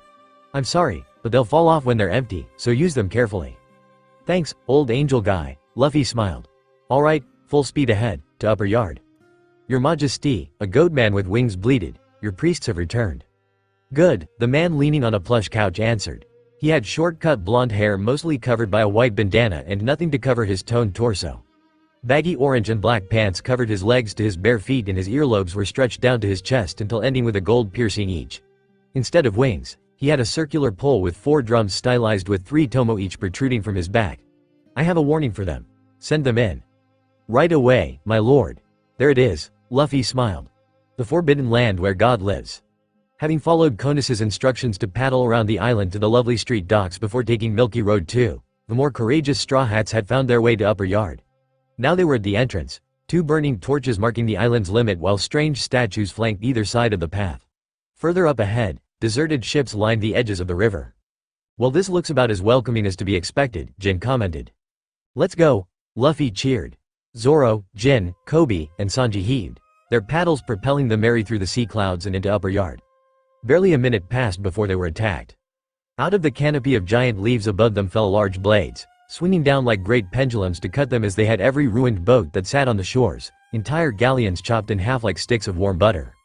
Zoro responded quickly, dropping his oar on the deck of the ship to jump up and slice through the wood holding each blade and trusting the others to beat them away. Robin worked the breath dials temporarily rigged to the Mary, keeping it moving at a constant speed as the men beat off the traps, Luffy, Jin, Coby, and Sanji being forced to work together to redirect every blade Zoro cut away into the milky clouds below them. It's a good thing Long Nose isn't here, Robin commented in her ever-calm voice. He would have been crying his head off. I almost wish we'd dragged him along just to see that, Amy chuckled darkly. Unfortunately, their talk ended there as the next round of traps began, huge wooden spears being fired at the ship. Working quickly, idling taking note that there were too many for the others to deal with without several impaling the deck, Robin searched out and moved the launchers with liberal use of her devil fruit power. The spears' courses were shifted every way but toward the cloud path the pirates were on, allowing them smooth sailing until the sky lampreys arrived to try to eat them. Luffy took care of the giant bloodsuckers, punching each of them away as the other males got back to rowing. Finally, they were given a choice between 4 doorways. The ordeal of swamp, the ordeal of iron, the ordeal of string, or the ordeal of spheres. Looks like we have a choice to make, Jin muttered. Done Luffy, your decision? Any meeny miny mo. Luffy muttered, his fingers pointing at each entrance in turn until they landed in the second tunnel from the left. And you are it. To the ordeal of iron. Heave, Sanji yelled as Grace turned the rudder. The Mary steadily drifted through the tunnel until light engulfed it once more. The Straw Hats found themselves on one of 4 crisscrossing paths, theirs steadily climbing upward. I'm glad you didn't choose the ordeal of spheres, Captain Luffy, Coby grunted through the rowing. It looks like that path was a waterfall. Or would it be a cloudfall? Either way, I'm not sure the Mary would have survived it. Of course she would have, Luffy waved off. Mary's the toughest, most bestest ship on the seas, she can handle anything. I wouldn't go quite that far, Captain, Robin warned. I think the Mary may be nearing the end of her life. No she's not, the team denied. I say that Mary will reach the end of our trip, one way or another, and that's final. Whatever you say, Robin replied, holding up her hands in a sign of surrender, but I think right now you should look ahead of us. Luffy twisted around and sprung up to sit on the figurehead. Ahead of them was a small lake of maybe 15 meters in diameter. On the shore sat a giant dog whose fur was a pale gold and whose height was over twice Luffy's. Sitting on the dog's head was a tan man in a green wife beater, loose gray pants, and pointy-ended sunglasses. Tattoos spiraled down his right arm in red ink and wings slightly larger than average grew from his back. He had no hair save for a small beard and his crossed arms rippled with muscles. Leaning against his right shoulder was a sword the length of his torso, a large ball on the end of the handle. What's that bear guy from Buggy's crew doing up here? The captain questioned as soon as his eyes landed on the overly large animal. You're thinking of Richie the lion tamer, Coby corrected. That's a dog, not a lion. Are you sure? It really looks like that lion from that town. Welcome, the man greeted in a smooth baritone. I am the Skybreeder, Ohm, and this is my dog, Holy. You have chosen the ordeal of iron. I must warn you, though, that you have chosen the hardest of the ordeals. If you wish to talk with God Eneru, you must survive my ordeal, but it has a 0% survival rate. Good going, Luffy, Sanji yelled, kicking his captain in the head. Because of your stupidity, Robin Schwan, Amy Schwan, and Grace Chan could get hurt. I see that you care about each other quite a bit, Ohm commented, his dog barking in agreement. It's good to see that, but I can also see that many sins weigh you down. I will free you from those burdens, and only in death will you truly find fulfillment. Hell no, Luffy yelled. I'm the man who will be the king of the pirates, I can't do that if I die here. Such a large goal is quite a burden, I'll free you of that too. I got this, Luffy began, but Zoro stopped him. Allow me, Captain, the green-haired man said, Wado Ichimonji stopping the teen's forward motion. He's a swordsman like me. I'll deal with him. Let us do this, then, offered. Choose 2 of your members to battle me and Holy. If both of you win, then I will let you pass, but if either of you lose, Holy or I will kill you all. And if any of the others interfere, I will call the other priests to help me kill you. That's a pretty big assumption about his power, Amy thought aloud. He thinks he could take us all on. Shrimp and I will handle this, Zoro told the others. He trained the dog and I trained Koby, so this is a battle of master's pride. Are you ready, Shrimp? Yes, Zoro-sensei, Koby answered. I'll make you proud. Meet us on the shore, ordered. You don't want to damage your ship, do you? At least he's polite, Koby muttered as Robin used her powers to drop a vine to them. Taking a deep breath, Zoro swung, yelling, "Ah!" What was that? Amy questioned as Koby swung over as well, shouting his own manly cry. Yelling while swinging from a vine is a man's fantasy, Jin answered as he, Sanji, and Luffy nodded sagely to the words. No man may call himself a true man if he swings silently without need to hide. You guys are morons, Grace commented through a rice cracker. The 3 men fell, clutching their hearts. On the shore, Zoro held Wado Ichimonji and Kidetsu 3, his most prized sword pointed at the priest. In response, unsheathed his own sword and threw the sheath behind him. Holy barked and trudged to the side, Koby carefully watching his movements. There was silence. In an instant, all 4 combatants surged forward. Zoro and locked swords as Koby activated his ability and charged Holy at a gallop with his horns. The giant dog responded by standing on his back 2 feet and catching Koby's top horns with its paws. Like their masters, the 2 began a duel of strength. You are strong, Blue Sea Swordsman, complimented, and your student is well trained. To be able to match Holy in strength, even with an ability like that, is truly impressive. Zoro did not respond. He gone the priest and attacking with a flurry of attacks that deflected with his longer sword and the smallest of movements. The contest between Holy and Koby was ending. The dog twisted, throwing the boy toward a tree. While in the air, Koby flipped around and shrunk into his hybrid mode. His feet landed on the bark of the tree as he pulled out his blades. Bull needles, he called, pushing off the tree. Holy jumped over him, Koby twisting around to catch the attack he expected to be there. He wasn't disappointed as the dog's fisted paw impacted with his cross block. The force pushed the younger man back until the dirt under his foot gave way with a soft click. A white barbed wire shot out a tree to his left, forcing the young teen to change into his human form and roll out of the way before retaking his battle stance in hybrid mode. I see your student has learned the true meaning of the ordeal of iron, commented, him and Zoro leaping away from each other covered in superficial cuts. The dirt under the pirate clicked and Zoro ducked, avoiding the wire that shot over him to be embedded in a tree. Those wires are made of iron cloud and are triggered by pressure plates I have set up all around this area. That is why I have a 0% survival rate. I don't give a damn, Zoro grunted. Koby and I will defeat you. It doesn't matter what tricks you have up your sleeves. What a lofty goal. Shall I free you? Shut up, Zoro cut him off. He ran forward, preparing an attack. Scowled, not happy about being interrupted, and swung his sword.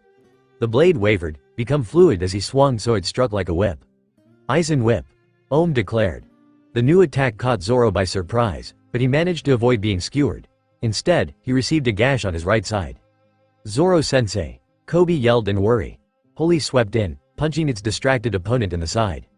Koby, Zoro fretted. Damn it. I guess now is as good a time as any to test out my new attack. What are you saying? Questioned as Zoro resheathed his kitetsu.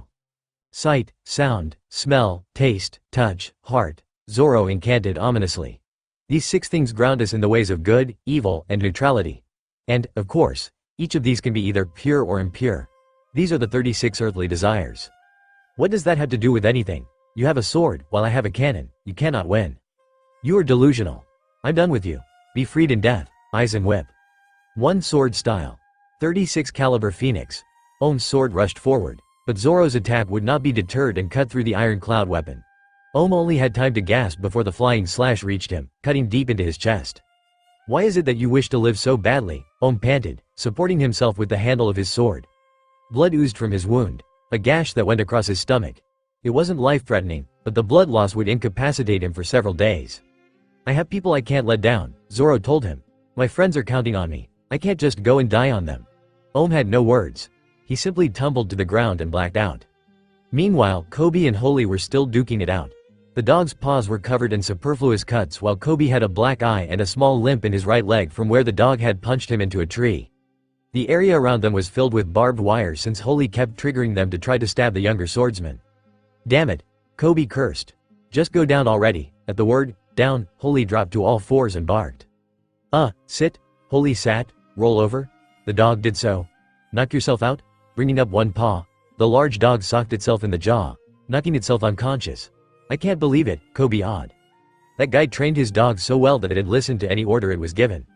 Hey, shrimp, Zoro called. You done over there? Why yes, Zoro-sensei, Coby replied. He limped over to his teacher, triggering another wire trap that Zoro batted away with Yubashiri.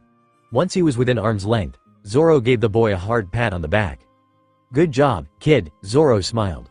Bleeding and bruised, master and student swung back to the Mary, again yelling. Damn it, Zoro cursed as he landed, pain flaring up in his injured side. We should have had Chopper come since he's our doctor.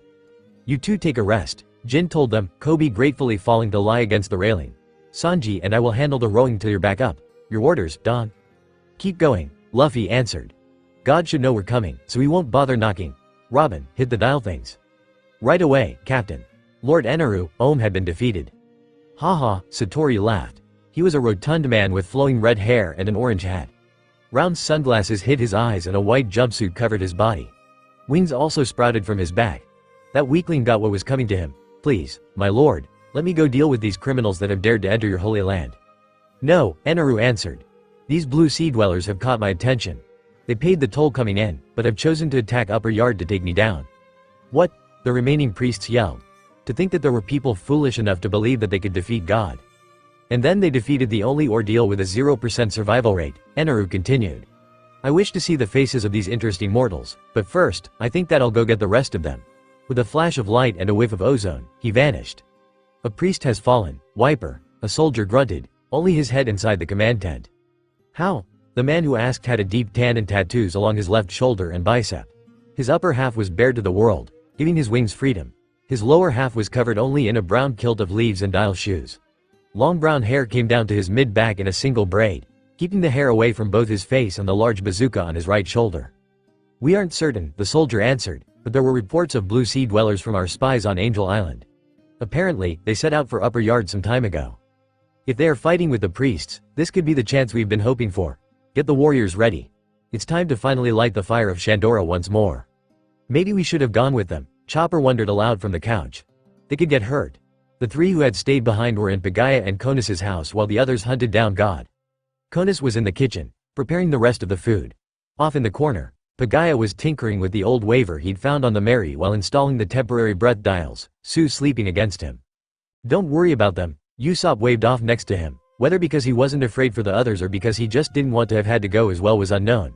Nami said nothing. She was standing on the patio, staring off toward where Upper Yard was supposed to be. Here you go, Konus announced, placing a tray of food in front of the girl. Your friends ate everything father made before, so here is some food just for you. Thank you, Konus, Nami nodded. You didn't have to do that. It was my pleasure. Taking the tray, Nami walked back into the house and sat on the opposite couch before placing the tray of food on the table in front of her. While she ate, the others kept up idle chit-chat to keep their minds off the battle they knew must have started by now. Worried about your crewmates, are you? A voice questioned.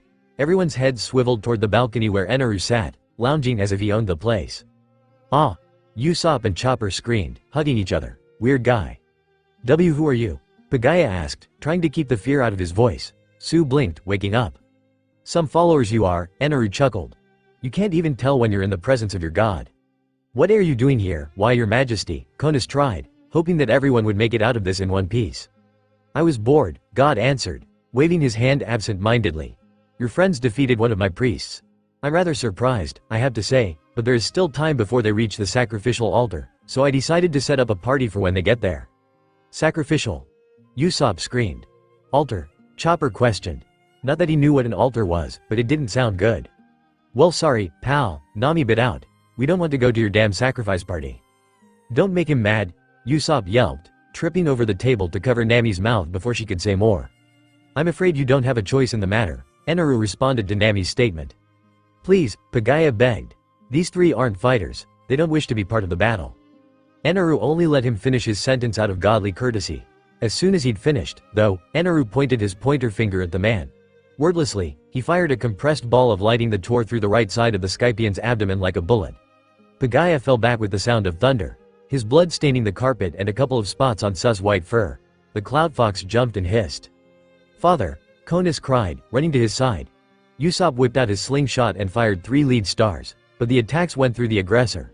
Enaru turned toward the sniper, zapping forward to press one finger to his temple. With a single shock, Usopp was unconscious and spasming on the floor. "Usopp!" Chopper screamed as smoke rose from his friend's mouth. "You monster!" The doctor charged the god figure in his heavy point, but he was met with the same fate. Sue growled and leapt at the blonde, but Enaru snatched her out of the air by her tail, holding the struggling animal at bay. With a tisk, he swung the fox around until her body impacted one of the walls, the poor animal coughing up blood. "Sue!" Conus cried, but she did not move from where she was trying to stop her father's bleeding. Panicking by this point, Nami brought the whistle to her lips and blew as hard as she could, the high pitch causing Enaru to flinch. He lightning traveled forward and backhanded the girl, ending the sound. "Shut up, you pathetic mortal," Enaru hissed. "Your shrill cry rivals that of a banshee." The navigator moved to blow the whistle again, but the man of lightning moved faster. Grabbing the noisemaker, he supercharged his hand, heating the metal to the point where it melted between his fingers. That painful thing destroyed. God knocked both Nami and Conus unconscious the same way he had with the male pirates. Since no one was in any shape to fight anymore, Enaru rounded up the unconscious and slung them over his shoulders, leaving Pagaya and Sue. You'll never get away with this," Pagaya coughed, red falling from his lips and coloring his beard. "He will return. And when he does, the true god will take his throne one more. As much as I would love to kill you, old man," Enaru began, "I can't. I still need you to give a message to that has-been if he shows up. Tell him that the final battle has begun and that I refuse to lose to a soft-hearted old man like him. Remember that." In a flash of light, the current ruler of Skypia left, taking the 4 unconscious teens with him. Pagaya stayed still, keeping pressure on his wound so as to not bleed out, the silence of the room broken only by the labored breathing of Conus's pet. About 3 minutes passed before a well-known call sounded and a pink bird with brown spots landed on the windowsill. "It appears I'm too late," Gonfall sighed sadly. "No," Pagaya coughed, pain flaring from his wound. "He took them to the upper yard. Please, he has my daughter and the visitors. Save them." "I'll save you first," Gonfall answered, pulling a bundle of cloth from his pack. He bandaged the man, Pierre moving over to Sue to care for her. "Please, God," Pagaya rasped just before the pain took him into unconsciousness. He said that the final battle has begun. "Please," he trailed off and passed out. "Rest now," Gonfall ordered. "Pierre, it's time to go. We're taking this man and the Cloud Fox back to our homestead before setting out for Upper Yard. It's time we finished this once and for all." "Pie, this is boring," Luffy whined as he draped himself over the figurehead. The Mary had been steadily cruising along the Milky Road for nearly half an hour and there had been no action, much to Koby's relief since that gave him and Zoro time to rest. Luffy, on the other hand, wanted something to fight. The section of forest they were in ended, spitting the Mary out in a field covered in crisscrossing milky roads and human skulls on spikes. "That's a nice image," Amy remarked dryly. "It could be worse," Zoro shrugged. "Yes, it could," Robin agreed. "They could still have flesh on them." "Robin!" Koby yelped while Grace drove for the railing to avoid losing her lunch on the deck. "That's not okay," Amy yelled, agreeing with Koby for once. "Amy Schwan is stunning when she's angry," Sanji noodled. "And Robin Schwan is beautiful when she's imagining morbid scenery." The Mary continued forward, twisting its way toward where all the paths combined to climb up the largest tree any of the pirates had ever seen. Suddenly, a war call from the left attracted the crew's attention. They turned to see an army coming toward them, each armed with a heavy weapon of some sort and dressed in light clothing of plant material. Most of the army flew over them, only giving the pirates half a glance, but T fired his bazooka. Luffy responded much faster than he had the first time and inflated to repel the projectile with a gum-gum balloon. Many warriors' eyes widened at the act while the leaders narrowed.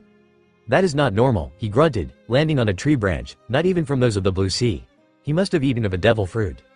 "Hey, you bastards," Luffy yelled angrily. "What do you think you're doing, firing at our ship?" "You were in our way," the leader of the army answered, "but you are not as weak as I had thought. Why are you here?" "We're here to kick God's ass," Luffy answered. "He's A and I don't like what I heard about him." "I see."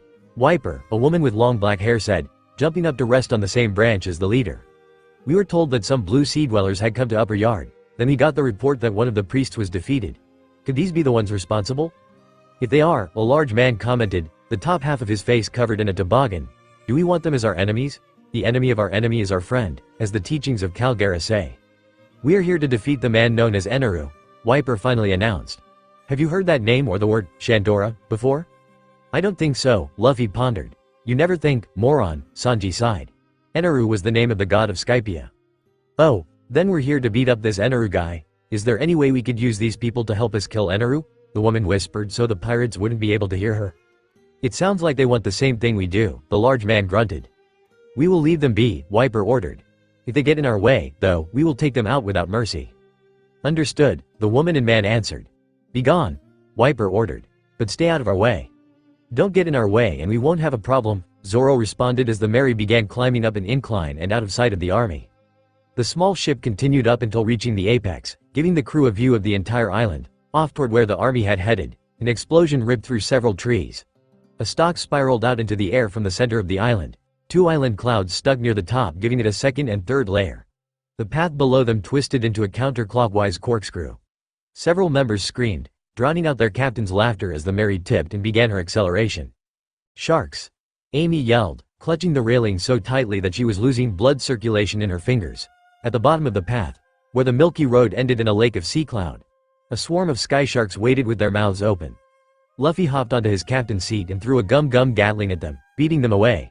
Hitting the clouds with a splash, the Mary slowing drifted to what appeared to be a small pyramid in the center of the lake. Ooh, Luffy awed. What's this? It appears to be an altar, Robin answered, studying the symbols carved into the stone. I'm not sure what it's for, but there are stairs leading to the top. Yahoo! The team cheered, jumping off the Mary. Zoro followed and Amy floated upward. What the swordsman questioned. Lying on the altar's platform were Nami, Usopp, and Chopper, each unconscious and with their hair standing on end. Suddenly serious, Luffy stepped over to the orange-haired girl's side and kneeled to gently shake her shoulder. Nami, his whispered as Zoro made his way to Usopp and Amy to Chopper. Nami, what happened? I thought we left you guys back with Konis and her dad. Nami was stirring, but it was Usopp who answered the question as he bolted upright. No, leave us alone, calm down, Usopp, Zoro said. What happened? What? Zoro. Luffy, wait, but that means… Shit, we're in the Forbidden Land, aren't we? The sniper's voice, which had started out as a shout, had fallen to a whimper by the end.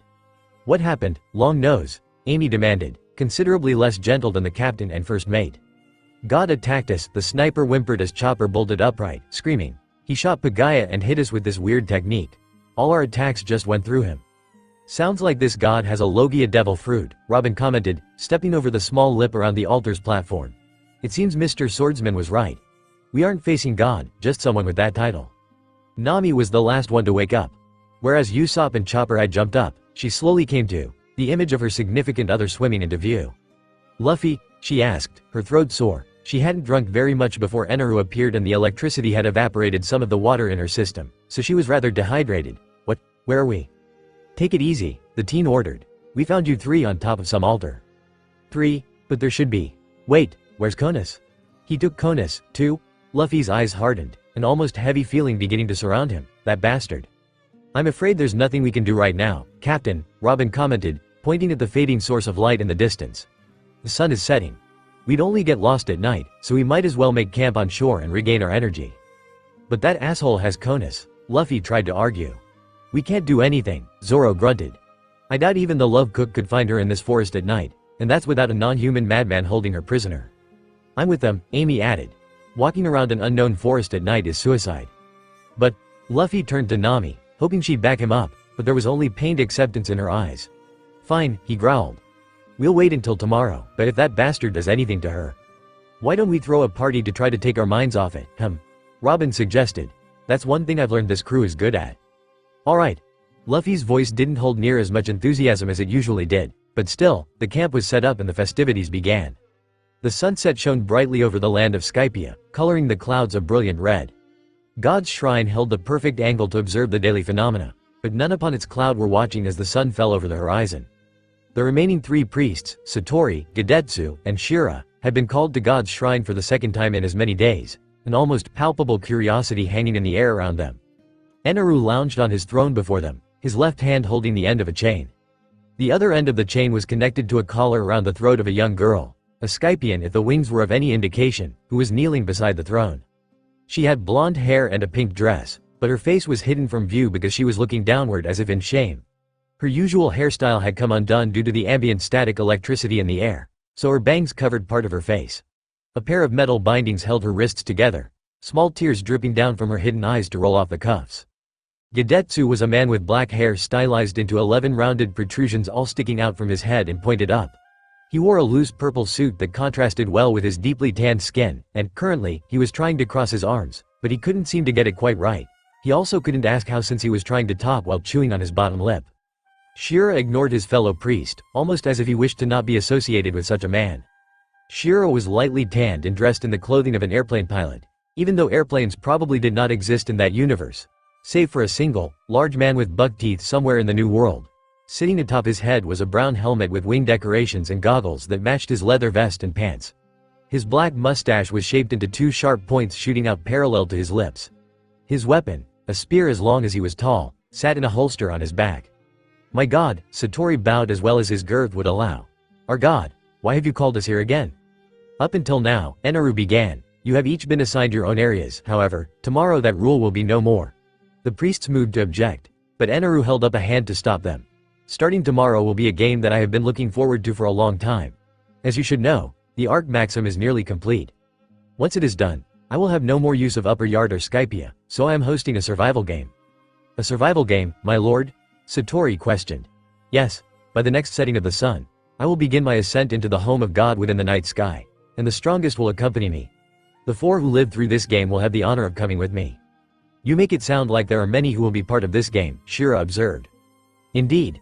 I, myself, will be participating, but so will you three, the Guard, the Blue Sea Dwellers, and the Shandorians. That is about 85 participants in total." "You still have not told us who this girl is," Gadetsu gasped after a servant reminded him how to both cross his arms and speak. "Does she have some importance in this game?" "A Skypian girl who was getting friendly with the Blue Sea Dwellers," Eneru waved off. "She will not be a contender in the game. I have decided that, rather than killing her, I'll take her as my first wife after my ascent." The prisoner jerked at that, choking herself from the sudden pressure on her throat. "I'll never marry you," the girl coughed. "The Blue Sea Dwellers are coming for you, and so is God. You won't win." "Silly girl," Eneru chuckled, sending just enough electricity through the chains to shock the blonde. "I am God. Gonfall is far too past his prime to have any prayer of defeating me. And the mortals from the Blue Sea? They'll join me if they survive." "No," Konus cried in a voice that was at once full of both certainty and despair. "They won't." Eneru and his priests ignored her. Instead, they laughed at her foolish belief that anyone could stand against Eneru and his godly power.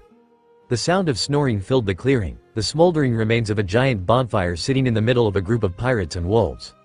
Trying to keep their captains and their own minds off the prisoner Eneru had for the night, the Straw Hats had decided to throw a party. The noise, however, attracted a pack of cloud wolves that had claimed the territory. With Chopper as the translator and a plethora of cloud shark meat as incentive, the pirates made peace with the beasts who joined them in the festivities. The wolves had even brought their own booze, a type of fermented berry juice that ended up getting Chopper drunk to the point where he tried to dissect a tree. Now, several hours later, only one life form was stirring. "Luffy," Usopp begged. "Please, come back here, meat monster," Luffy grumbled, hugging a giant rock and proving that the festive air they'd put on for show had eventually become real. Nami was snuggled on top of the captain's food-filled form, using him as a bed, but Usopp dared not to wake her even by accident, she would charge him. Seeing no hope of waking his captain for protection, Usopp tried Zoro, Sanji, Coby, and Jin without success. Grumbling in a mixture of fear and irritation, the sniper set out toward the lake to relieve himself, which was why he'd only tried to wake up the males. As he drew closer, stumbling over the giant roots of the trees that called this island in the sky home, the sound of a hammer started making itself known. The sniper was certain it was a hammer. He'd had to repair the Mary from both attacks and stupidity a lot after all. Becoming even more cautious than before, Usopp slunk forward as his mind switched from using the restroom to protecting the ship. The lake was foggy when he arrived, the white haze hiding all but the vaguest of silhouettes. The rhythmic thump, thump, thump became louder and louder as the pirate drew close. Standing on the ground next to the Mary was a humanoid shape that turned to Usopp and grinned. "Have you come to inspect my work?" it asked in a slightly higher-pitched voice tinted with amusement. The words were the last straw for the cowardly warrior of the sea, who fled only 25 yards before tripping over a root and passing out. His last memory before hitting his head was the thing's bleating laughter. "Bahahaha, wait, wait, wait," Jin muttered, holding up a hand to stop the stream of words coming from Usopp's mouth while his other tried to rub the last vestiges of sleep from his eyes. Thank God Chopper had learned an anti-handover serum from Kureha, or else several of the guys would be too out of it to fight. "Let me get this straight. You went to use the restroom, saw someone, or something, hammering on the Mary, and rather than attack, you ran away and knocked yourself out." Accidentally, Usopp gulped as he nodded. He'd been prepared to face animals when he left last night, not ghosts. "I bet he just had too much booze," Zoro laughed. He was telling the wolves about how he and Kaya had gone on a date through the wilderness of Little Garden last night. There's no way a story like that comes to someone who's sober. Guys, I'm serious, Usopp insisted. Hi, serious, Amy teased. I'm Amy. You all suck, the sniper pouted. If you don't believe me, then go check the Mary. Fine, Sanji waved off. I still don't think you saw anything last night. Sanji was wrong. When the crew arrived back at their ship, they found that all its flight features had been removed and that the holes from their journey through the Cumuloragalis cloud and the Sky Islands had been patched. She looked far from new, but the ship was repaired. Who could have done this? Nami questioned, running her hand over the metal used to fill in for the railing on the port side that Wapol had eaten so long ago. Does it matter? Zoro grunted. Even if we found out, are you going to go track them down just to thank them? Well, no. The navigator answered. Mr. Swordsman is rejected. We have more pressing matters at the moment. Yeah, Luffy agreed, like kicking that bastard god's ass. No, no, no, Usopp yelled, waving his hands wildly. I, for one, do not want to fight God. You did stay behind earlier, didn't you? Amy nodded. I guess we could split up. The three of you who don't want to be here can take the Mary and sail around the island to pick us up after we kill God. Without protection, Chopper wailed. Calm down, Sanji placated. How about this? Robin, Amy, Grace, and I will stay behind to protect you. Pass, the three females denied, breaking Sanji's heart. I've decided, Luffy nodded sagely. Each of you three will pick one of us to protect you, but I'm not a choice. I'm not either, Zoro commented before his name could be called. Nami, Usopp, and Chopper visibly deflated. I want Sanji, Usopp yelled. Jin, Nami picked. The man demon sighed. He'd wanted to challenge God. I'll take Grace, Chopper chose. He'd put more thought into his choice. That or his decision had been influenced by Amy's evil aura as she indicated for him to pick her younger sister or face her sadistic wrath. Even after their argument on Angel Beach, the blonde was still against the girl challenging the inhabitants of Upper Yard. Then it's settled, Luffy announced before the younger girl could argue. Nami, Usopp, Chopper, Sanji, Jin, and Grace will take the Mary to pick us up.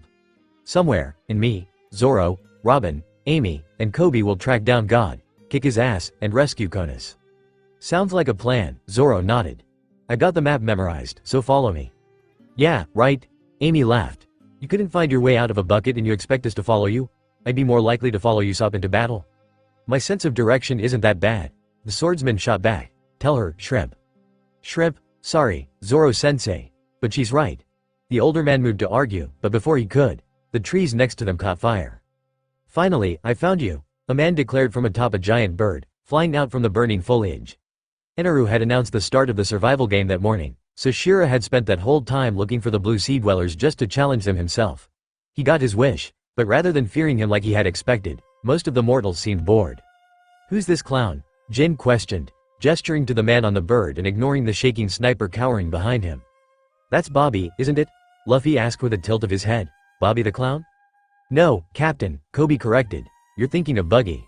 I am Shira. The priest growled, annoyed by the pirate's lack of fear. It is time for you intruders to receive the judgment of God. Prepare to die. Kya ha ha ha. Amy laughed. Do you really think you can take on all of us at the same time? I am the strongest priest of God Eneru. I cannot be bested by mere humans. Shira's bird dove, putting itself on a collision course with the girl who had laughed at him. The humans readied their weapons, fully intending on using their numerical advantage. Diving toward Amy, Shira pulled out his lance and twisted it forward. The blonde did not seem fazed by his attacks and she only went so far as to open her parasol. Jumping in front of their comrade, Jin batted the lance aside with inches to spare and Sanji jumped in to try to drop the priest with an axe kick.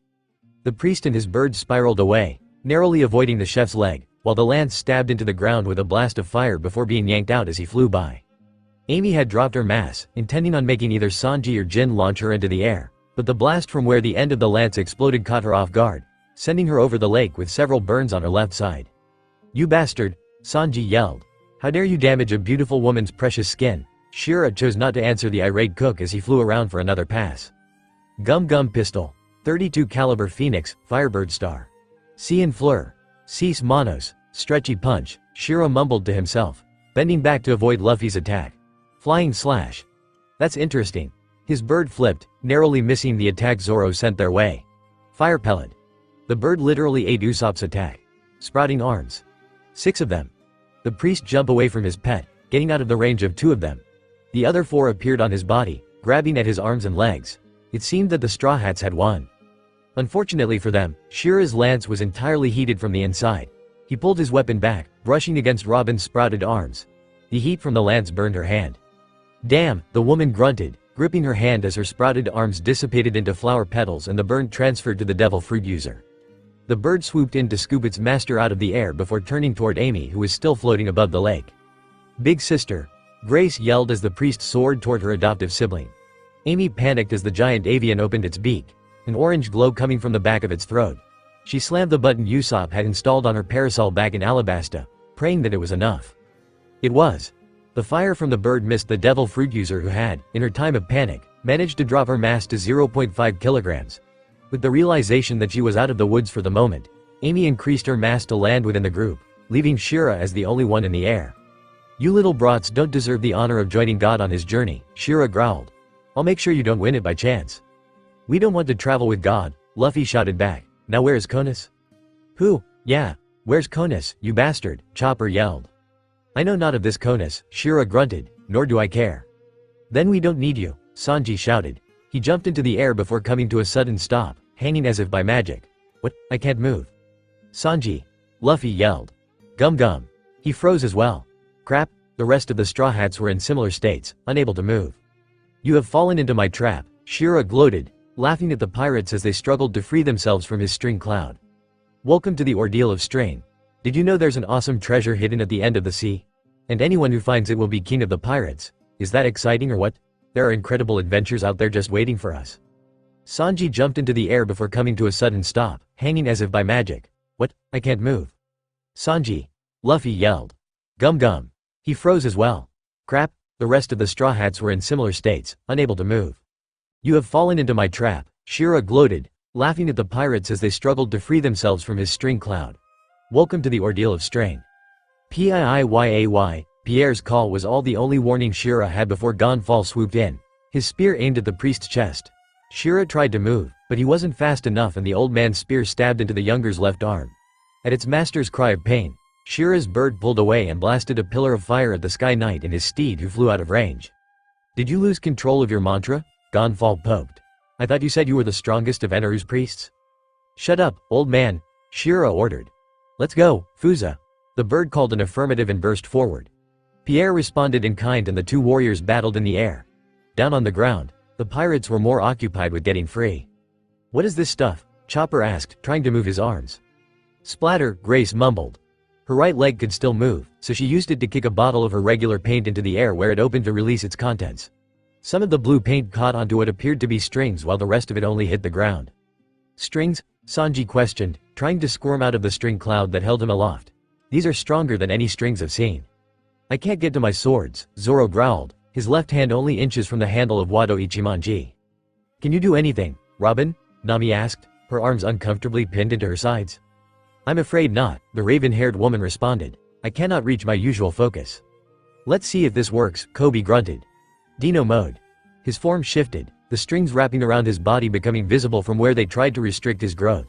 The task, however, was too great for the string clouds, which snapped one by one. Shrinking back into his hybrid mode now that he was free, the boy pulled out his swords and cut through the air between his crewmates randomly. The wild slashes cut through the invisible string, freeing his friends. What now? "The Sky Knight isn't doing too well," Robin observed, rubbing her arms to return blood flow into her hands. "If he falls into the lake, he and his bird will certainly be eaten by the sky sharks." Up in the air, Gonfall and Shiro were both worse for wear. The older was littered with small burns and part of his beard had been burned away. Shira, on the other hand, was covered in bruises and cuts, his left arm still freely bleeding from where Gonfall's surprise attack had caught him. "Give it up, old man. I'm afraid these people are my clients. I can't just abandon them when they call." "Then die." Shira bent down to become more aerodynamic as Fuza shot forward toward their opponents. 36 caliber Phoenix. The flying slash caught the priest completely off guard and cut deeply into his torso.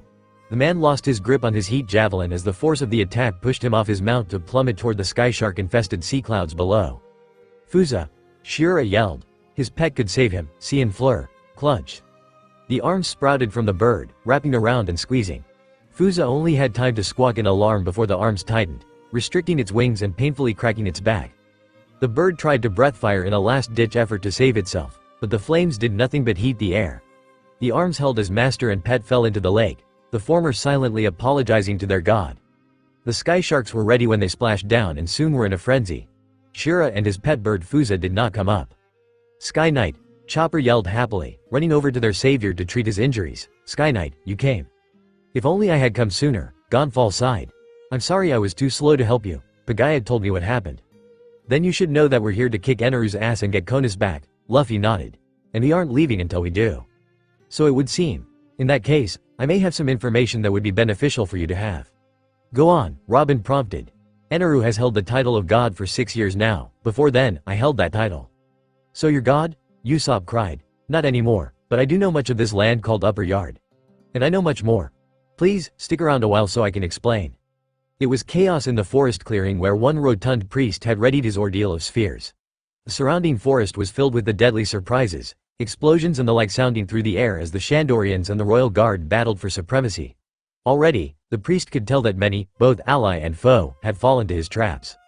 Haha, Satori laughed, an explosion incinerating a Shandorian. Next to him, his younger twin brothers spun away from the projectiles fired from several of the attacking warriors.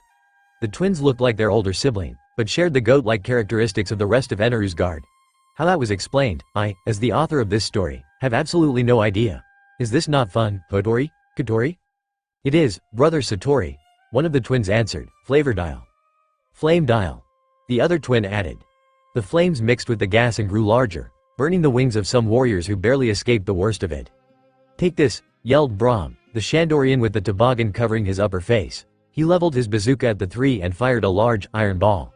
The attack came too quickly for any of the brothers to react, the ball catching one of the twins in the stomach and propelling him backwards into a tree. He slumped, unmoving. Hodori. The two remaining brothers cried. You'll pay for that, Satori added angrily. Sphere Dragon. Satori's strongest attack made its appearance, chasing down the larger Shandorian, but Braum stayed nimble with the liberal use of his dial shoes. The dragon chased him around, a foolish warrior attempting to attack the large weapon and losing his life to a venomous snake that came out of one of the spheres. Finally getting the Sphere Dragon where he wanted it, Braum fired a ball at the second to first ball which blew up, separating or destroying the remaining spheres. Let's go, Kotori, Satori called. He received no answer, but his manta, finicky from the anger of Hodori's defeat, felt something was off. He turned. Kotori? Impact. One of the remaining gorillas shouted, the impact dial in his hand sending the force it had stored into the face of the twin. Blood and a single tooth fell from the mouth of the guard as his eyes rolled back and he crumpled next to his fallen brother. Sphere Dragon. Satori roared. The attack made a reappearance, snapping up all but Braum and devouring them. Random spheres exploding as the warriors were pushed through the balls. You're next, Satori shouted, his control of his mantra slipping as the rage for his fallen brothers grew. He threw the dragon at the final enemy who ducked out of the way. The dragon exploded against a 1,000-year-old tree, causing it to topple. Braum yelled as he fired 3 iron balls, but Satori was running on rage and instinct by this point. Bringing up his right hand, the priest halted each of the projectiles with the impact dial within his right glove. He dashed forward. Braum pulled the trigger again, but he hadn't been keeping count of how many iron balls he had. He was empty. Satori drew in close and pinned the man against a tree. Impact, the priest hissed, releasing some of the force stored in the shell. Impact. Impact. Impact. Impact. Satori pulled back and trapped within the human-shaped crater in the tree, blood dripping from his lips. You bastard, Wiper yelled, zipping onto the scene after hearing the explosions in the distance. Believing his friend to be dead, Wiper threw aside his bazooka and shield for a boost in speed, hitting Satori with the palm of his bandaged right hand. Satori knew no more after one word. Reject. Wiper panted before the unmoving form of Satori, the sound of his great breaths filling the now still clearing. The ground was littered with the fallen bodies of several Shandorians who had given their lives fighting the priest. Satori's spheres still floated in the air, drifting along almost peacefully. It was here, panting and angry, that lackey found him. Wiper, she whispered, stepping into the clearing. She glanced at both Braum and Satori. Is he, are they? I don't know. The warrior shook his head, refusing to shed tears before the battle ended. The battle isn't over. And the battlefield is no place for children. You made sure Iso was safe in the village, right? Lackey nodded. I tied her up myself and gave the village's strict orders. She won't be going anywhere. Good. Wiper looked around, his eyes finally landing on Braum. I'm sorry, my friend, but we all agreed. We'll come back after we've lit the fire of Shandora. Let's go, lackey. Right. So this little shell has the power to kill someone? Usopp wondered aloud, watching the immobile impact dial sitting on a barrel. He, Nami, Chopper, Sanji, Jin, and Grace were sailing away on the Mary, hoping that the power left in the breath dials Pagaya had installed was enough to get them out of Upper Yard's forest. Gonfall had joined them because they had called him, so it was his job to protect them. Indeed, the former god nodded. The impact dial is quite common in sky warfare, though it is not the only tool. That priest we fought earlier, Shira, used a heat javelin, a spear with a heat dial inside that heats the weapons to the point where it can burn anything it touches. Amazing, Jin awed. Maybe I could outfit my tonfa with some dials while we're here. And they could be very helpful for cooking, Sanji nodded, his mind going back to watching Pagaya making them food the day prior. I wonder if there are paint dials, Grace muttered. Thump, thump, thump, thump, thump. What was that? Usopp yelled frantically as Pierre squawked at being so rudely awoken from his nap. Prepare yourselves, Blue Sea Dwellers. A bleeding voice ordered. You will FAA altar axe dials. On the lower deck of the Mary were 5 of Eneru's guards, each aiming one palm at the 8 lifeforms on the bow of the ship.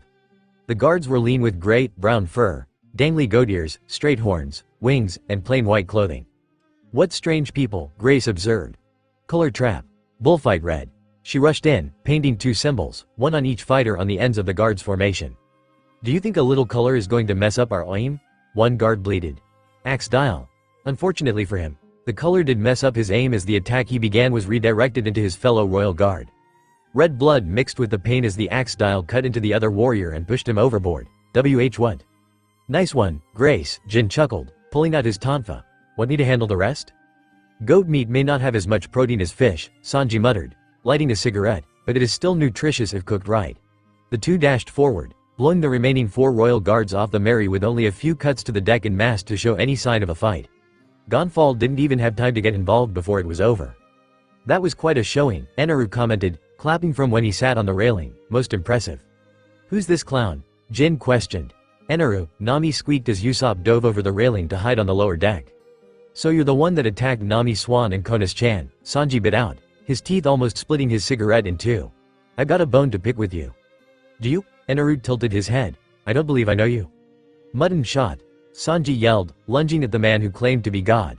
Eneru reacted quickly, moving his head out of the kick's path and grabbing the chef's leg as he went by. The smell of ozone accompanied Sanji's scream of pain before the cook was carelessly thrown back to the deck as a charred and smoking form. Sanji!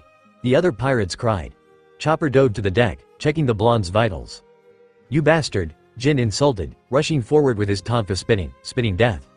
Is this the best you can do? Eneru yawned, his form blurring in and out of focus as the man-demon's weapons passed through his body. Each time, Jin grit his teeth harder as the electricity in the Logia's body was conducted through the pirate's iron weapons and into his own body. I've been through something like this before only a few minutes prior. Colors trap. Sadness blue. Grace's paint splattered on the man, but there was no effect save for when the chemical mixture bubbled and evaporated. Eneru yawned as he grabbed Jin by the face and zapped him, blackening him like he had Sanji. He began reaching for Grace. Pepper Star. Usopp cried, panicking. Smoke Star, Lead Star, Firebird Star, Usopp Rubber Band of Doom. Every attack went through the man, all but one. Ow! Eneru exclaimed, more out of surprise than pain. The rubber band that had struck him on the forehead spiraled away into the milky road. You'll pay for that, long nose, Eneru growled, but before he could move toward the sniper, Gonfall's spear stabbed through his body. I don't have the motivation to deal with you right now, God sighed, the excess electricity running through the former god's weapon. The devil fruit eater backhanded his predecessor away and grabbed Usopp by the nose, shocking him into unconsciousness for the second time in as many days. From his hiding place behind Grace, Chopper cursed his own uselessness. He'd wanted to attack as well, but Eneru's powers were too much for even Sanji and Jin. What good could the little reindeer have done? Plus, as Grace had reminded him, their doctor was needed to treat the injured. It would do no good if he was one of said injured. Eneru only gave Nami, Grace, and Chopper half a glance before he zapped away, mumbling to himself about there only being one priest left. Chopper set to work, getting Sanji, Jin, Usopp, and Gonfall patched up. The 3 pirates would need more attention than the Sky Knight, but that didn't mean the doctor was going to let the older man chase down Eneru. What do we do now? Nami questioned. Something affected him, Grace recalled. He has a weakness. He's made of electricity, right? Nami's query was directed at Gonfall. If that is what you people call lightning, yes, the knight nodded. Rubber is an almost perfect insulator, the navigator thought aloud. That means Luffy, the 3 conscious pirates yelled at the same time.